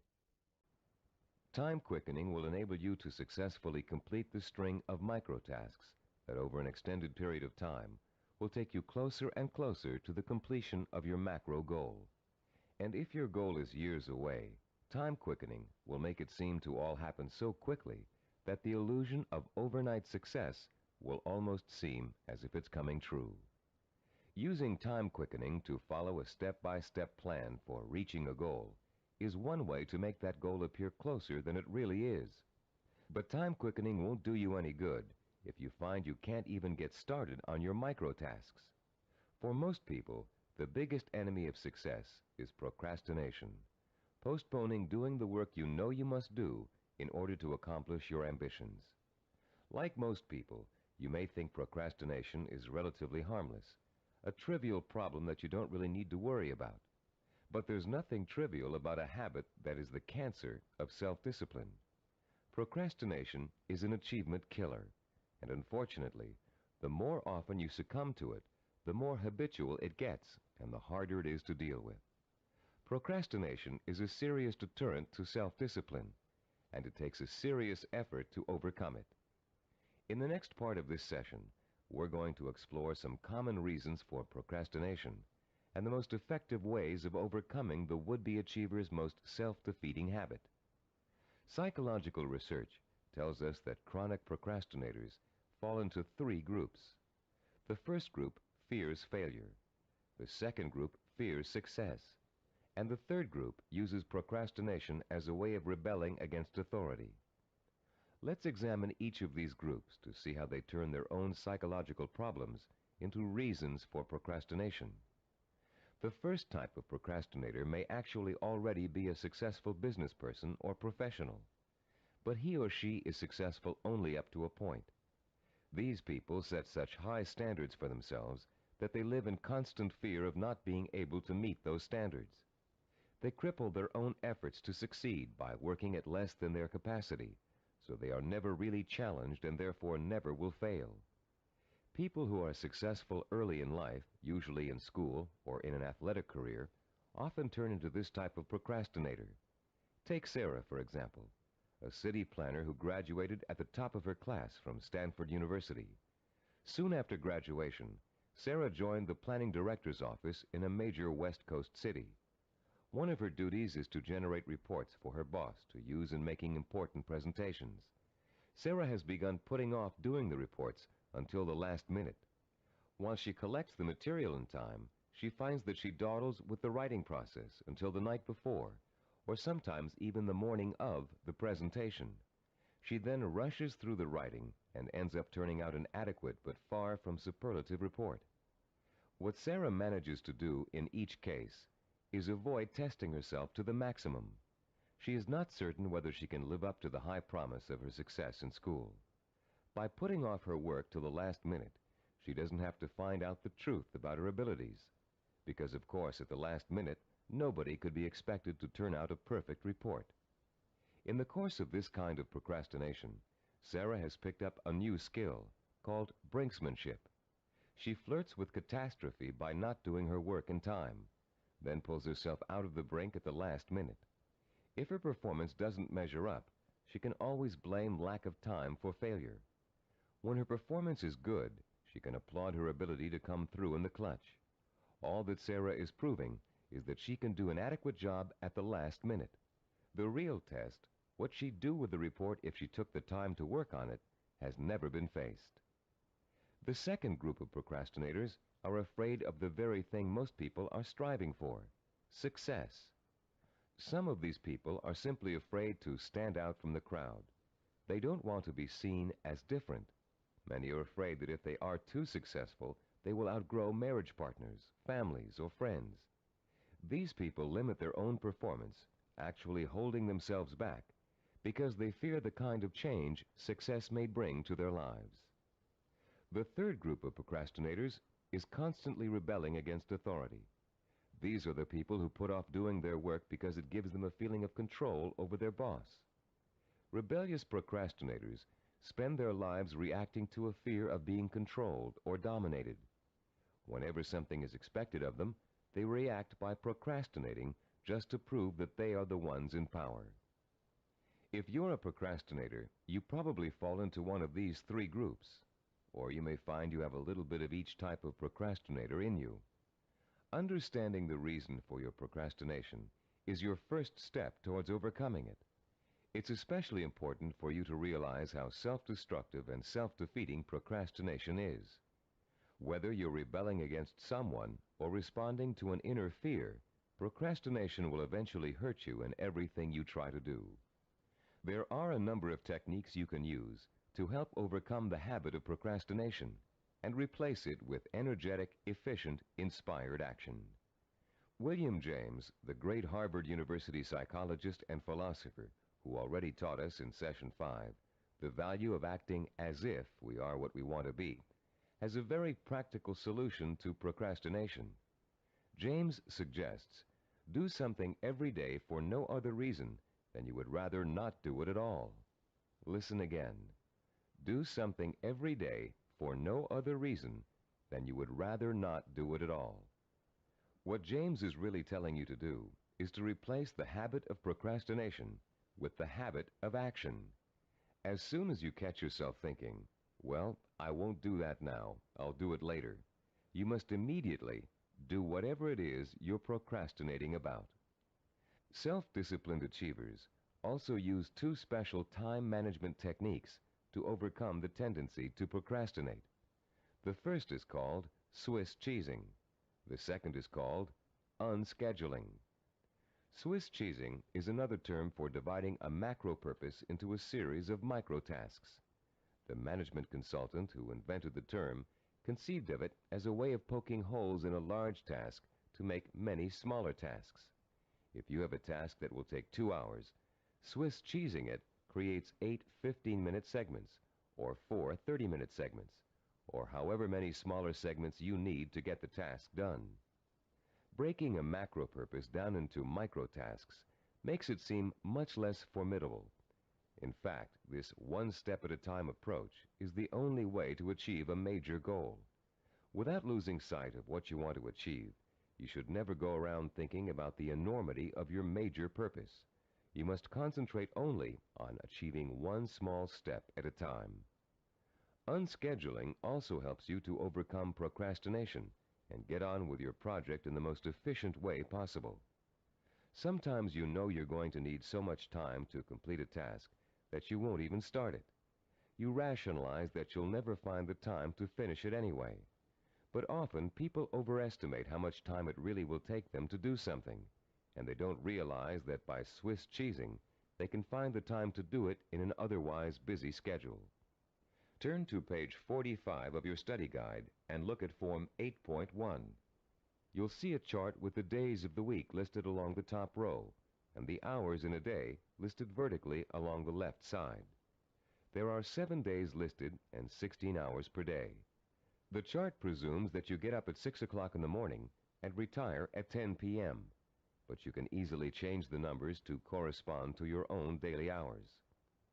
It's often a shock to look at a chart like this and realize how many hours you actually have available to you in a one-week period. Of course, many of those hours are taken up with the necessities of everyday life.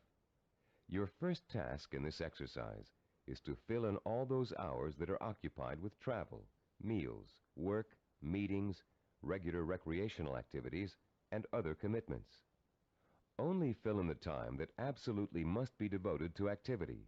If you regularly watch television or read magazines for 3 hours every night, that doesn't qualify as a life necessity unless it's part of your job to do so.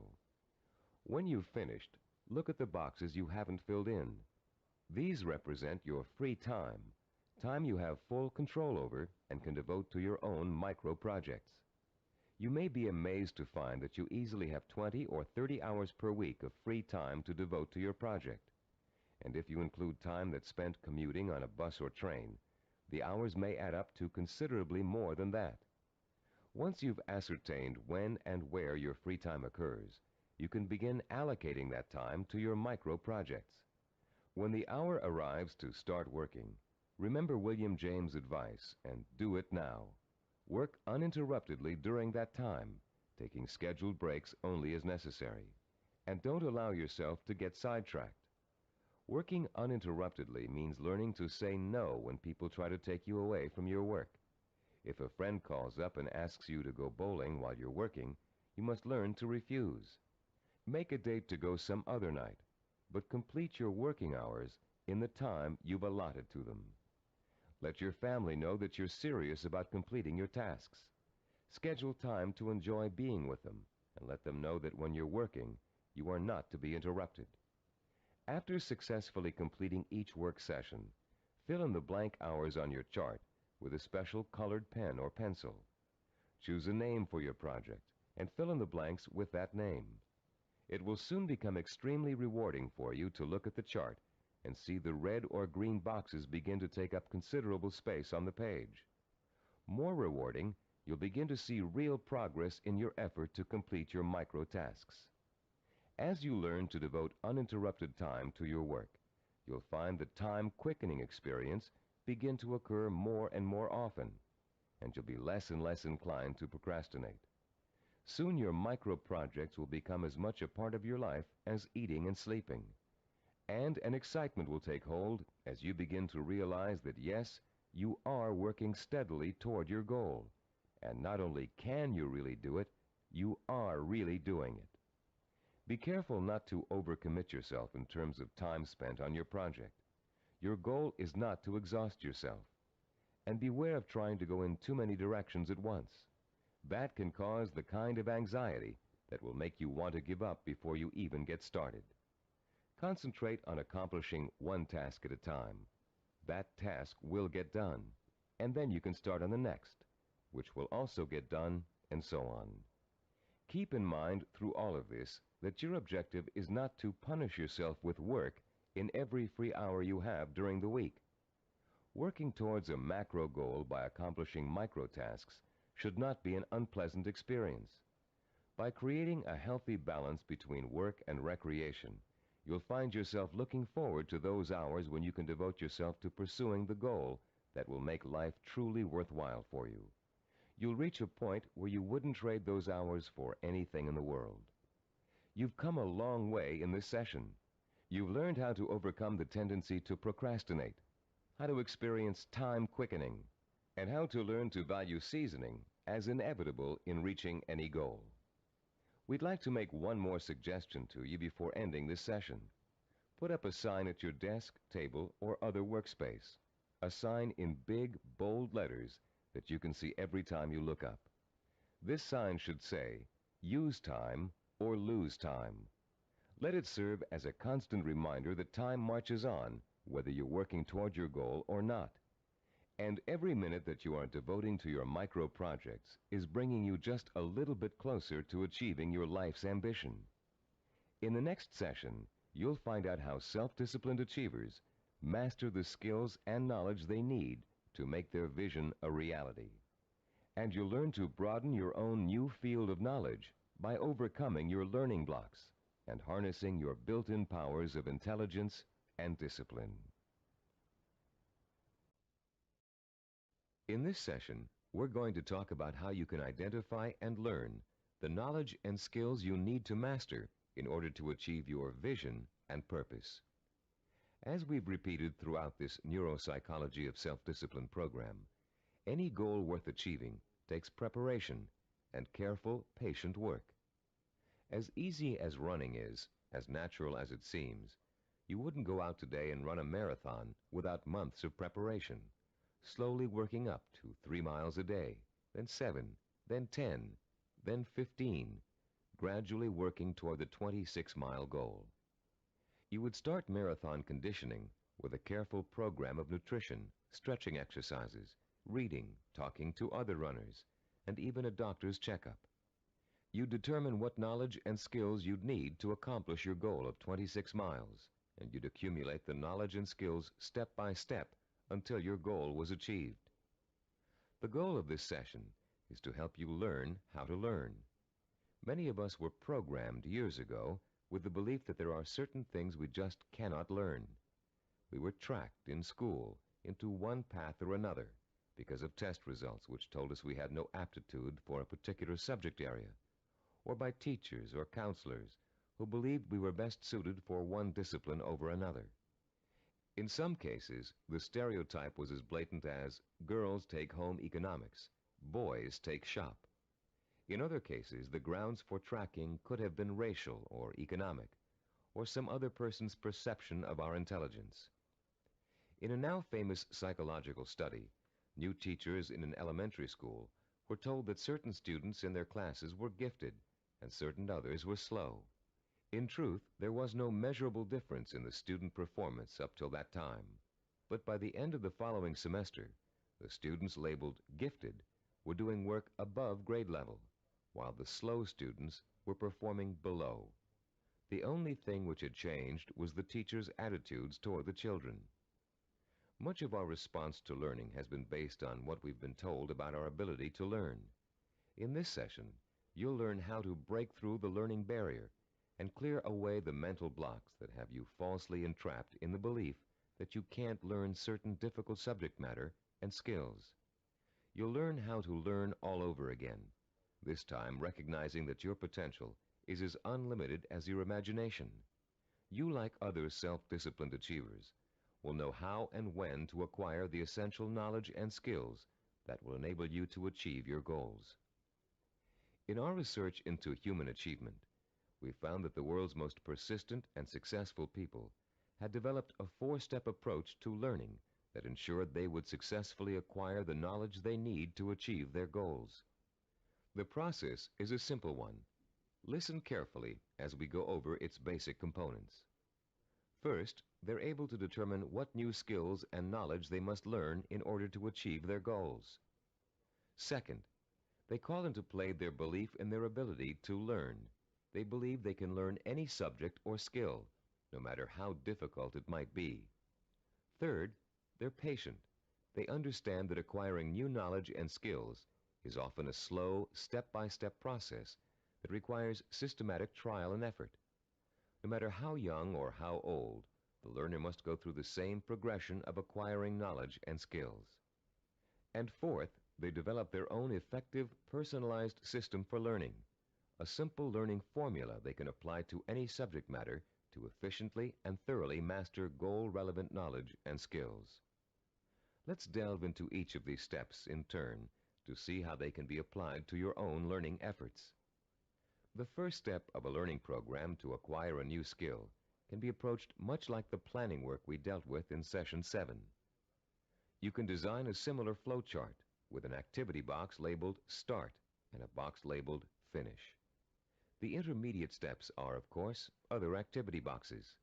Activities which must take place at the same time must appear one above the other. The activities that follow each other in chronological order are listed from left to right. The activity that comes first is to the left of the activity on the right. Any research you have to do, consultations you have to make, background materials you have to accumulate, all are entered on your flowchart in the proper activity boxes. Let's assume for a moment you're just about to begin your first year of college. Your ambition is to become a neurologist. You know that to get into medical school, you have to excel in college pre-medicine. The thought of taking 4 years of math, chemistry, and biology seems pretty intimidating, and becomes even more intimidating when you realize that you have to have almost a straight A average in those subjects to be even considered for medical school admission.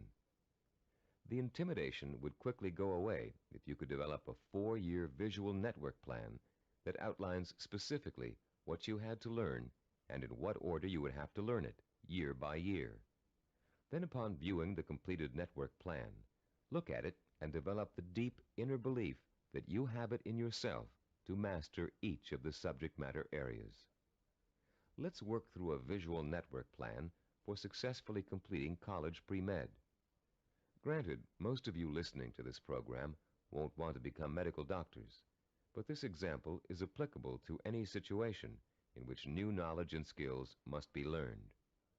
Turn to Diagram 9.1 on pages 48 and 49 of your study guide. I'll pause a few moments while you find Diagram 9.1.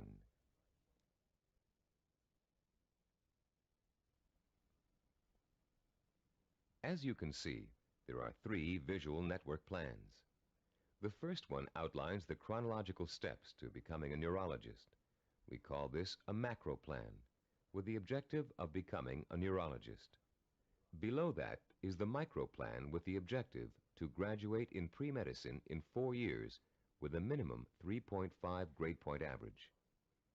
The micro plan is broken down into 2 levels. The first level is visually represented in 2 steps. The Start, labeled number 1, and Graduate with a Bachelor of Science in Pre-Med, labeled number 3. This first level has actually been extracted directly from the macro plan. Now look at page 49 and the Level 2 diagram. As you can see, Level 2 is an expanded version of Level 1. Through the study of the college course catalog, and after talking at length with college advisors, you have identified the pre-med requirements and have broken them down into a prerequisite chronological order. This visual network plan then serves as the step-by-step map for completing your pre-med program, the first step in your macro objective of becoming a neurologist. As you look at the visual network plan for completing pre-med, what type of emotions do you experience? Do you feel intimidated at the prospect of excelling in the hard sciences? Do you doubt your ability to learn such difficult subjects? and to learn them so well that you finish each course at the top of your class. If you feel intimidated and experience doubt, then you probably won't make it. If you look at the plan and feel deep down inside that with enough effort, study, and application, you can master each of the courses, then you'll probably succeed. The difference, you see, is really not in ability or intelligence. Rather, it is an attitude, your belief in yourself. The belief in yourself as someone who is capable of learning is 90% of the learning hurdle. The other 10% is single-minded application mixed with ability. The belief in yourself as someone who has the ability to learn is the second step involved in the self-disciplined achiever's pursuit of goal-related knowledge and skills. Much of your own belief in yourself as someone who is capable of learning complex material may have been educated right out of you in school for a variety of reasons, some of which we explored at the beginning of this session. One major reason for this belief is a vicious cycle people get caught up in early in their learning experience. Take math, for example. Many people have learning blocks when it comes to math. They feel that they just don't have the aptitude to learn complex mathematical concepts. And they can prove this lack of ability to you from their grades and success in math classes. What most of these people lack is not the aptitude for math, but the application of self-discipline. Math requires progressive learning. You have to master one concept before you can go on to the next. If you miss a few steps in between, then it's really easy to get lost. And once you get lost, it's nearly impossible to catch up. To stay on top in math requires a daily effort of study. Most people who enter math because of their lack of self-discipline think that they can get by with a minimum of effort. Most of these people are intelligent. They can get by in most other courses by just coasting. They think they can do the same thing in math, but soon they get behind and can't catch up, and usually do poorly in the course. Then, after such an experience, they label themselves as poor in math. They carry this label with them throughout their lives. This label shades most of their decision-making when it comes to choosing courses of study and careers. Such people will avoid careers that require mathematical understanding because they think they don't have the aptitude. Actually, they probably had and have the aptitude, but not the attitude. Their life's potential was stunted by a false assumption. All they needed was someone to teach them the value and skill of self-disciplined application. Most of the people we studied in the creation of the neuropsychology of self-discipline program were not extra intelligent, but they did have a firm belief in their ability to learn anything and everything. To them, 90% of their ability to learn was their belief in their ability to learn. If you examine your own positive role models, you'll probably discover that few of them test out at genius level on intelligence tests. Most people think that Albert Einstein, for example, was a mathematical genius, when in actuality he flunked his college entrance exams and was a poor student in mathematics. As a youngster, he envisioned himself one evening riding through space on a beam of light. In his imagination, he sensorially experienced the theory of relativity. He knew what it was, but he was not able to explain it to others in a language they could understand. The only language was mathematics. Driven by his vision, he forced himself to learn mathematics. For Einstein, it was a day-by-day struggle, but he finally developed enough mathematical knowledge to simply express his experience mathematically. Einstein's theory of relativity and its mathematical expression ushered in the age of nuclear energy. Another scientist, whom most people attribute genius, was the inventor of the laser, Dr. Theodore Myman. While at Stanford University, he flunked his PhD oral exams and had to take them over again. Learning didn't come easy for him. It was a daily, step-by-step struggle. Baseball hitting great and cybervision role model for its baseball neuromuscular training video cassette, Rod Carew, didn't make his high school baseball team because his coach thought he wasn't a good enough hitter. Since then, through thousands of hours of practice, Carew has won 7 American League batting titles and is one of 13 players ever to get more than 3,000 career hits. The list goes on. Famous author, philosopher, and scholar Leon Uris flunked high school English 3 times. Malcolm Forbes, publisher of Forbes magazine, one of the most successful business publications in the world, did not make the staff of his college newspaper. The editor said he lacked the basic skills of reporting and editorial writing. Stephen DeVore, who founded Cybervision, speaks the Finnish language, considered by language experts to be the most difficult language for Western tongues to learn. Though he mastered this difficult language, he lays no claim to a superior intellect either. When I was 19, he told an interviewer, I was selected to go to Finland for 2 years of volunteer work. I had no foreign language ability at that time. In fact, I had nearly flunked out of high school French and Latin. So I thought of myself as having absolutely no ability to learn languages. With this negative attitude, DeVore entered an intensive language program for 2 months before he left for Finland. It was something like 16 hours a day with a group of 10 others. I finished last in the group, he recalls. DeVore went to Finland, where he spent 5 miserable months unable to communicate. I couldn't do anything. I was incredibly frustrated. I'd lose patience when people were talking. Then one day, I went to the park, and in the park there was a man giving instructions to his dog in Finnish. The dog obviously understood him and was obeying all of his commands. I thought, this is ridiculous. I'm smarter than a dog. If a dog can understand Finnish, so can I. In the 2 months following this experience, DeVore became fluent in the Finnish language. He learned to speak Finnish so well that he served as a translator for American businessmen and their families traveling to Finland. Buoyed by the accomplishment of learning Finnish, DeVore returned home after 2 years and went back to college. Where before he had been a lackluster C student because he was convinced he couldn't learn, he received straight A's and academic scholarships for the rest of his college and graduate school years.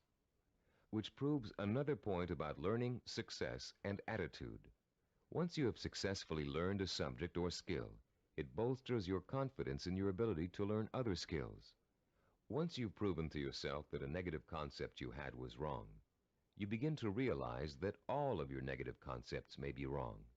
What you couldn't do in the past, you can now do. You can do it because finally you believe you can do it. Breaking the cycle of a negative attitude may not be easy, but once you do, you'll be far less inclined to get back into the cycle. That's why small steps and small accomplishments are so important in pursuing a macro goal. You may look at a map for becoming a neurologist and say, I'll never get through all those math courses. But if you get 1 A in algebra, you'll realize that you can. Another way of expressing this is that success in learning begets more success. Once you have successfully learned a subject or skill, it bolsters your confidence in your ability to learn other skills. Your past, in which you may have been labeled or labeled yourself as a non-learner, is precisely that, your past. It is not your present. It has little relation to what you are capable of accomplishing now. What has happened to many of us is that we have been conditioned into a negative feedback loop where learning is concerned. The step-by-step accumulation of new skills is the way to break this loop and replace it with a much more positive cycle. Which brings us to the third step in the learning process, the attitude and value that learning takes time and patience. Most of us, at the time we are exposed to our greatest concentration of education, haven't developed the necessary self-discipline skills to be able to take advantage of it. And why should we? We were only children. Excellence, as we've been learning in this neuropsychology of self-discipline program, is based on seasoned learning. Skills like medicine, mathematics, chemistry, dance, law, music, pottery, writing, languages, architecture, masonry, carpentry, the list is endless. All require seasoning, the accumulation of knowledge over time. The perseverance to stick with a task over a long period of time, sometimes decades. The ability to find pleasure in the accomplishment of steps toward a goal, rather than seeking the instantly gratifying quick fix. All these are the hallmarks of the self-disciplined. A wise philosopher, in speaking of the seasoning of a learner, once said, "There are very few human beings who receive knowledge complete and staggering by instant illumination. Most of us acquire it fragment by fragment, on a small scale, by successive developments, cellularly, like a laborious mosaic." One other myth about the acquisition of knowledge has it that you can get too old to learn. This bit of fallacious thinking has been handed down in the aphorism that you can't teach old dogs new tricks. It's worth laying to rest. A classic incident from the life of the great poet Longfellow illustrates the relationship between age and learning. Told by Howard R. Driggs, the story goes, it happened that while the poet, at over 80 years of age, was still teaching at Harvard, one of his appreciative students asked him, "How do you keep so perennially young, Professor Longfellow? We never get tired of your classes. You always have something new and interesting to give." "I've never had that question put to me before," returned the poet. Then, looking out of the window, he said, "You see those 2 apple trees in the yard? Do you observe any difference between the blossoms on the older tree and those on the younger one?" "No," replied the student. "They look just alike to me."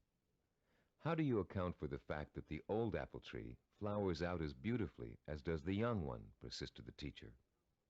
"Let me tell you the secret. That old tree managed last year to grow enough wood to put forth its new blossoms.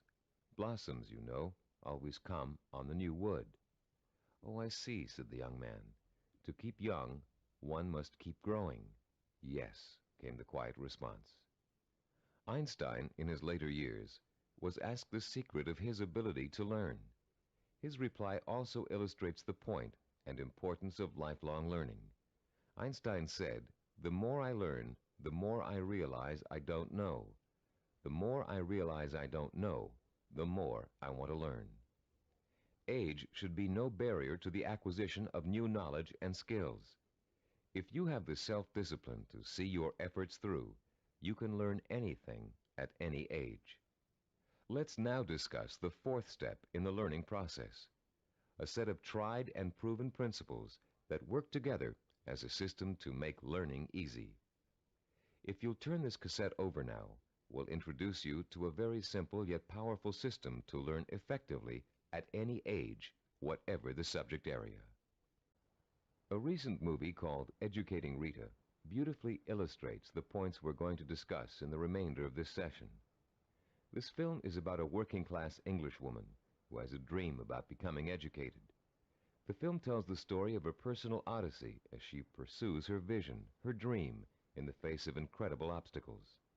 She faces at one point or another during the story conflicts with work, with transportation, with her parents, with schedules, with her mentor's desire and ability to teach, with the disdain of other more educated students, and with a husband who wants her to stay home and make babies, not thesis.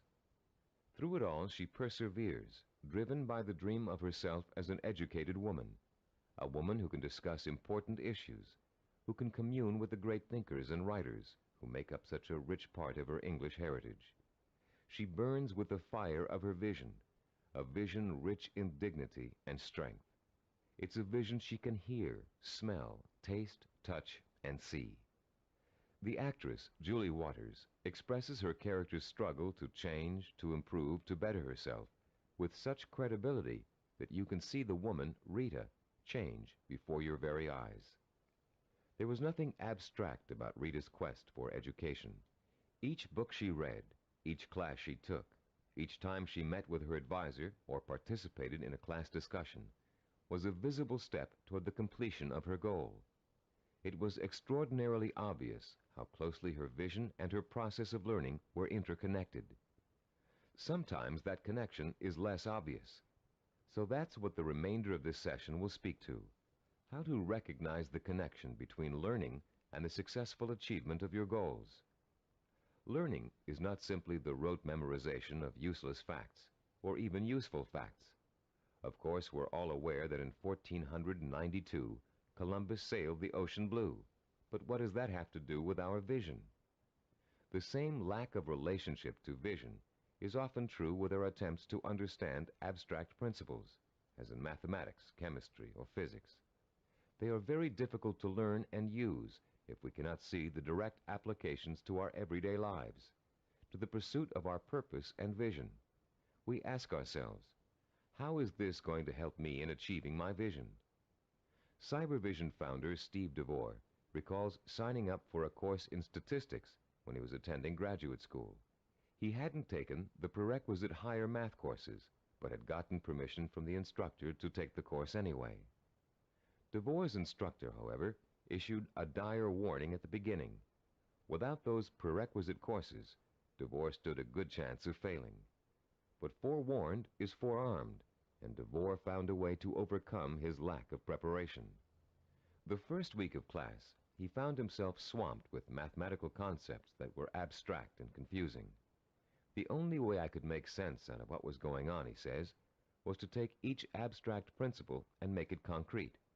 Instead of talking about X's, Y's, and Z's, I made them into apples and oranges, and I ended up with the second highest grade in the class. I find this concreteness also ties into vision, DeVore continues. Whenever you have to learn something that seems beyond your grasp, remember your vision and why you have to learn it. Then it will seem real and vital, and you'll have an easier time dealing with it. Whatever you have to learn, no matter how abstract or detailed the information, if it's necessary for your vision, then you can embody that information with your vision. Then it becomes something real and vital. You can put a handle on it. You have a reference for it. You've been learning the importance of vision all throughout this program. The sensory-rich, detailed kind of vision you created in Session 6 and are continuing to create on a daily basis. Making those visions concrete, you'll recall, sometimes even involved putting clippings or photographs of a desired goal upon the wall. This kind of work to strengthen vision is also at the heart of learning.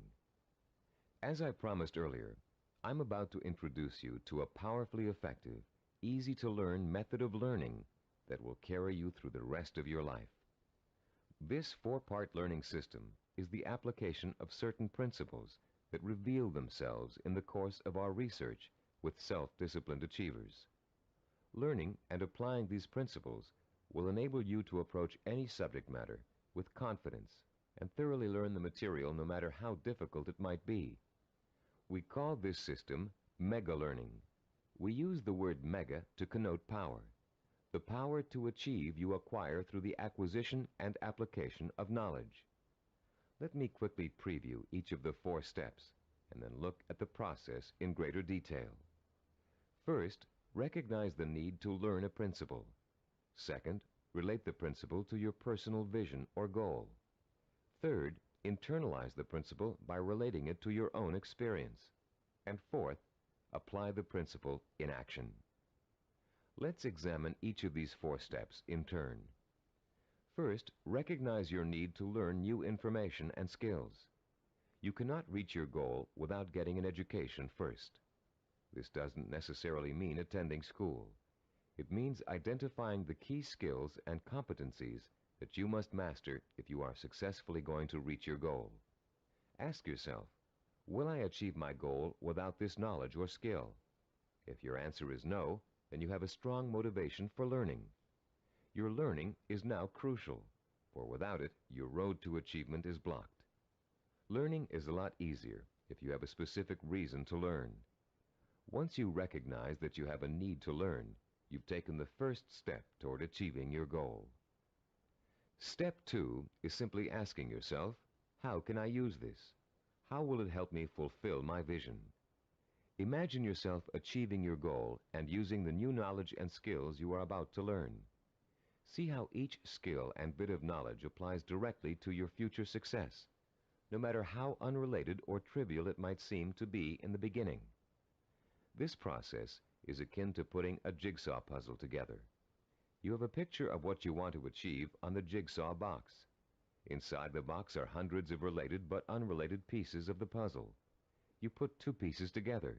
You pick up a 3rd piece. You toy with it, mentally turning it over, looking at its edges, its contours, its unique characteristics, looking at the ways it might fit into the whole picture. Then comes the aha moment. You see exactly where the new piece of puzzle fits, how the contours of the piece are shaped to fit the pieces already in place. And as you place the piece in the puzzle, you get an idea of what the larger picture will look like. Perhaps you refer back to the picture on the jigsaw box, which is analogous to the mental picture you have of the goal for which you're striving. The very act of studying the information and putting it in its proper place helps you bring the picture on the box to life. The third step in our learning process is internalizing the principle by relating it to your own experience. If you're learning about electrical waveforms and frequency, for example, think about the times you've thrown a pebble into a pond and seen ripples form on the water. The bigger the pebble and the harder you threw it, the bigger and faster the waves would be. In Newtonian physics, you can easily understand the law that states, for every action there is an equal and opposite reaction, by remembering how you stand up from a sitting position. Do you just shoot straight up, or do you have to first push your weight down on the chair to stand up? In order to stand up, you have to first push down. That's Newton's law in action. Every time you find an example from your own experience to illustrate a bit of knowledge you're trying to learn, you'll reinforce your understanding of that knowledge. And you'll remember it because it's anchored to something very personal. Every time you think of Newton's law, you'll picture yourself pushing off a chair to stand up. It works for just about any abstract theory you can think of. The fourth critical step in learning is the actual application of the principle you're trying to grasp. Throw pebbles in a pond and watch the action when you're learning waveform theory. Sit down and stand up over and over again until Newton's law is firmly planted in your mind. If you're studying a new language, use the new vocabulary you learn every single day. As you walk down the street or through your living room, try naming every object you see in your new language. Using these 4 steps to learning will make the experience easier, less frightening, and more fun. You'll make mistakes just as everybody does, but persistent application of the mega learning system will pay off in greater understanding, greater memory retention, and a better education overall in whatever it is you're trying to learn. The 4 steps to enhance learning we've outlined here are similar to and related to the 4 stages which make up the process of creativity. Our definition of creativity is taking the knowledge and skills you learn and applying it to the realization of your purpose, vision, and goals. To be creative, you have to be armed with knowledge and skills tempered by experience. The first stage in the creative process is preparation. Creative problem solvers consciously collect all the information they can, gathering tools which will help them solve a problem or get a job done. During this stage, if there's a problem to be solved, the person might be perplexed, but at the same time excited about the possibility of coming up with a solution. Stage 2 is called incubation. Once the research has been done and the necessary information has been collected, the creative person often releases the problem and turns to something else, including rest, relaxation, or physical activity related to the problem. During this stage, the knowledge begins to reform itself below the level of consciousness, shifting and realigning until it becomes a whole. During this stage, tantalizing flashes of insights and glimpses of parts of the final solution may emerge. Stage 3 is called illumination. This is the moment of discovery. It is the point in time where all you have learned and experienced has been distilled in your mind. The solution or inspiration springs forth almost miraculously. Miraculously, if you don't recognize how much preparation and groundwork you've already laid in stage 1. Often this stage is accompanied by an overwhelming feeling of certainty that says, yes, this is the piece of art I want to create. Or yes, this is the product idea I want to explore. Stage 4 is called verification or revision. This stage takes place again on a conscious level. The details of an experimental process, if you are a scientist, must be worked out. If you're an artist, you must decide whether this picture will be painted in watercolor or oil. This stage involves visible work and rational thinking. It involves drawing from your base of knowledge and fundamental skills to make your work conform to the vision of your creative insight. As you can tell, the knowledge and skills you acquire are the tools for the creative process. The parallels to the simple approach to learning we've outlined here and the process of creativity should also help put to rest the misconception that self-disciplined people are not creative. That discipline involves being married to lists and systems to the exclusion of freedom and creativity. On the contrary, creativity is the byproduct of a disciplined, well-informed mind. A mind that is using its storehouse of knowledge to solve problems and achieve goals. The more you learn, the more creative you can become. If your heart is set on becoming a professional musician, you can hardly be expected to know how to compose a symphony until you've become an expert in reading music and have studied music history. If you want to become a heart surgeon, you can't expect to pioneer new techniques in heart surgery until you've thoroughly mastered all the existing techniques. If you want to start a business, you must first study how other businesses are run, and then make your own decisions about how your company will work. If the realization of your vision requires the mastery of new knowledge and skills, I hope that learning will now be a stepping stone rather than a barrier to the creative realization of your goals. In our next and last session, you'll learn how to develop the twin pillars of the self-disciplined character, persistence and perseverance. And you'll be well equipped to begin your long and fruitful journey towards the goal you've chosen as your most important ambition. I'd like to begin this final session with two true stories that illustrate the value of persistence and perseverance in any of life's endeavors. The first story is about a mountain climber named Don Bennett. After successfully scaling 14,000-foot Mount Rainier, one of the highest mountains and most difficult climbs in the United States, Don Bennett was interviewed about the experience by a local reporter. "How did you do it?" the reporter wanted to know. "How did you keep going for 14,000 feet and not giving up?"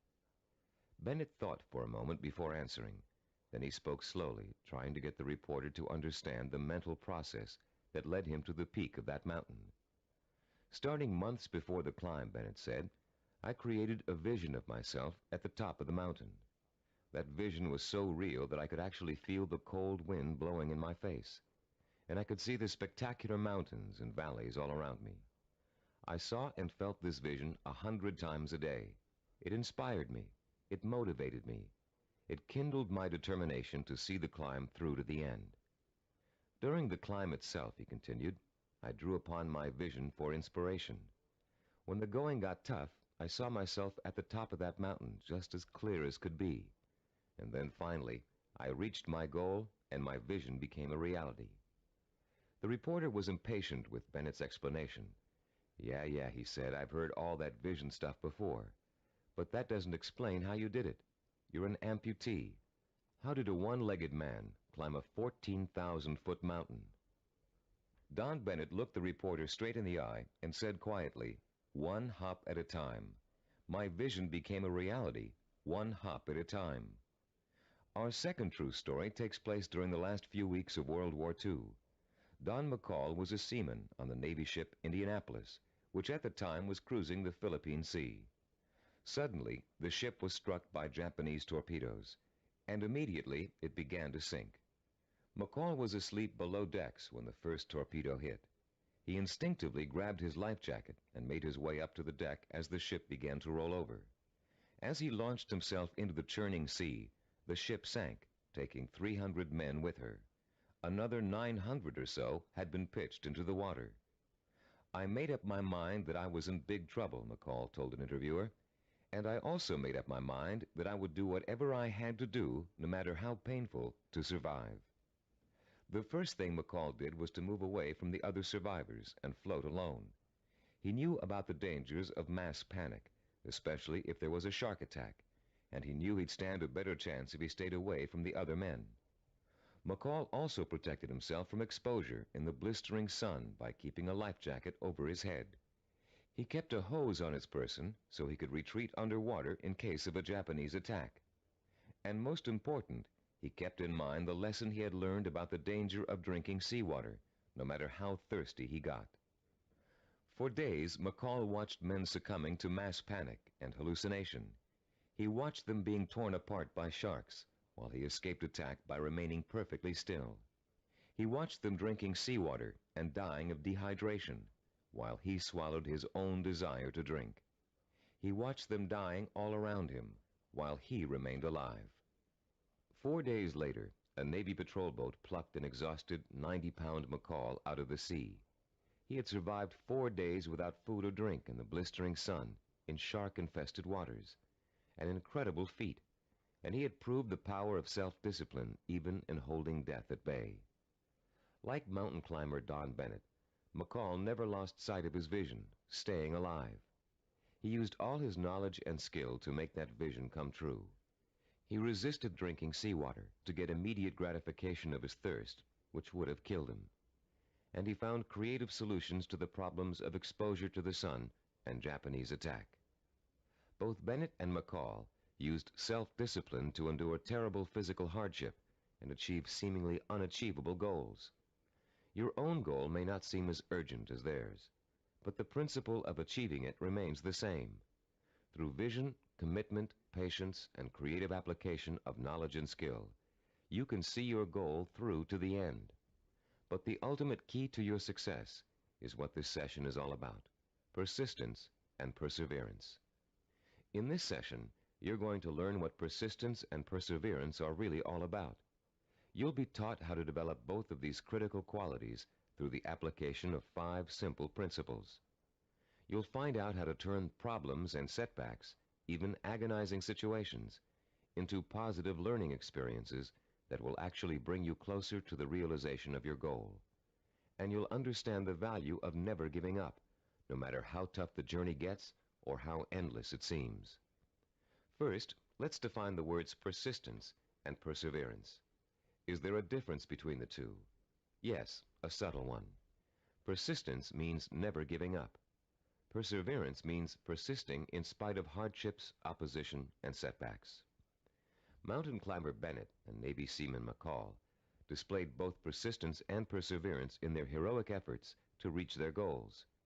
Bennett had to use his one leg to hop at least 30,000 times to get up to the top of Mount Rainier. McCall had to stay calm and follow a life-saving plan while spending 4 days in shark-infested waters without any food or drink. These men reached their goals because they had already developed the qualities of persistence and perseverance. Now you are going to learn how to develop these qualities too. There are 5 crucial steps involved in learning how to develop into the kind of self-disciplined achiever who never quits and never loses sight of his or her goal. Listen carefully while I outline each one. The first step is to rekindle and refuel your vision and purpose every single day. Remind yourself daily of the rewards and benefits that await you when you successfully realize your goal. The emotion you draw from these constant reminders of why you're working so hard and giving up so many things will sustain your powers of persistence and perseverance. The second step is to firmly anchor the following attitude deep within your heart and mind. I can achieve anything I set my mind to. Nothing is impossible for me to achieve if I want it badly enough and am willing to pay the price for it. No matter how much hard work it takes, no matter how long it takes, no matter how difficult it is, I can and will achieve my goal.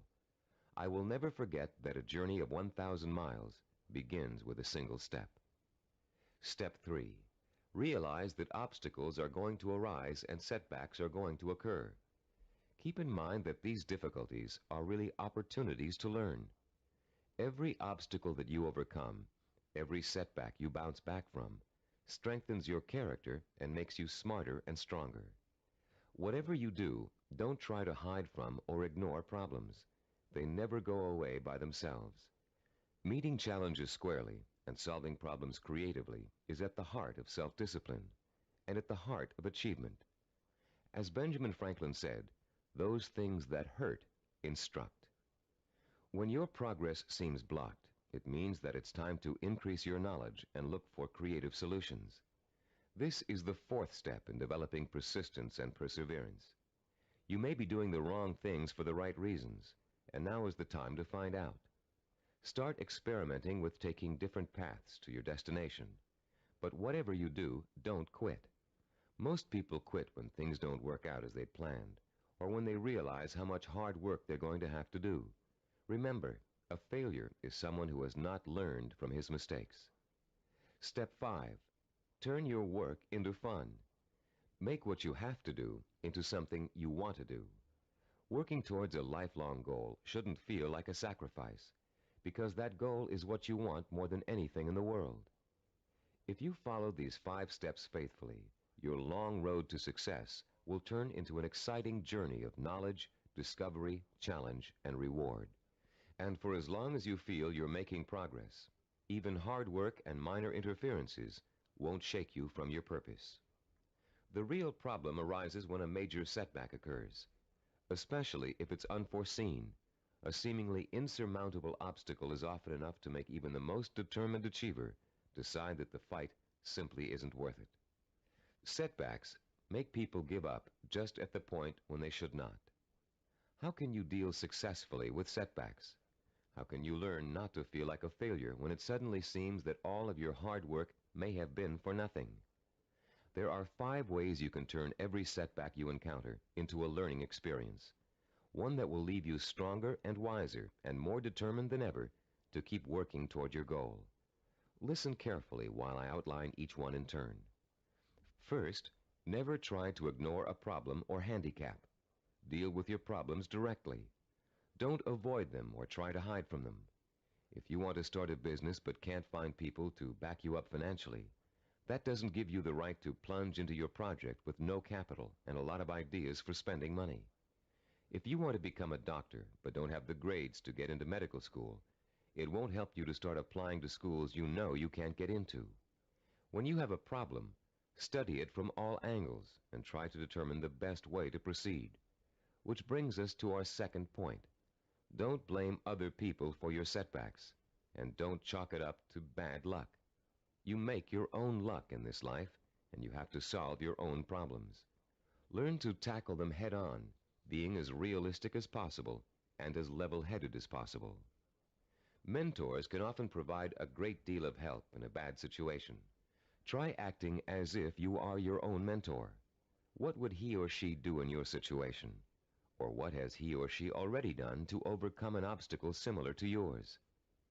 Third, continually strive to strengthen your qualities of self-discipline.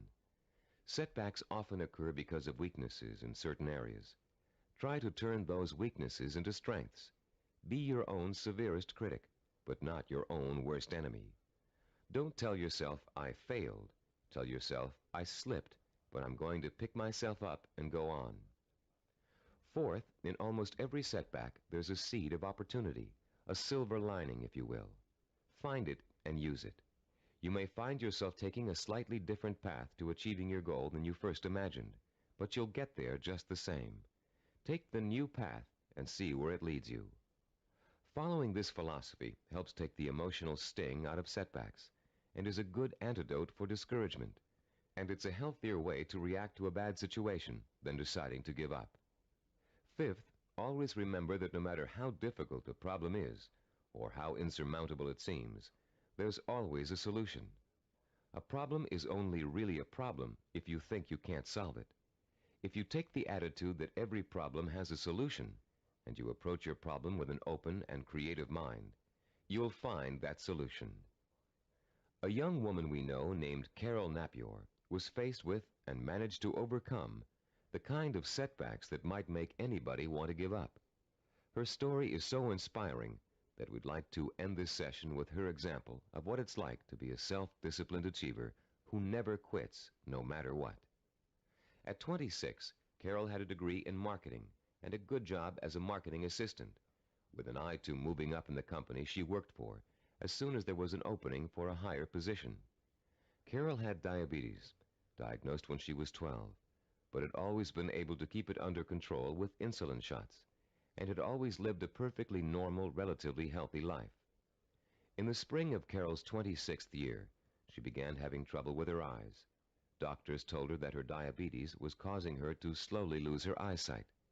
At first, Carol refused to believe it, but when she began having trouble driving, she realized the doctors were right, and she would have to re-evaluate her job and her purpose in life to deal with the problem of approaching blindness. But before Carol could come up with a solution to that problem, her kidneys also began to fail. Ultimately, she needed a kidney transplant, which was done successfully when she turned 27. Everything seemed to be going fine when a sudden episode of insulin shock left Carol paralyzed from the waist down. Carol recalls wanting to quit then and there. At that point, I just wanted to go to sleep and never wake up. The depression got so bad that I realized I couldn't go on this way. I only had one choice, and that was to get myself out of this. Slowly, Carol regained her strength, learning to walk again with the aid of physical therapy. She rewarded herself for her progress by making a trip across the country alone to visit her parents for Thanksgiving. A trip friends tried to dissuade her from taking, but which proved to Carol that she could still make it on her own. Today, Carol is attending college, studying for a master's degree in rehabilitative education. She has decided to spend the rest of her life helping people face and overcome problems like hers. She is completely blind and still walks with a cane, but that has not stopped her from pursuing a goal many healthy people would find difficult to achieve. The key to reaching any goal is to develop the strength of character that makes you refuse to give up, no matter how bad things look. The most amazing thing about persistence and perseverance is that they make it almost impossible for you not to succeed in your endeavors. In this session, you've learned the importance of not being a quitter, of learning from your mistakes, and of keeping an open mind when it comes to finding creative solutions to problems you may think are unsolvable. In the next session, we're going to review everything you've learned in the Neuropsychology of Self-Discipline program and give you some tips for developing the lifelong habit of self-discipline. We're now coming to the end of the Neuropsychology of Self-Discipline, and now is a good time to reflect on what you've learned and how far you've come. It's also a good time to start thinking about how you're going to maintain and develop your self-disciplined character for the rest of your life, because the process of becoming an achiever never really ends. In the years to come, you'll find yourself learning from trial and error, from accomplishments, from setbacks, from disappointments, from rewards, from the feeling of satisfaction you get when a job has been well done. The more you achieve, the more you'll learn one of the greatest secrets of achievement. Success breeds success. Every small step you take on the road to your goal will make it easier to take the next step. And once you've achieved your goal, you'll probably find that there's another goal you want to achieve.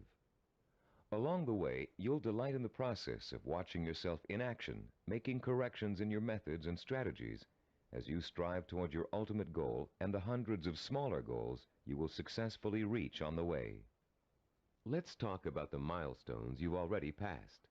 In Session 1, which you listened to some time ago, you uncovered the master key to your highest potential, self-discipline.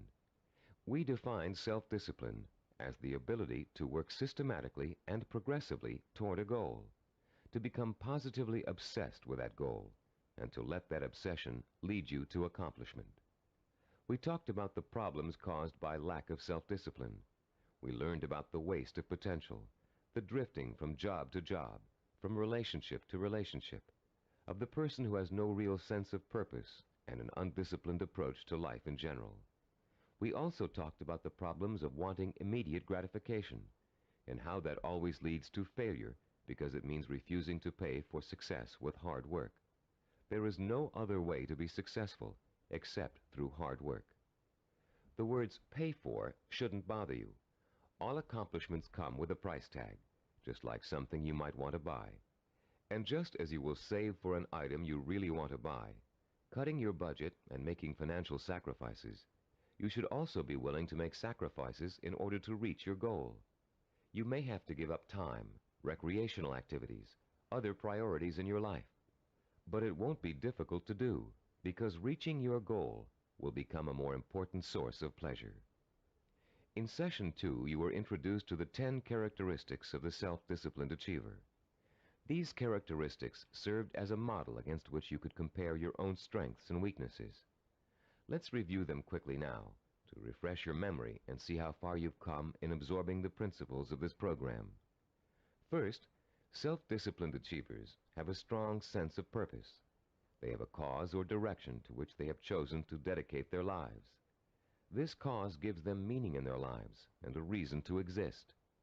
Second, the self-disciplined seek out positive role models, called mentors, to teach them how to best approach their goal and overcome setbacks and obstacles along the way. Third, self-disciplined achievers use sensory images to provoke the kind of emotion that keeps them working toward their goal for as long as it takes to achieve it. Fourth, those possessing an iron will dwell on the fulfillment of their vision rather than on fear and failure. They have a positive attitude toward themselves and their goal and refuse to let setbacks get them down. Fifth, the self-disciplined achiever has a deep-rooted belief in his or her ability to achieve. This "I know I can do it" attitude is nurtured by their study of mentors and their realization that the only thing that stands between themselves and their goals is hard work and self-discipline. Sixth, self-disciplined achievers have the ability to plan and organize. They know that a goal can never successfully be reached in a haphazard way. They understand that they must map out a blueprint for success if they are ever to realize their highest ambitions. Seventh, they know how and when to acquire the essential knowledge and skills they need to achieve their goals. This comes from the planning and organization work they did earlier. Eighth, self-disciplined achievers have patience. They understand the concept of seasoning and its importance in reaching any goal. Time does not frighten them. Ninth, people who achieve their goals do so through persistence and perseverance. They are stubborn in their efforts to achieve, and they never give up. 10th, self-disciplined achievers have a mature attitude toward pleasure. Rather than seeking any diversion that will temporarily make them feel better, they take the most pleasure in doing the work that will help them achieve their goal. How many of these 10 characteristics did you remember? We suggest you play Session 2 over and over again until you can recall every one of them without prompting. Making these qualities a part of your own personality is what acquiring self-discipline is all about. And the more you listen to them, the more you think about them, the more they will become a part of your own life. In Session 3, we delved deeply into the scientific basis for this program. You learned how the key to success is developing the kind of constant internal motivation that keeps you on course through problems and setbacks, through temporary boredom or fatigue, through periods of doubt or discouragement. And you found out why other motivational programs fail to give you the sustenance you need to pursue your goal for weeks, months, or years. You learned about Dr. Carl Pribram's research into images of achievement and the critical role they play in motivating people to be successful. Dr. Pribram's discovery of the power of sensory-rich images to provoke the drive of motivation made the creation of this unique program possible. In Session 4, we discussed the power of purpose. Here you learn to focus your energy like a laser beam on what you want to accomplish. You learned how your macro or major purpose really could be broken down into a series of micro or minor achievements. You heard examples of how well-known achievers tackled major goals by turning them into step-by-step plans for success that they could deal with one at a time. In the same session, you participated in a fascinating exercise that lets you pinpoint, perhaps for the first time, what your most important goal in life really is. You then used that goal to create a statement of purpose that would stand as a beacon in your quest for achievement. In Session 5, we talked about mentors and role models. You learned about the process of modeling, the basis for human learning. We talked about how models are both a blueprint and an inspiration for our own activity and our own growth. You learned how models help shorten the trial and error process we must all go through before chalking up an accomplishment. You also learned how to choose a role model and how to turn that model into an inspirational but not awe-inspiring figure. You learned the value of realizing that your role model has faults and weaknesses just as you do, but has succeeded in spite of them. In Session 6, you learned how to translate your purpose into sensory images that would fuel your inner fire of determination and ambition. And you learn how to daily reinforce your mental images of achievement, to make them a permanent part of your body and mind. In Session 7, you were introduced to visual network planning. This planning system applies to any endeavor, from making a movie to making a run for the presidency. The system works by breaking down what you want to accomplish into logical building blocks. It helps you keep track of your achievements over a long period of time, and is a reward in itself for work well done. In the same session, you learn to become a storyteller. The story was that of your own success. You used your rich powers of imagination and your best verbal skills to detail the steps you took to accomplish your most important goals. In Session 8, you learned about the self-disciplined achiever's attitude toward time. You learned how achievers value patience, how they oppose the kind of quick-fix mentality that leads to general dissatisfaction with life, and how they use single-minded hard work to experience time quickening, a sensation that time is passing much more rapidly than it really is. You also learned about the problem of procrastination, its psychological causes, and the ways in which you can overcome it. You learned why it is considered the single most important cause of failure, and why it's so important for you to develop a do-it-now attitude before you try to do anything else. In Session 9, you learned how to plan to acquire the knowledge and skills you need in order to achieve your goals. You were introduced to the concept of mega-learning, a powerful four-step system that enables you to master any subject, no matter how difficult or complex. You also learned how knowledge is the building block of creativity. You were introduced to a four-step process that lets you creatively channel your knowledge toward the kind of action that will help you achieve your goals. And you learned that your belief in your ability to learn is 90% of the learning process. Finally, in Session 10, you learned how to develop the powers of persistence and perseverance, the critical characteristics that will see you through to the successful completion of your vision and purpose, no matter how long it takes or how difficult it is. You heard several inspiring stories about people who persevered and achieved their goals through extreme hardship and even physical danger. And now, as we come to the conclusion of this program, I'd like to point out that acquiring self-discipline is a never-ending process. There won't come a day when you wake up in the morning and say, "Yes, I'm finally self-disciplined now.